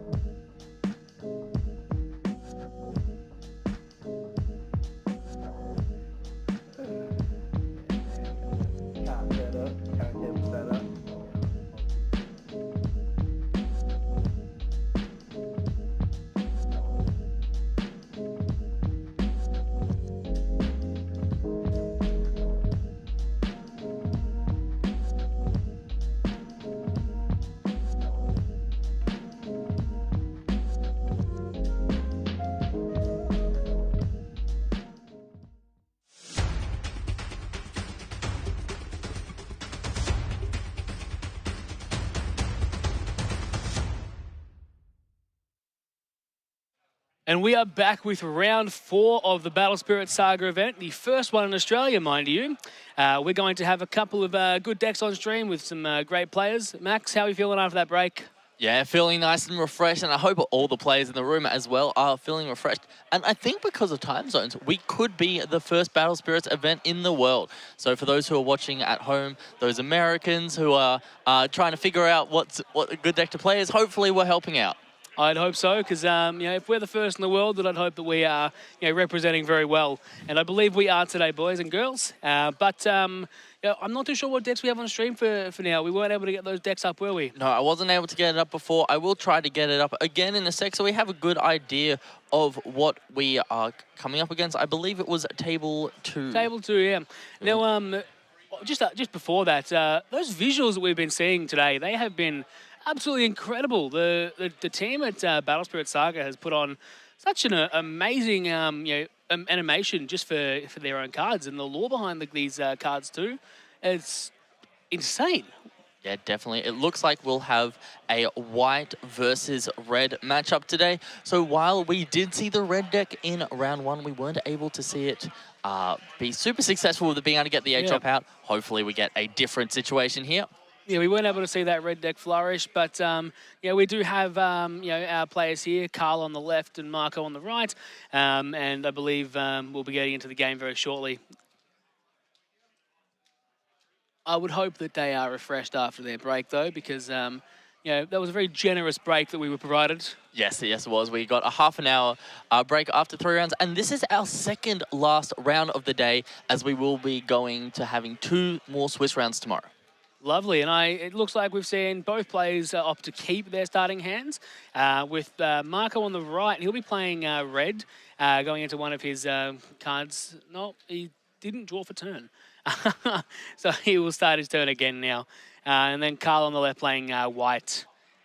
We haven't seen a pure white deck, I don't believe we have. No, we haven't seen a pure white deck yet, have we? So we saw last round, we did see Costa play essentially a pure white deck with the splash of that, I think it was Purple. Core Thief. Yep, that purple card, which was extremely valuable. So it'll be cool to see what we come up with today. But we do see the Pegasus come down turn 1. Such a strong and valuable card. My favorite card.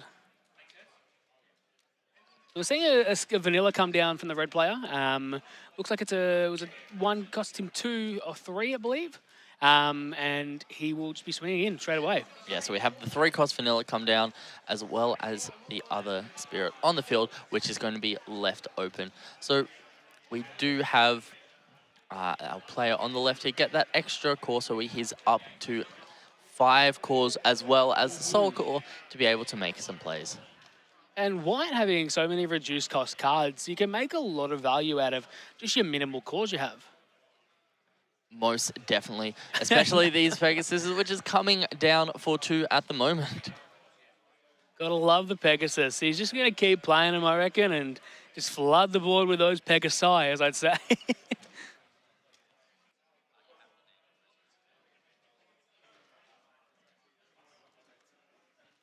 We do see the Starbless draw come down here, which allows Carl to draw 2 cards. He wasn't greedy and went for the burst play. He just decided, I'm happy to draw 2 cards. Exactly, and he's played his Nexus as well for his, I believe, 2. Bit harder to see what Marco is playing in his hand on the right, because he does, often put the cards down, but we'll be able to make them out hopefully when he puts them up. Most definitely. I believe Carl just drew, is that a 7 cost?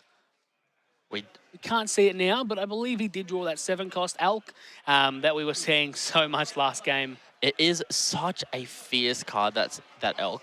Just able to get so much value. And I believe the Nexus that we have down from Carl here is this Sacred Thunder Peaks, but I'm just going to quickly double check that. All right, just sort of figuring out what they want to do with their cores.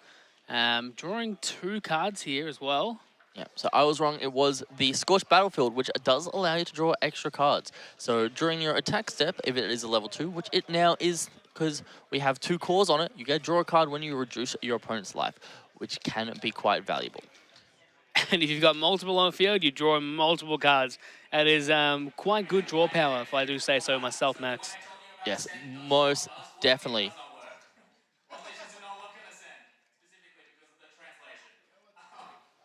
think the judge is just making a ruling real quick.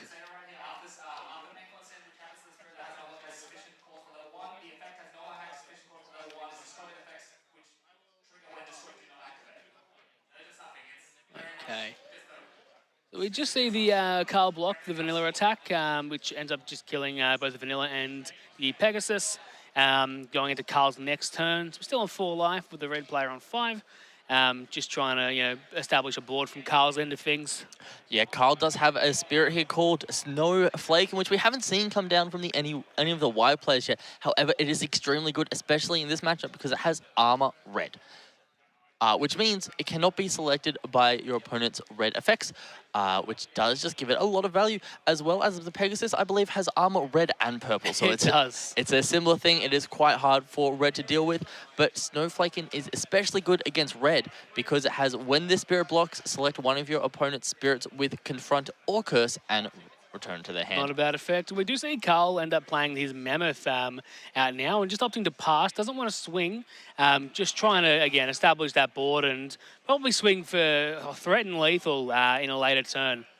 Yes, definitely. We do see this spirit here have 6 cores on it, I believe. So that will be a level 3. And then we also see Nebula Dragon come down. Just a little bit of finicky moving around our course here, as you're allowed to do. But we do see, I think it's Nebula Dragon Andromeda, I think. You are correct. You're on top of the names. It does have the when played effect. You get a KO a 3k DP, BP or less. However, they all have armor red, which is where this is the first time we're seeing this armor effect really come in.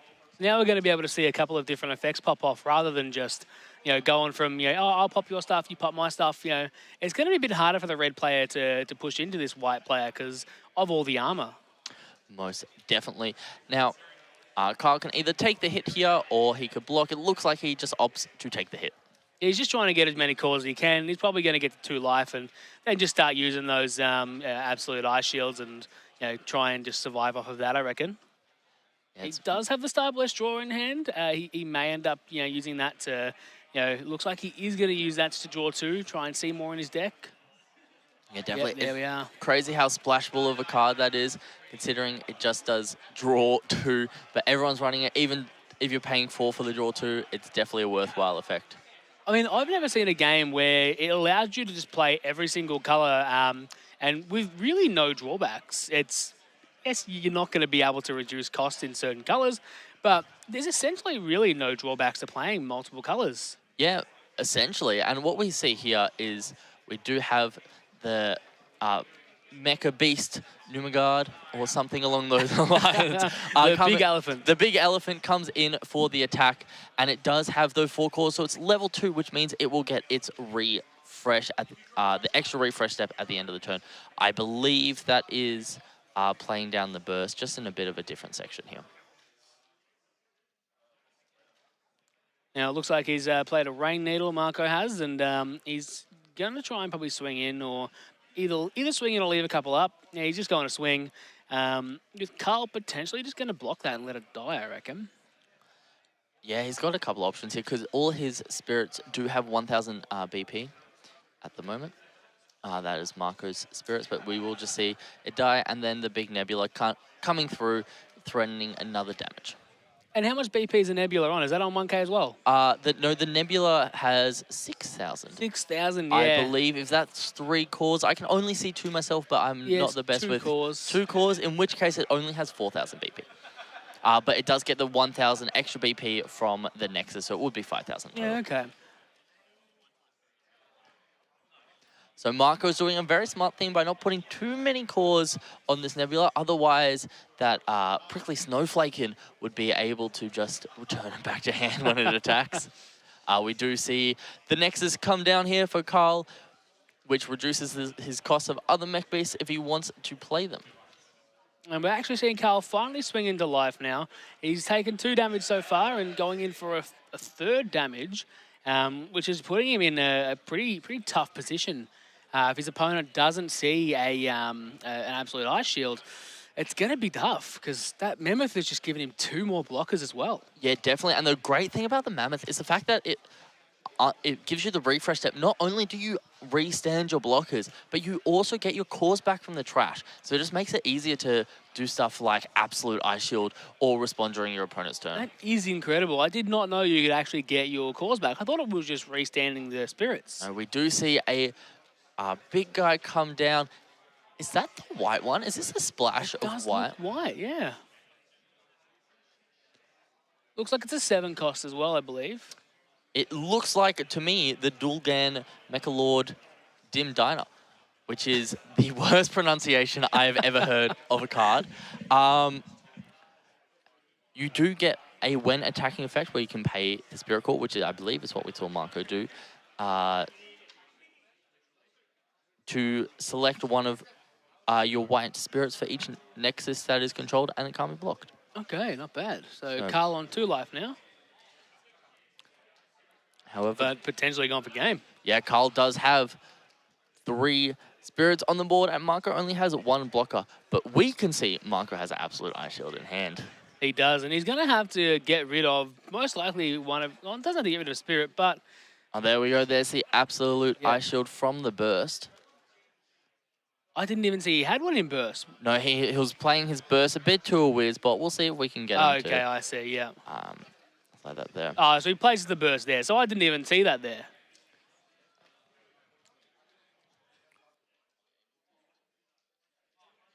So now we're not able to, swing into for a lot of damage.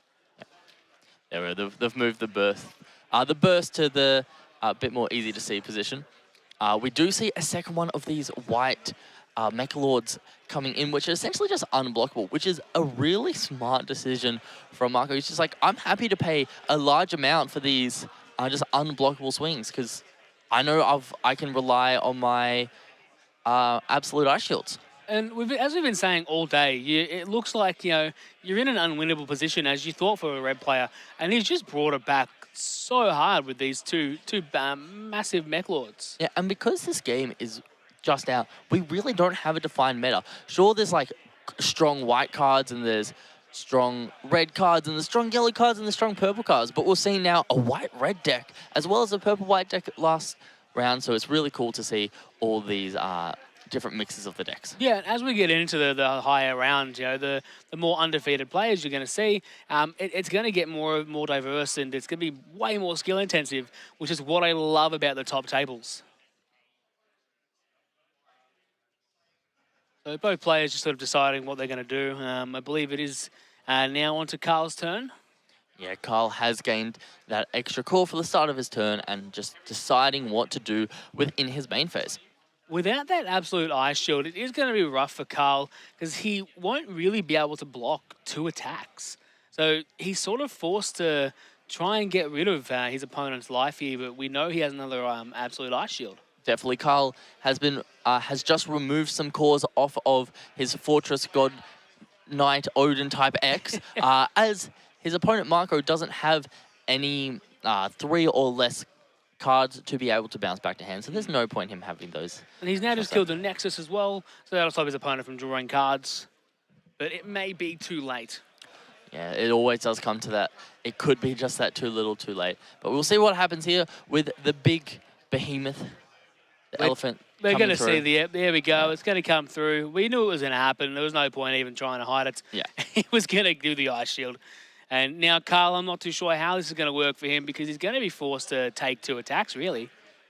Yeah, no, he's not. He doesn't have the Nexus. He doesn't so have he's the Nexus. forced to take 1 attack. Only so he one. might be able... Oh, yeah, it's tough. It'll be interesting to see how many pieces can be developed. Oh, it's going to Burning Force. 1 there. So there's 2 blockers for 4 attacks and Carl's on 2 life. And one of them's unblockable, but that's all right. When you're going wide, it doesn't really matter. One of them's going to go through anyway, but we will see Carl be able to draw 3 cards if his big behemoth dies. Exactly. He's going to be forced to take this life here. Hopefully he has that what is it? The card that lets him block for eternity. That is suppression. So we'll see the block come down here. And maybe he has suppression in hand. Does he have it? Does he not? No, he doesn't have it. And we'll see. Or he's Nebula baiting Dragon. his opponent. Oh, that looks like a suppression to me. Yeah, that's suppression. He's just baiting his opponent to attack more. And he will be able to hopefully swing in for game next turn then. Yep, so suppressions. The elephant gets the power. And we... That's incredible. Yep, the Nebula has now passed away from having less BP than this massive Mecha Beast Fortress. And it really just goes to this Mecha Beast Fortress is one of the best cards in the set. 100%, I believe it is. And as we've been saying all day, we keep thinking someone's going to lose. But we never get to that point. It always goes on. There's always that just 1 or 2 cards in hand, which really just push the game out for an extra 1 or 2 turns. And anything can happen once we go in those 1 or 2 turns extra. Certainly does. And he's going to draw 2 with the Star Blessed draw. Not too sure why he'd want to go for that, but he may have an alternative, ulterior motive, and is just trying to gain some extra advantage. Okay, yeah, we're seeing another card being played. Depending on what he has in hand, Marco, he might be able to get out of it. But with 1 block, it's going to be a bit rough. Yeah, these are head Ice Made Fullers. They don't do too much aside. We do see the Burning Force to kill both of the head Ice Made Fullers. So it looks like Marco will be surviving another turn. As we say, there's not much Marco can do unless he can do something, Exactly. and of course he can do something. And that is exactly why I didn't say I think Marco's lost this turn. There we go, they're scooping. They're scooping. Looks like we are going into game 3. There was nothing, I believe, nothing Carl could do there to stop the unblockable 7. And I think at least 3 or 4 of those damage that Marco came down with were those 7 costs, just unblockable attacks. Yes, it was 3 damage that those unblockable attacks put in, and they put in a lot of work. It sort of makes you think, do I want to play a Nexus now because he's got those 7 costs? Yeah, definitely, because as soon as his Nexus came down, he can't remove his own Nexus, so at least 1 swing every turn is going to be unblockable. So even removing his opponent's Nexus, sure, that stopped 1 attack, so it gave him an extra turn, but he can never stop both attacks. Yep. So if I was Carl here, I would seriously consider just signing out all my Nexuses. Yeah, honestly, I would probably do the same thing. But again, these players are at the top tables for a reason. Yeah, they may have a different thought process and might still want to opt to keep their Nexuses. Loving the proficient pile shuffling from Marco here. He's obviously a seasoned card game player, being able to pile shuffle that fast. I've been playing card games for close to 5 years now, and I can't even pile shuffle that fast. Yeah, the real pretty ones is when you see the players like just in one motion, just kind of go outwards and inwards, and it's just like get the pile shuffle real fast. I haven't seen many players who can do that, but when I do, I marvel at it. I think it's brilliant that they're able to do it. Yeah, and Marco offering the cut here, but Carl is still... Carl's in his own zone. He's like, yep, I'm signing in. I don't care about cutting your deck. You can wait, Marco. Now, have you read much about the lore of Battle Spirit Saga, Max? I have not had a chance to go through the lore. Because I was hoping we'd be able to have a bit of a discussion about it, because I haven't also read much into it, and I was hoping you'd know a little bit more, but obviously not. No, unfortunately not. It is interesting to see that this is one of Bandai's games that doesn't have much of an IP base behind it, versus all its other games really have that strong IP. So it's really cool to see Bandai going deep into the lore, so for those who enjoy their card games for the backstory, you still get to do that within Battle Spirits. Exactly, and the lore is so deep as well. You can sit there for hours and you still wouldn't read all of that lore. You've still got plenty more to go on. Most definitely. And we do see game 2 starting up here. And as we were saying, Marco got game 1 because Carl could not do anything about that unblockable swing. Exactly. Now seeing both players just opt to look at their hands. I believe Marco's going to keep that hand. I think that's what he was saying. Yeah, that's it. He was very quick to decide, so he definitely has some cards in hand that he wants to hold on to. He's most probably just got, he's seen his side cards and he's like, yep, I'm good. Let's get it going. Carl starting off. He's drawn his 6th card. He kept his hand as well.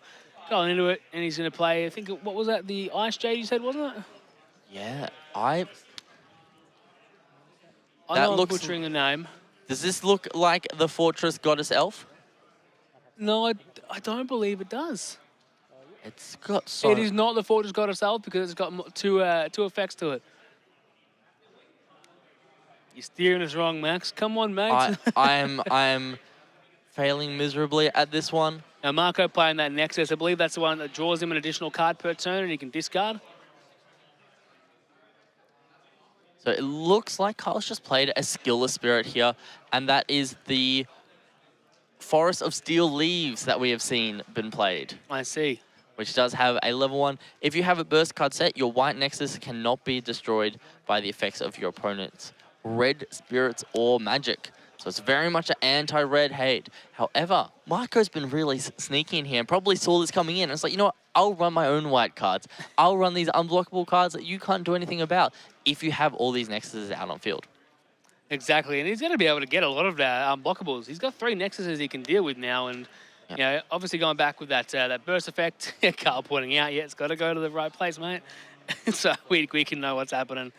So most likely that was an absolute ice shield, and you know, we're going to see that proc off you know, around the 2-3 life mark.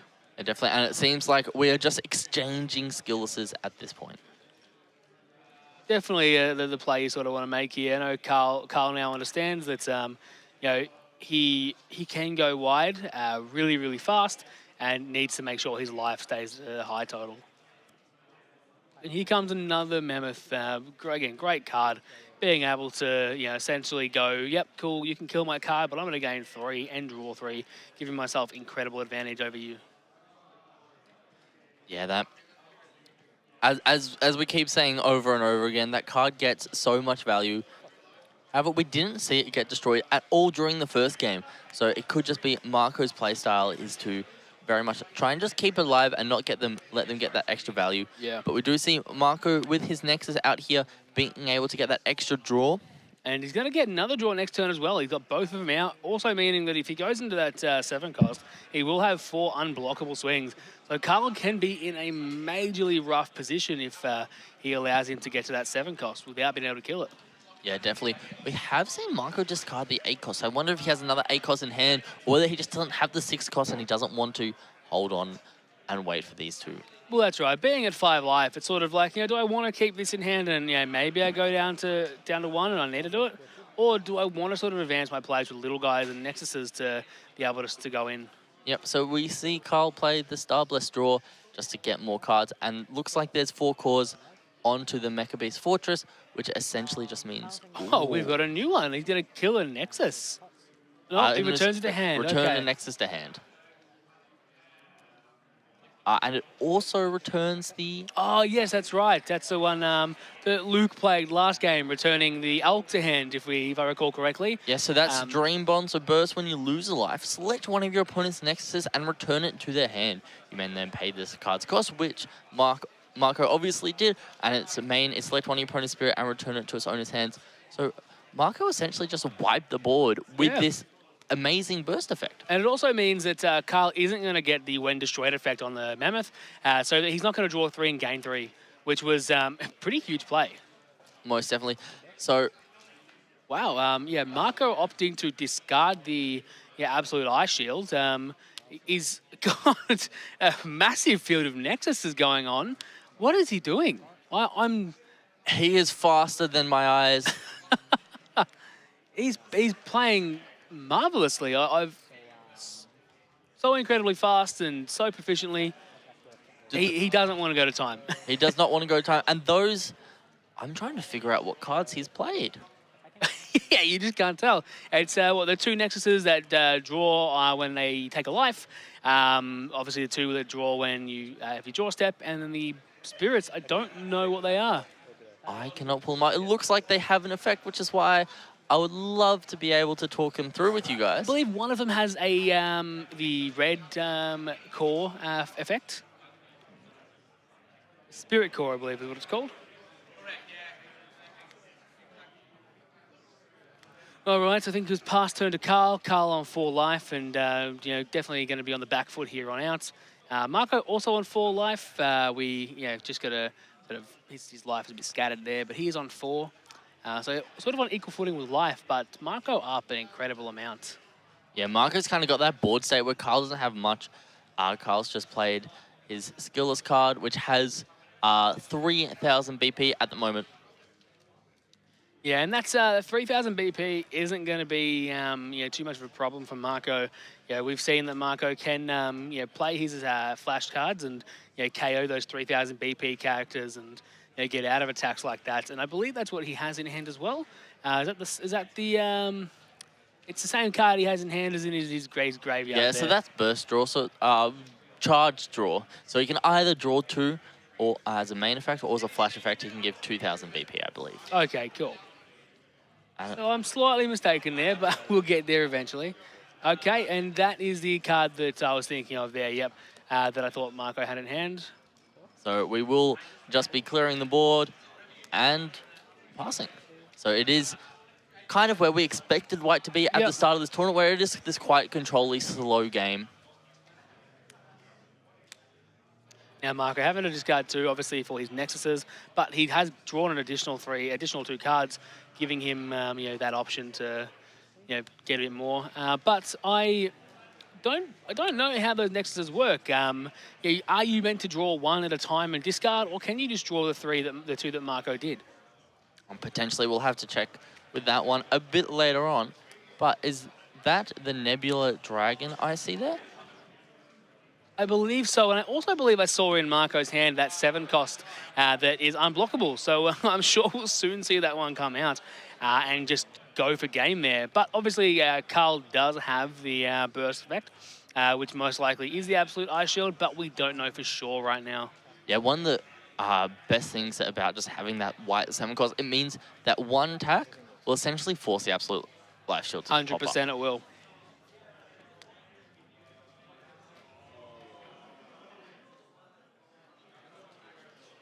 All right, both players just sort of deciding what's happening, and looks like he's swinging for some damage. Yep, and there we go. The okay, it is that one.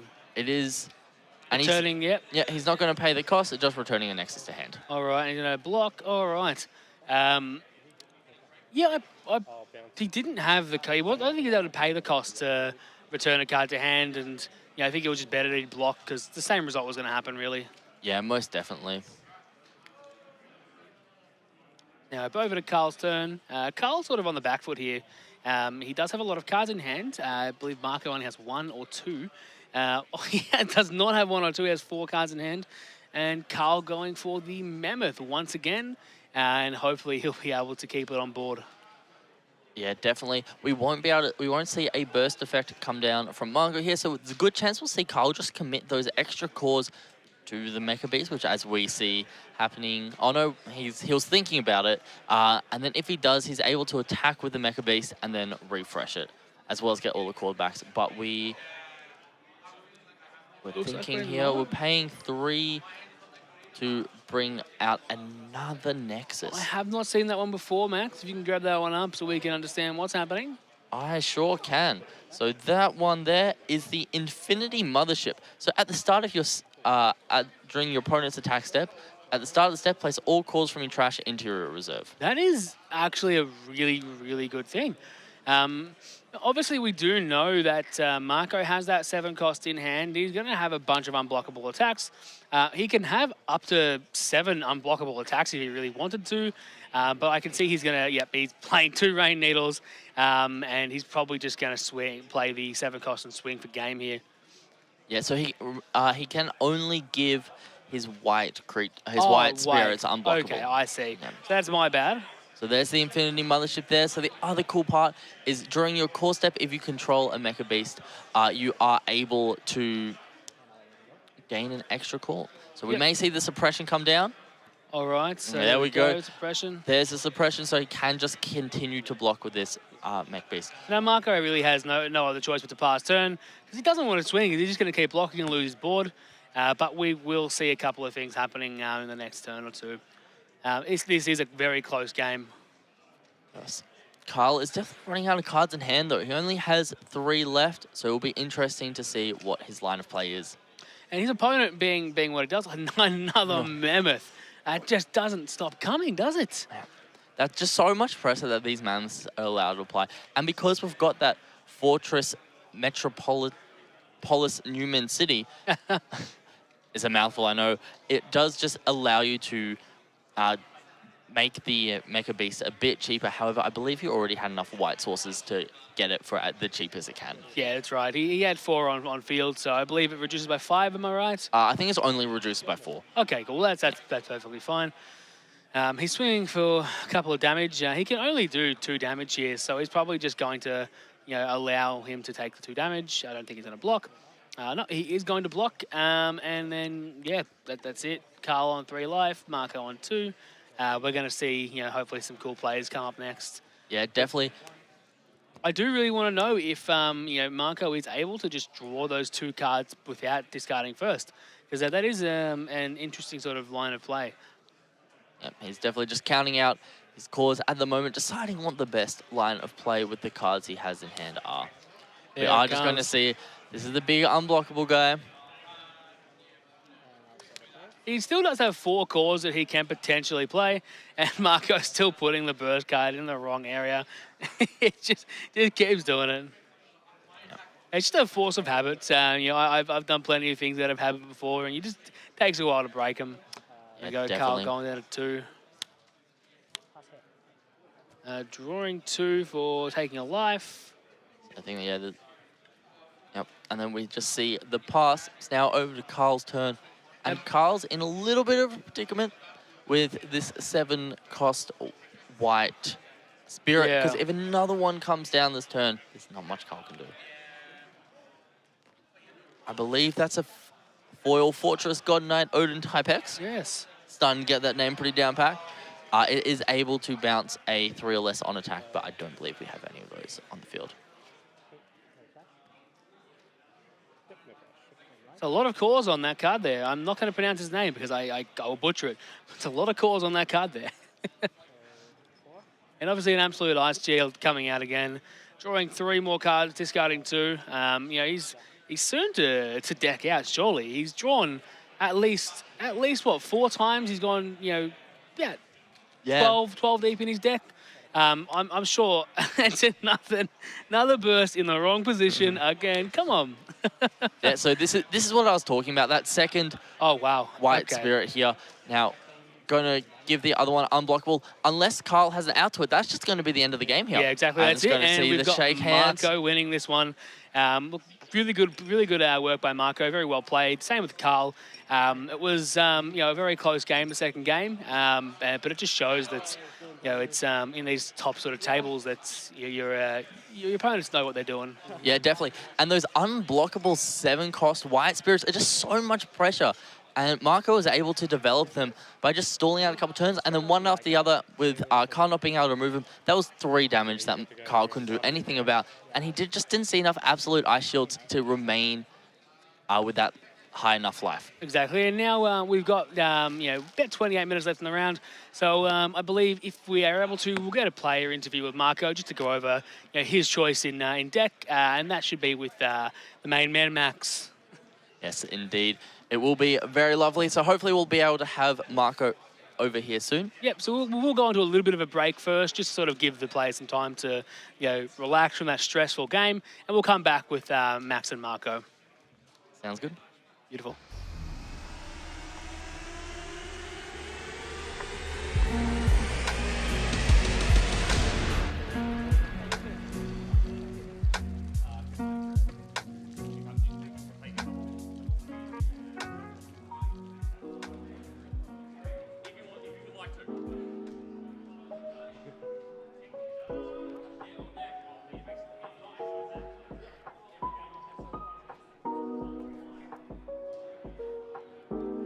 I'm sorry I died too quickly.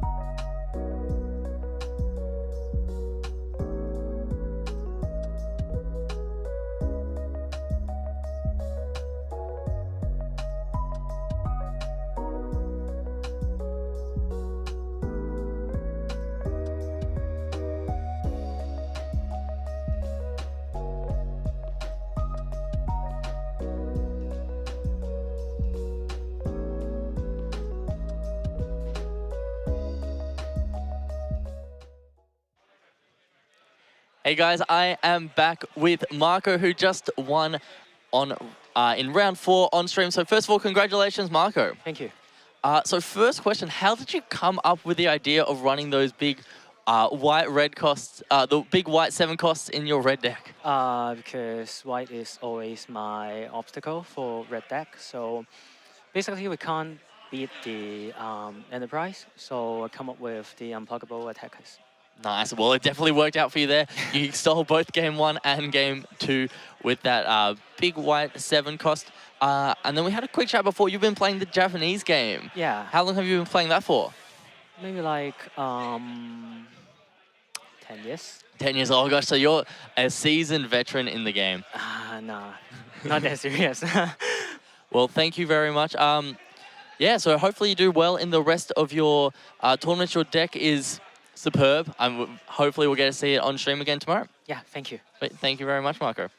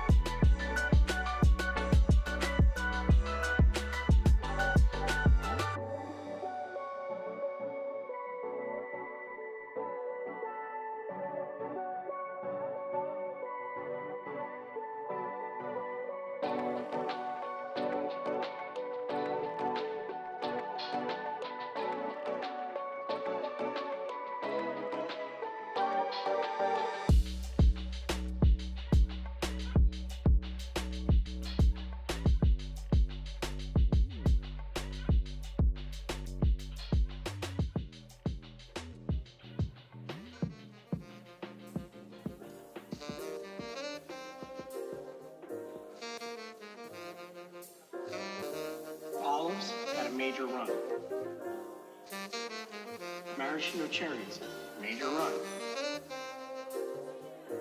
No one had a run like Limes. No one.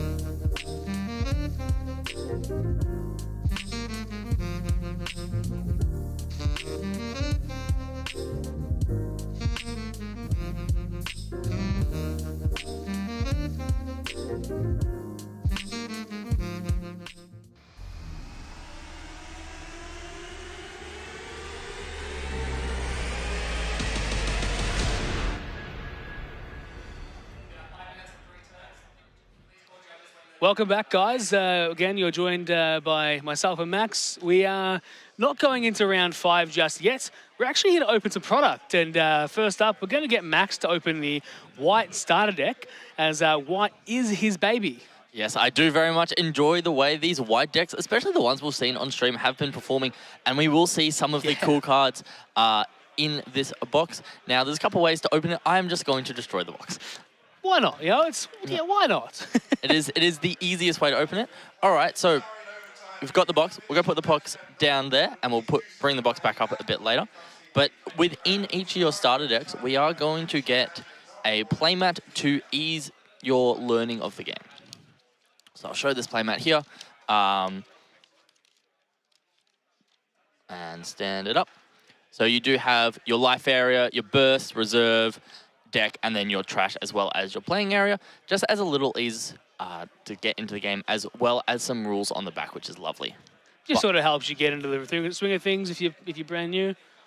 Going into the contents of the deck, we have taped at the back here our cores, which I will not open because it's going to be a mess. Now, the cores you've been seeing on stream are a lot larger, mainly because we need them to be larger for stream.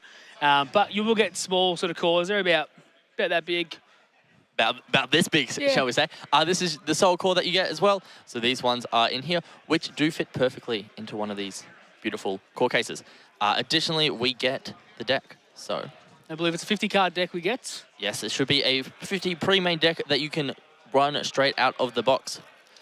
And the first card that you get in the deck is this unkillable elk that we've been seeing. I don't know whether you can get a good view of it on the camera. But this card is the one that when you block, it can't die, is the simplest way to put it. And then with all the suppressions going in, so we get 2 of these, which is absolutely beautiful. And then we get a bunch of the other cards. I won't go through them in too much detail, so Tyson has time to open up his.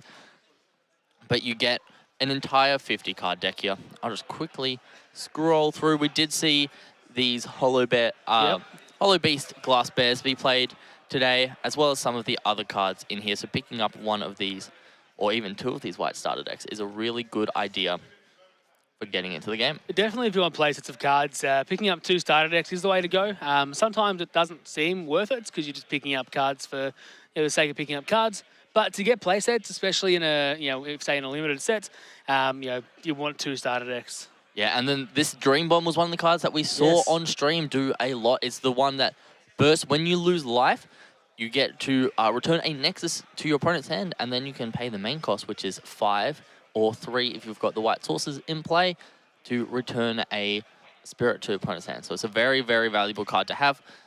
So that is the white starter deck. I will start to slowly pack up as Tyson goes for his yellow starter deck. Yellow. So I am very keen on yellow and red, especially after seeing that last round 4.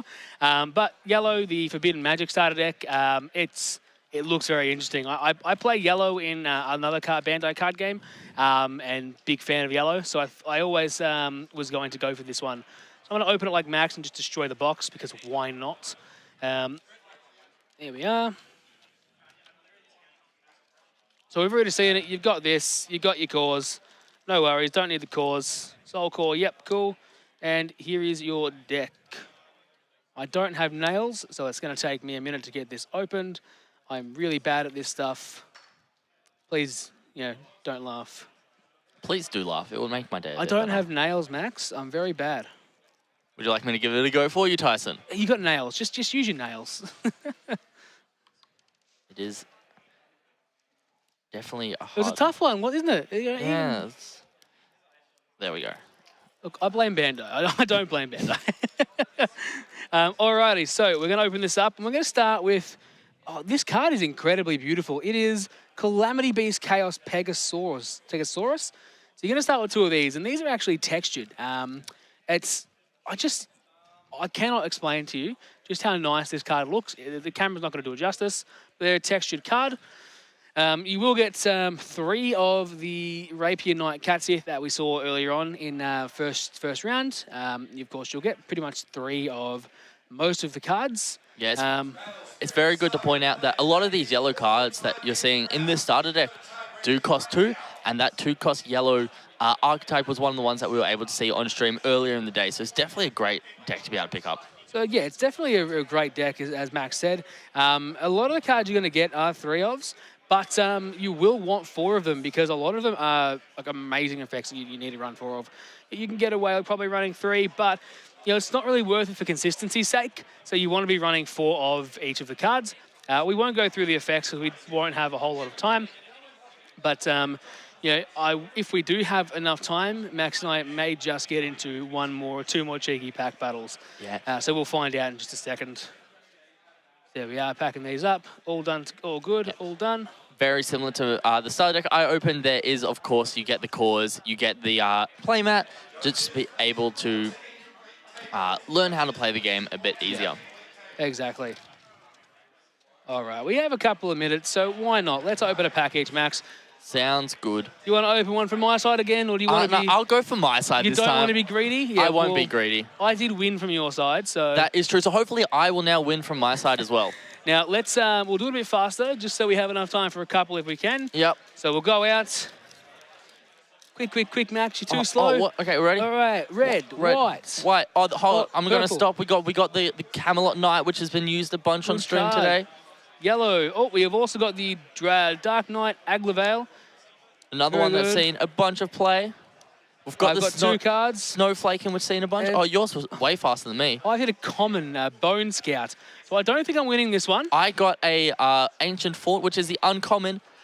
Oh, I got the alternate absolute there we ice go. shield. This is probably one of the most expensive cards in the set. I don't know how I can show this on camera to do this justice. I've got to see this, Max. Give me that card. Actually, I just take all your cards. I'll let you have a look at that beauty right there. That is brilliant. That absolute ice shield alt art, the texture on that. Bandai has just put so much love, time, and effort into these cards. The camera's not going to do it justice. I can get some sort of angle. It's really hard, yeah. Yeah, this card is beautiful, and you deserve that win, Max.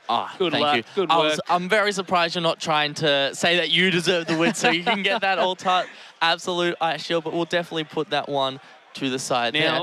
Let's see. Do we have enough time for one more? I think we definitely have time for one more. All right, we'll go for one more. We'll go for one more. I'm going to take your side this time. Oh, we're both Why going not? for my We're side. going for your side. Well, it seems like my side has won every pack battle so It far. has so far. So it'll be interesting to see if we get a tie. Let's just go for the final 2 cards at the final front. 2. 1, 2. So all right. 3, 2, 1. Flip over. Oh, you just put them at the front. Oh, okay. Hold on. I put them at the front. All right. I got a common. I got a foil common and... There you go. A Wonderland Alice, which is one of the X-Rare cards in the set. Jeez, well, you just completely beat me, but I did get a Core Thief, and that's a card that we've been seeing a bit of, especially in the 2 white matches we played. Obviously, being able to discard any number of cards to take any number of cores off of your opponent's characters. This has been a massive card in those couple of games that we've seen being played. Now, obviously, Max, you win this one. I will be taking that foil Core Thief off you because I am a thief of the cores. Not very happy with that. You don't deserve that win. I think we may have to do one more just so you can get a win. Can we? Can we really? I think we can. All right, we can do one more. I will choose your pack. Oh, you will? Oh, okay. All right, so we're going to go... I'm going to give you the dragon. Okay. I'll take the card that has the 7-cost unblockable effect. You know what? Before we open these packs, let's get one of each of these pack cards out here so we can show off the beautiful artwork. Is there 3 or is there 4? Oh, and 4. Look at that. Is there another one? Yeah, there's another one. There's 5? Alrighty, so we're going to quickly do this last one really fast, Max. Let's go. Let's fast. go. Quick, open the pack. 1, 2, I've got nothing crazy here. I've got a white uncommon, Head Snow Librarian Saga quickly. I have got a white common and another X-Rare. Tyson, I just don't think today is your lucky day, or this round is not your lucky round. What can I do? Well, you'll be able to get me later in the day. Well, that'll be it. We're going to do a quick break, guys, and we'll come back soon with round 5. See you soon. See ya.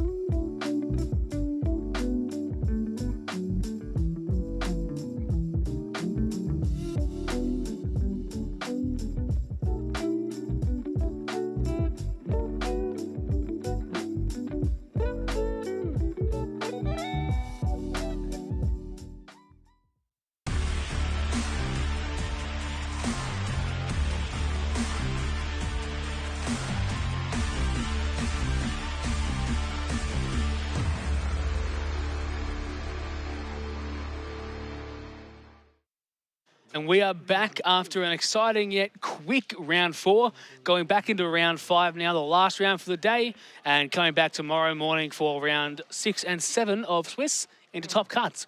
So again, we're just about to jump into round 5, just setting things up for a little bit, and we'll have that up very soon. Yeah, I believe we do have a white player coming against a purple player. So white is one of those decks that just keeps coming back, and it is so strong, as we've seen. And the white card just seems so splashable too. You can just put them in anything, and there you go. You've got a fully functioning white deck with some red cards, some purple cards, anything. Yeah, it definitely looks like the players are having a bit of a laugh there with the judge, and we're getting ready to start round 5. So we have put on table 1 for the stream today. I think just wanted to get table 1 on there so we can show the peak of the day. Curious to see who's playing what, who's got the white deck and who's got the purple deck, because purple's gonna struggle. It's gonna have a bit of a hard time into white, so it's gonna be interesting to see how this purple player plays into them. Yep, so they are ready to go. It looks like they're already set up and ready to start, and we already see the start here. Can't see what purple on the left. Yep. Yeah, there we go. We see the Nexus, the purple Nexus, that when you remove cores to delete something, you get a draw card, and we get the Pegasus here on the right as well. It just seems to be the standard opening for white, just Pegasus. Yeah, Pegasus is just a safe place, especially against purple, because you aren't able to select it with this effect. And we're going to see a Starblast draw from the purple player just right off the bat. Not attempting to play anything, just trying to get the card advantage. Yep, and then white's going to have an option here. They, of course, are able to attack if they want to with the Pegasus, and it's essentially a free attack because it assumably will be able to block as well the turn after, because it does have that red core on it. Exactly. It looks like everything's just going on the Pegasus. He's like, yeah, you are not killing my Pegasus. Yeah, that is a draw, dump onto Pegasus, and pass. What an incredible play. Yeah, both these players do look relatively seasoned in the game. They seem like they're just fluid with their movements. So it's good to see either a lot of practice or a bit of repetition with the Japanese game as well. Now, as we do know, this is a reboot of Battle Spirits in Japan, so it isn't exactly the same game. So it is slightly different, as from what I'm aware. So even if you are aware of the Japanese game, you're going to have to learn the mechanics of Battle Spirit Saga again.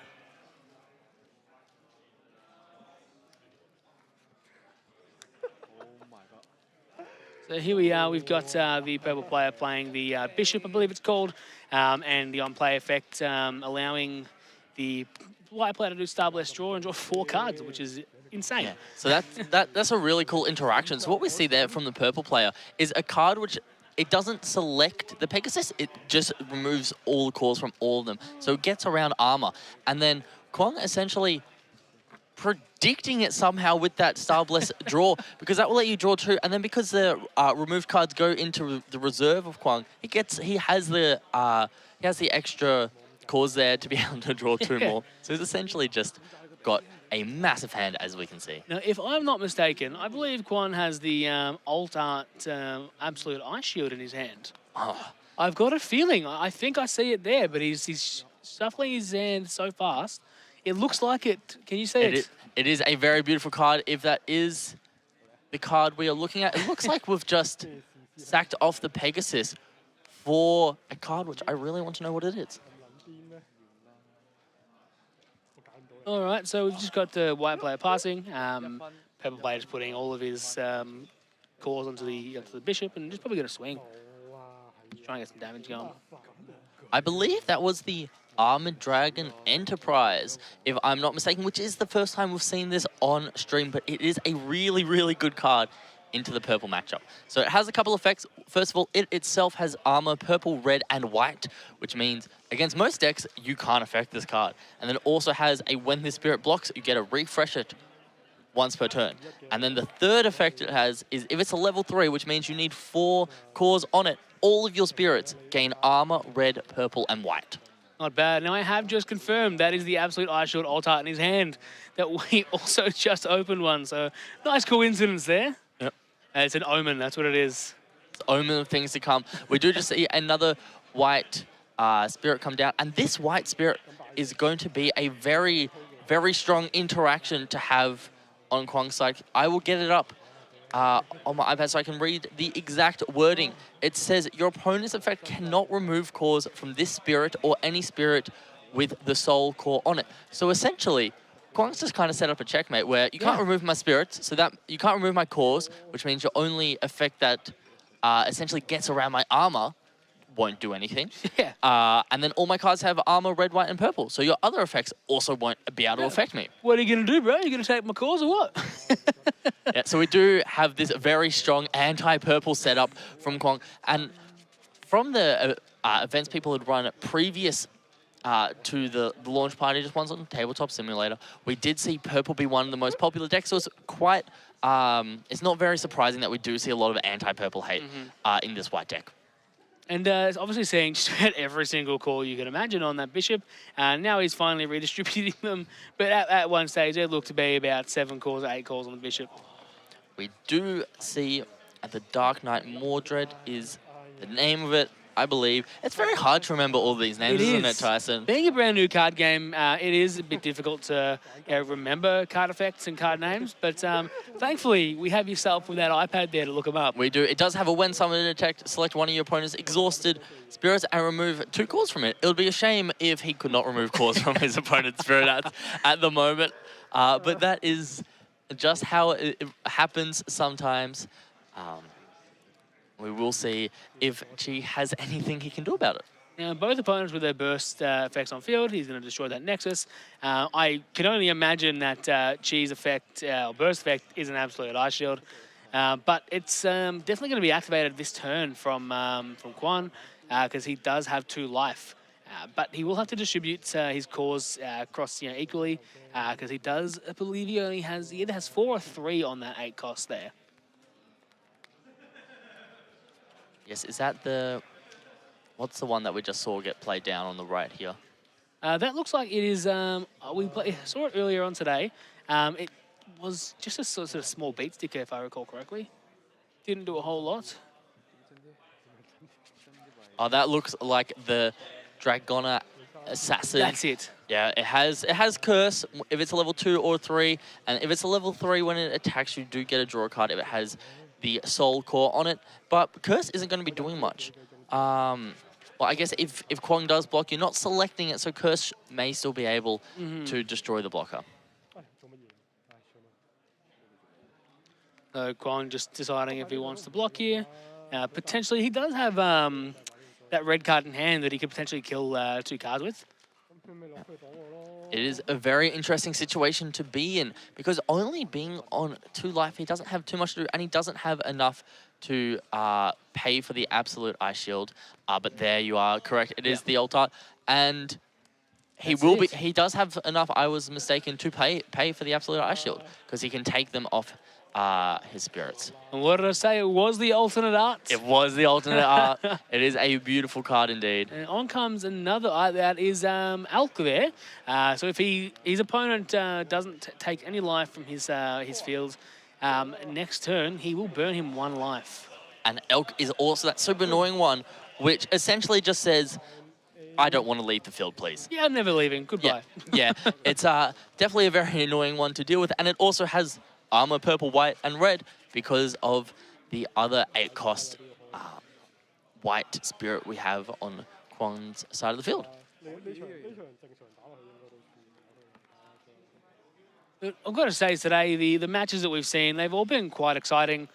There's not been a single match where I've thought, man, this is, this could be better. We've had very exciting matches, and all of the opponents seem to, have a great understanding of the game, and have just been great to watch. Yeah, definitely. And this Elk essentially can get around Curse because it just, when it blocks for the turn, it can't be destroyed by destruction effects. It can't have, it can't be removed from battle, and it can't have its cores removed. So it's very much just a, I want to stay on the field, please. Yeah, just thanks for coming. I'm going to win now. But with the purple player having 3 blockers up, essentially, he's going to have a bit of a tough time with Quan to actually get things going, as we are pretty certain that's an absolute ice shield in the burst area. If he can get the attacks through, he's probably still not going to have to Yeah, Quan has just played another blocker and passed the turn. He's essentially saying, I have enough spirits that you can't get through me, and I also have enough spirits that I can get one attack through next turn, and I am going to burn you to get you down to 1. So that Absolute Ice Shield really won't be doing much. 100% Max. We do see that Dark Lancer come down, which is just the on-play draw card, which has seen a lot of play in these purple decks, because you really just want to be able to see as many cards as you can. And with these blockers as well, if he does have the suppression in hand, he can just consistently block with that one card, and his opponent is just always is never going to be able to get a damage through, and basically he's at a loss for the next turn. Yeah, definitely. Elk plus Suppression is a very strong combo, which is why it's crazy that White essentially has the only counter to it, being the other 7 cost, the Diner, because it's unblockable. Yeah, and with Chi, he's forced to do what we saw earlier on today. When he does lose that life, he will have to use the Absolute Ice Shield, because he won't be able to use it at all after that. Yeah, we'll see if he knows about that interaction, but we do just see another Nexus get played here. It won't do much in this particular situation, but it is just good to have Nexuses on the field because they do give you additional effects. And we just see a couple of cores be distributed, so the spirits have extra BP. 100%. It looks like he's potentially just going to pass turn here, or he's just going to try and swing. And just rearranging the cores. I think the core arrangement is really a fine art in this game. It is, yeah. You've got to really know when to place cards or cores on other cards, and if you don't put the right amount on, you could just lose the game outright from there. Definitely. And a funny thing, when Quan shuffles his hand, he shuffles his hands upside down. Yep, I just noticed that, and it was killing me. But we did just see the Chi take the life and use the Absolute Ice Shield, so he does know the interaction. But now he's sort of in a really rough position, because if he can't get through 5 or 6 attacks now, he's lost the game. Essentially, yeah, it's a very rough position to be in. Oh, it looks like we're just seeing a pass. Quan doesn't want to take the risk of exhausting all his blockers for Chi to have an out in his hand. Yeah, he's just going to keep going and just play that advantage game. These players definitely have a better understanding of the purple matchup than ours. So yeah, we can remove the cores of some of the spirits, because it's only the white spirits there only protect themselves, and whichever spirit has the red the soul core on it. Well, they just took the cores off of that. So is that not how that works? No, those were deleted from the burning force. Okay. Yes.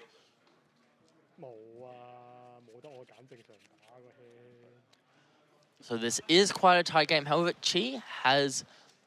Oh, wow. Wow. He's discarding his entire hand, and he's like, yeah, look, if you can't get it, I can't get it. Yeah, and Chi's essentially just set up this situation where he has 6 attacks on field, while Quan only has 3 blockers and 2 life. I believe one of them's a Nexus, so it's only 5 attacks. Oh, sorry, one is a Nexus, that is. Thank you for pointing that out, Tyson. Just, yeah, rearranging those cores to make sure we get the optimal value out of all of them, giving that Camelot Knight curse. So if Quan does block it, it will become, it will KO the opposing blocker. Now, Chi does have a burst card down, so potentially another Absolute Ice Shield. And he's just getting rid of one of his cards on field. What happened there? I think he moved one of the cores off it because he would prefer to have the extra cores on one of his other. Okay, well, we've just seen a rapid movement from both players. Chi losing 3 of his cards, and 4 cards now out of his whole field. He will gain 1 back though off of that. I think it's the Empower effect. Is that right? So the Immortal effect. So when one of your spirits with cost of 4 or 5 dies, you can summon it back from the grave. But that doesn't work if you take the cores off yourself. Is that right? That is correct.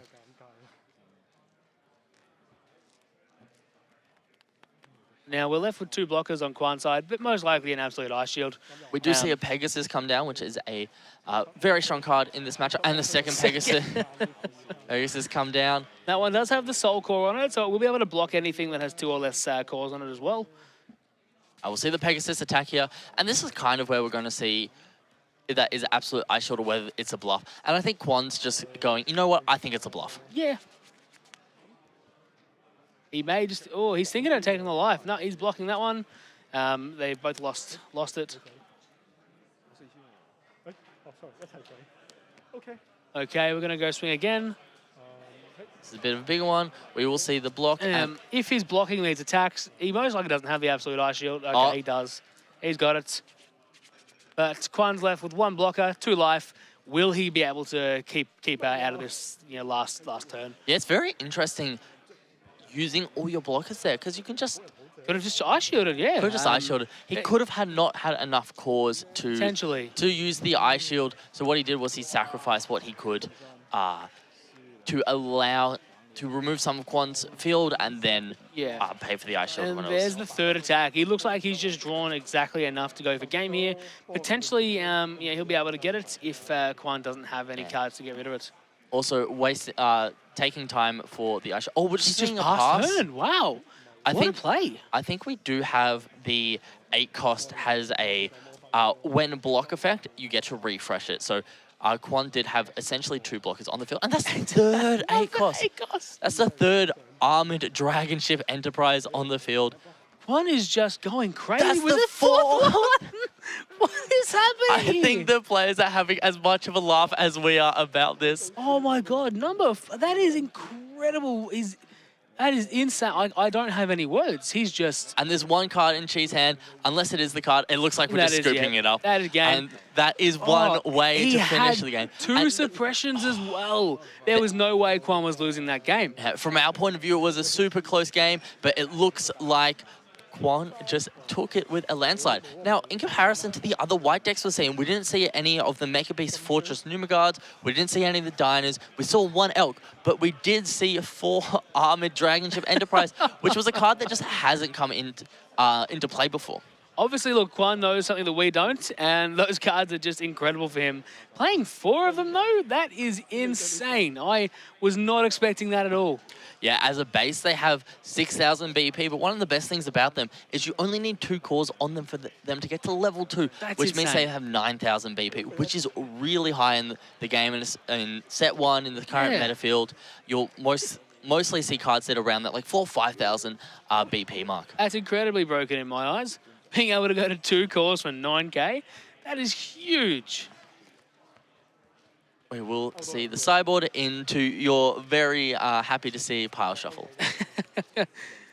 This man just, he shuffles and shuffles and shuffles super fast.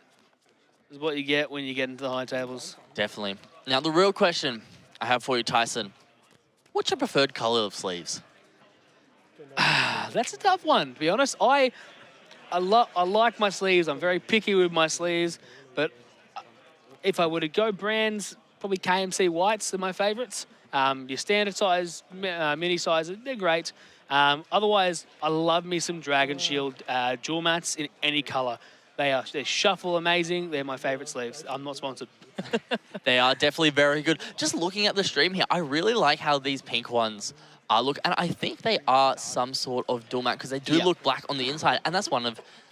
I just love sleeves. I've spent way too much money in my life on sleeves, and as soon as I see pretty sleeves on the screen, I do have to talk about them. They look like the new color. So Dragon Shield bring out a new color of sleeves, and that is the new color, I believe. That looks like the new dual mats. Yeah, beautiful. And they shuffle brilliant. They do shuffle brilliant. I've got a set on one of my decks at home. All right, we're getting into the second game here. I'm curious to see how this plays out. And it looks like Quan is not keeping the hand. Chi looks very happy with that. Yeah, they're shuffling the cards back into the deck. Yep, you're just making sure they're not stacked together, which is fine because at the end of the day, you're randomizing your deck.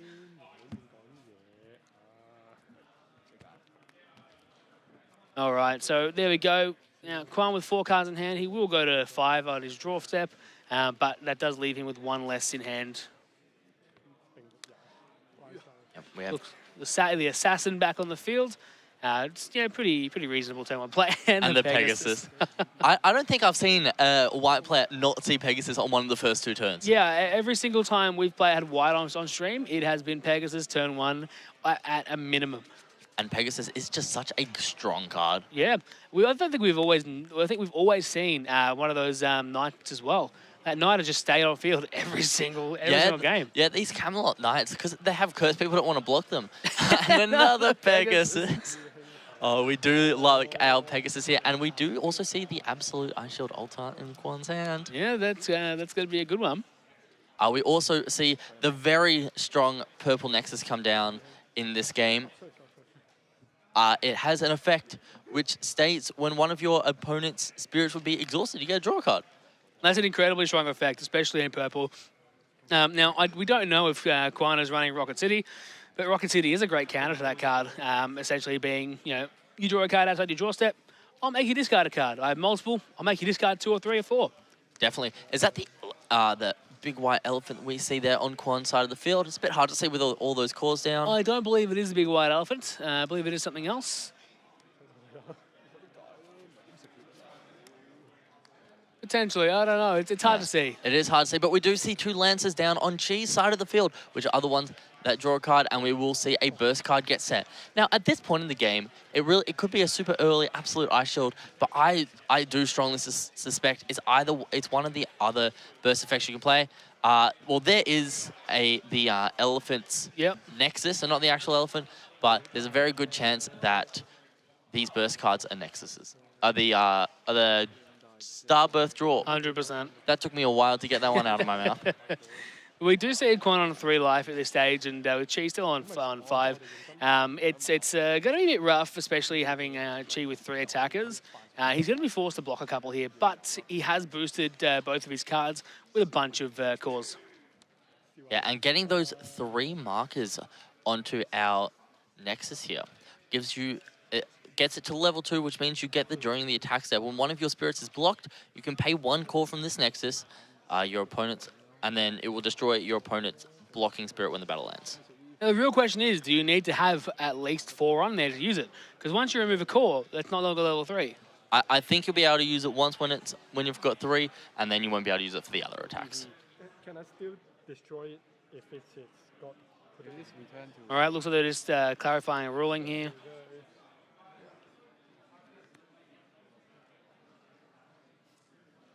Versus returning? Okay. I think that is the elephant, Max. You probably were right, but... Oh, no. I'm really having trouble deciphering that card.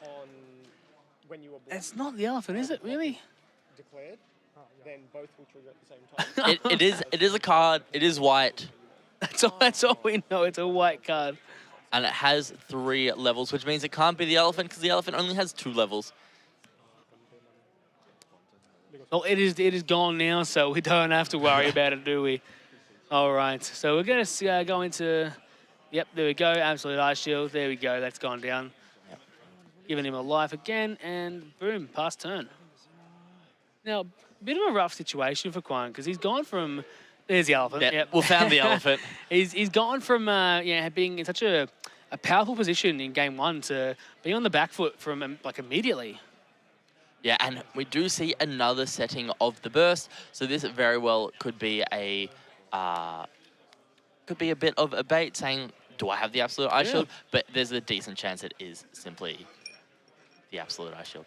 Now he's going to refresh both of his cards and gain his cores back due to the Mammoth, but now he's on 2 life and his opponent's on 3, and we are just going to have to wait and see what happens with those 4 additional cores he has available to him. Yeah, one of the best things about the big A drop, the Mecha Beast Fortress, is that you get the extra refresh step at the end of your turn if you have 4 cores on it, which means you're able to use your absolute Ice Shields for full effect. Now, me being me, I read the card and thought, wow, you get to refresh when you attack with it. not when it was the end of the turn. So I'm like, oh, I'll swing everything and refresh it. So I now know that is not the case, but it's, I thought that's pretty crazy. All right, we'll see some attacks come through. There's a decent enough chance that there could be a suppression in Quan's hand and just forcing the attacks to go through. Yep, especially with, oh my God, my man has just got every single attacker. obviously with the curse, it's going to kill the Pegasus, and an absolute ice shield coming back out. Yeah, we do see a decent amount of cheese. Spirits get rested there, but Quan definitely doesn't have the setup he had in the last game. No, he does not. He has... Oh, and we found the alt art. Oh. The alt art Mecha Beast Fortress and the unblockable 7-cost Diner. So he's going to give 2 cards unblockable, and if he can potentially get another Nexus out, he can make all 3 of his cards unblockable and just go for... Nope, he is just passing turn. There's a very good chance that our card is a burst absolute ice shield, so it's not too worth pushing through here. Now, with the 8 cost, does that one refresh even if you haven't attacked? You will still get the extra refresh step. However, you need 4 cores on it to get the refresh step. Okay, I see. So he's in a bit of a tough position then. Yep, there is 6 attacks present on Chi's board. Doesn't look like he has really enough cores to do much. However, remember, when one of these big 8 cost dies, he will get to draw 3 cards and gain 3 cores from the void. So I think Chi's going to try to do the best job he possibly can to avoid allowing Quan to sacrifice one of these big elephants. It's going to be tough, but we'll see how it goes. You know, we can never say never when in this game. We've definitely seen today that anyone can come back from any situation. Most definitely, yeah. Both players just thinking over what we're going to do, and it looks like we're about to go into the attack step, and we will declare an attack, and we get the first block off. Get a block, get a draw, loving that sort of card. He's not going to be able to save it because he doesn't have 3 cores. Another block, another draw, there we go. Just going really hard into those attacks. And another swing probably. He can't get the Soul Core onto the Camelot Knight because he doesn't, he's in the attack step. He's another block. And it just keeps drawing. So many draws. That Nexus has probably drawn a good 10 cards. Yeah, it has. And now that is game. All right. He was just like, sure, why not? So an interesting ruling, if you place a burst card into a card into your burst, which is not a burst, if it's revealed to not be a burst at the end of the game, you do lose that game. So Quan, by placing that burst card, already knew he lost the game. And it was just like a funny sign of you know what, this is me scooping. Oh, that is amazing. All right, so we're going to go into game 3 of the final round of the day. Great that it's going to game 3, to be honest, because we do want that exciting gameplay. Most definitely. And these players have both played extremely well. We've had 2 relatively lopsided games. So the first game we had Quan in a very commanding position, and the second game, the ball was just too wide for Quan to really be able to do anything about it. So we'll see how this game 3 goes. And you know what? We've had a lot of those games today where we've gone, one side has been super impressive, and then game 2, the next side is really impressive as well. And then the game 3, it's sort of gone, sort of even, and both opponents have had a tough time, beating the other one. And it's just sort of come down to, just that intense skill. Yeah, and one of the other things that I have noticed is that game Chi was able to get his Nexus out that let him draw a card every time that Quan exhausted his spirit. And game 1, Quan got that amazing star burst draw effect to draw 4 cards. And so those drawing cards have been super important in these matchups. They definitely have, Max. So it looks like they're just still deciding what's happening, and I believe Chi has opted to mulligan his hand, and Quan is keeping it by the looks of it. Now, again, it is the last round of the day today, so we will be having our round 6 and 7 tomorrow, and that will be at 10 a.m. So please join us for then. Until now, though, we do have the last half an hour of round 5. And that is our time zone, AEST, Australian Eastern Standard Time, by the way. Yeah. And we do see the big Nexus come down. I should know the name of this Nexus off the top of my head by now. I'm just going to, look it up. Netherworld Depths. The Nexus, I just call it Castle. The Nexus is called Netherworld Depths. It's Castle, Max. It is Netherworld Depths. And I will remember it for next time it is played. I can't wait to call it Castle. We now have... and another Castle. We also have a Purple Smoke Valley put in the middle there. So Chi's pretty much just said, Quan, if you're going to exhaust something, I think I'll draw 2 cards, thanks. Yeah, why not? Let's get it going. He has put down a burst card, but Chi is in a rough position straight away. He's going to play that card. Now, that is not the one that removes cores, is it? I believe that is the Immortal one that has been placed down at this time. Oh no, it is. Maybe it is the one that removed cores. No, because it has the armor red and purple. So I believe he's just done the burst effect and killed his own card. To get those draws out, which is fair enough. And now this is the card that we weren't able to decipher last game. So let's see if I can try again to decipher this game.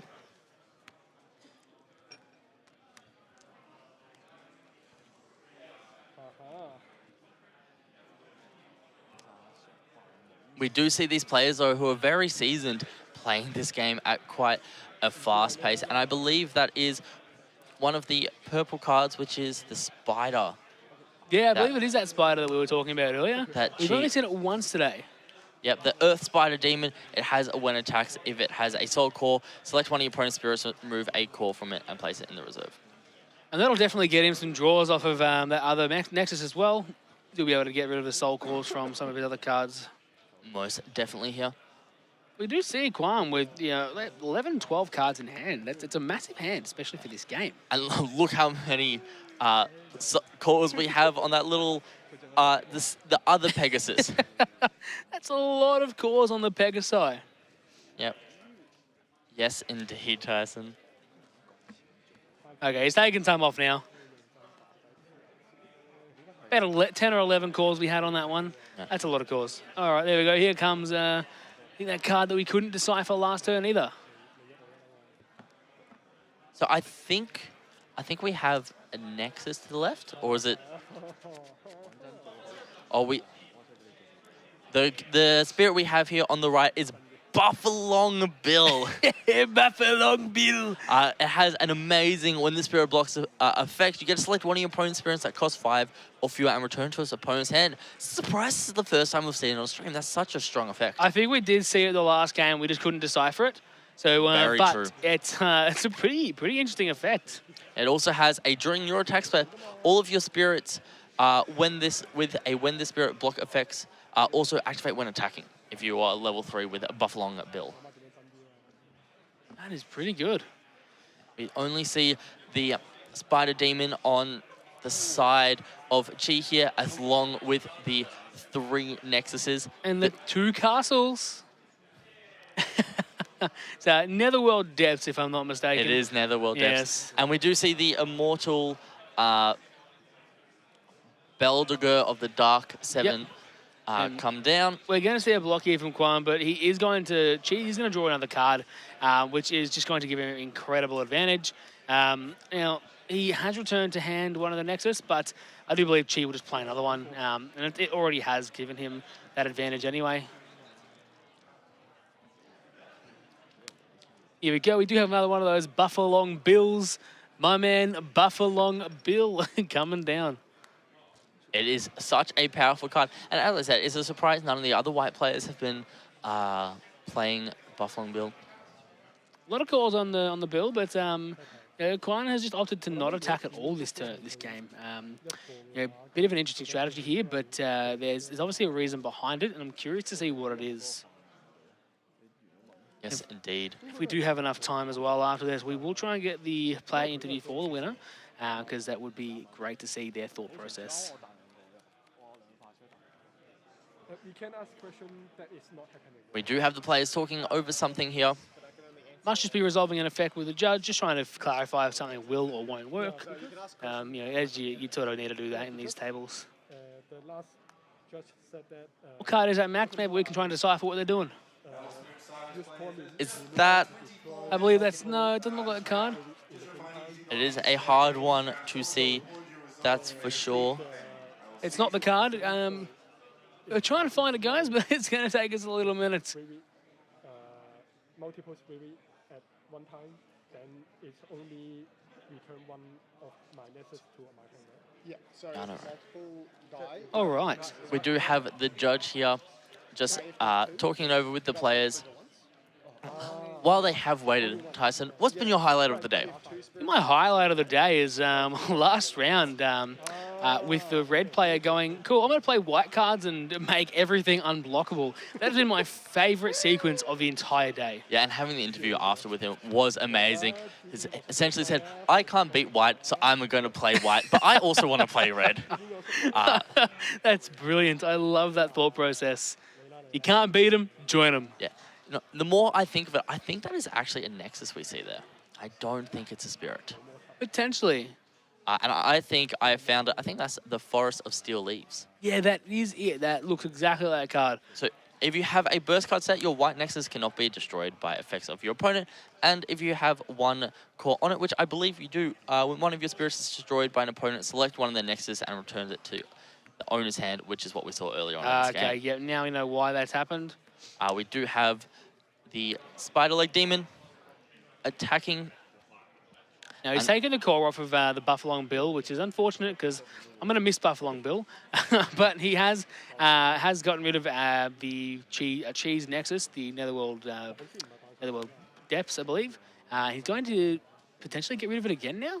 Yeah, so there is the Mecha Wing Duck, which just blocked, which has a during your opponent's attack step, when one of your opponent's spirits returns to the hand, place a call from the void onto the spirit. So it's a pretty cool card. Yeah, a lot of ramp effects, and now he's just going to be like, cool, I'm going to draw 2 cards. Thank you, goodbye.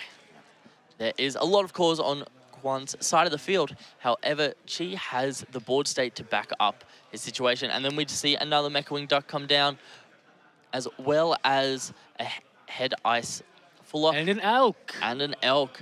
So this Head Ice Fuller essentially just protects the Elk from having its cores removed, as well as just having such strong defensive... Yeah. Now, what is the bet, Max, that Kwan actually has a suppression in hand and just going to infinitely block with Elk? Look, if he does, that is a lot of value. We will see... Oh, that is rough. The Burning Force come down to kill a couple of cards there. He's probably got the Absolute Ice Shield in his burst, so he's probably not going to worry about using suppression here and just using Absolute Ice Shield immediately. Yeah, especially while you have enough cores to use Absolute Ice Shield, it's definitely the way to go. And considering it is going to be reduced as well, yeah, there's no reason not to. Yeah, definitely. And the great thing about Absolute Ice Shield here is just being able to stay on such a... just being able to stay at that 2 life. You don't want to ever go below it. Yeah. And we really want with this Elk to be able to essentially not take any damage to ensure that we can start burning our opponent slowly. Absolute Ice Shield effectively says, I'm going to heal 4 life throughout the entire game. Have fun trying to get rid of them, and that's that. Yeah, most definitely. So on attack, we get to remove a core there, and then we are using for Deadly Balance before there is a chance for the Elk even to block. Oh my. So Deadly Balance, for those who don't know, your opponent selects one of their spirits and then select one of your spirits and destroy both. So we do have a burst effect, but it's not Absolute Ice Shield. And this is just... Okay, he had 3, okay. So he's on one life now. Absolute Ice Shield will not help him any further. He does have 1 in hand, though, but it's just... Yeah, this is going to be rough. I can't imagine how this is going to go going forward. I've just got a feeling that he has another one of those... the red cards to KO another Buffalong Bill. Let's go, Buffalong Bill. Yeah. So we did just see Countersword come down, which is a when an opponent resolves a when summoned effect is the burst. Select one of your opponent's spirits, return to the top of their deck, and you may pay this card's cost to activate its main effect, which is place a call from your void into your life, which is how we saw the survival there. So essentially, Ice Shield. Essentially, it's a mini Ice Shield. Is another way to look at it. It looks like he would have just said an Ice Shield there, or another one of those, I forgot the name already, but another one of those cards. Countersword. Countersword, there we go. We do see the Assassin come down here for Chi. Chi is on 3 attacks with only needing to deal 1. And we do see the Nether Depths or Castle come down. Castle, another castle coming down, let's go. And we will just see the pass. I think Chi wants to set up a little bit more of a board state before going in for game here. Yeah, I believe he's just trying to force his opponent. Another Buffalong Bill. I think that's our 4th Buffalong Bill, because Buffalong Bill is able to remove at least one of the attackers when it blocks. So it will have a it'll be very hard for Chi to swing through at Yeah, this it point in will. time. But Also also, on draw effect. yep, Oh, and there it is. There's the forget his name, and I will forget it always. the Lance. No, it's the card he drew. That red card. Oh, the Burning Force. Burning Force. Be able to remove Oh, that is rough. 2 of the low-cost blockers on the field. And there's 4 attackers. If you remove 2, that means we have 2 blockers. We see another Spirit come through here. Sorry, another Nexus, and we will see a draw, a block, and some more draws from the Netherworld depths. And Buffalo Bill's going to bounce something back to hand. And then we are just resolving through the effects. And it looks like we're going to absolute Ice Shield from hand. All right, so it looks like Quan has definitely, forced his way back into this game.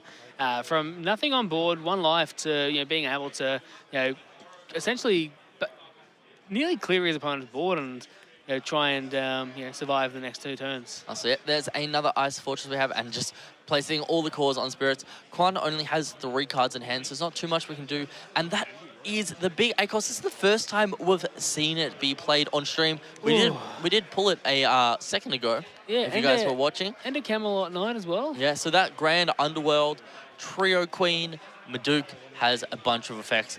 One of the best ones is it has 3 counters on which it currently does. It gets a Blood Curse, which is when the Spirit would be destroyed by your opponent. You may place 1 core from your opponent's life and 1 core from the Spirit into the owner's hand to keep this Spirit on the field refreshed. So if you're able to swing with it and your opponent has to kill it with the block, you will be able to burn that last damage, but we do just see the absolute Ice Shield ending the turn. I don't think I can see, Quan to have anything further going on. It just doesn't seem like he can continue. No, it does seem like a very rough place for Quan to be in here. His 2 cards in hand look to be Spirits. I can't imagine he'll be able to push this game any further.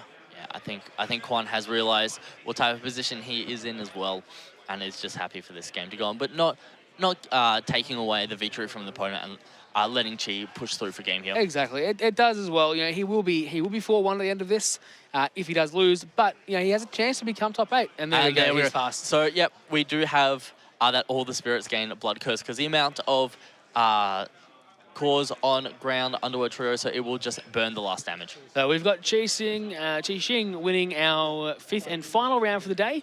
Again, will have 2 additional rounds of Swiss tomorrow at 10 a.m. AEST, the Australian Eastern Standard Time.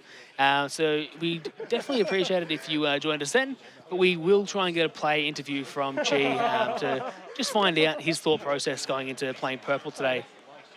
Last game is our friends too. Yeah. Yeah, this one. Yeah, this one. So, Max, how do we find that game? That was a pretty intense game. Game 1, we saw all of Quan's purple hate come down, and it really did push the field. But game 2 and 3, they just weren't anywhere to be seen, and she really just ran away with the game. Yeah, well, game 1, having those 4 ACOS was just incredible. It was insane. But games 2 and 3, those Nexuses, the castles, they came in so clutch. He was just drawing cards for days. There was no way that Quan was able to actually continue to out-resource him. Yeah, definitely. All those card draws did come in very clutch for Chi today, and was able to get the victory, going undefeated in day 1 of Swiss. All right, we'll quickly get Chi onto... we'll take On my the stream. seat so Tyson can interview him, and we'll be back in a quick sec. Beautiful.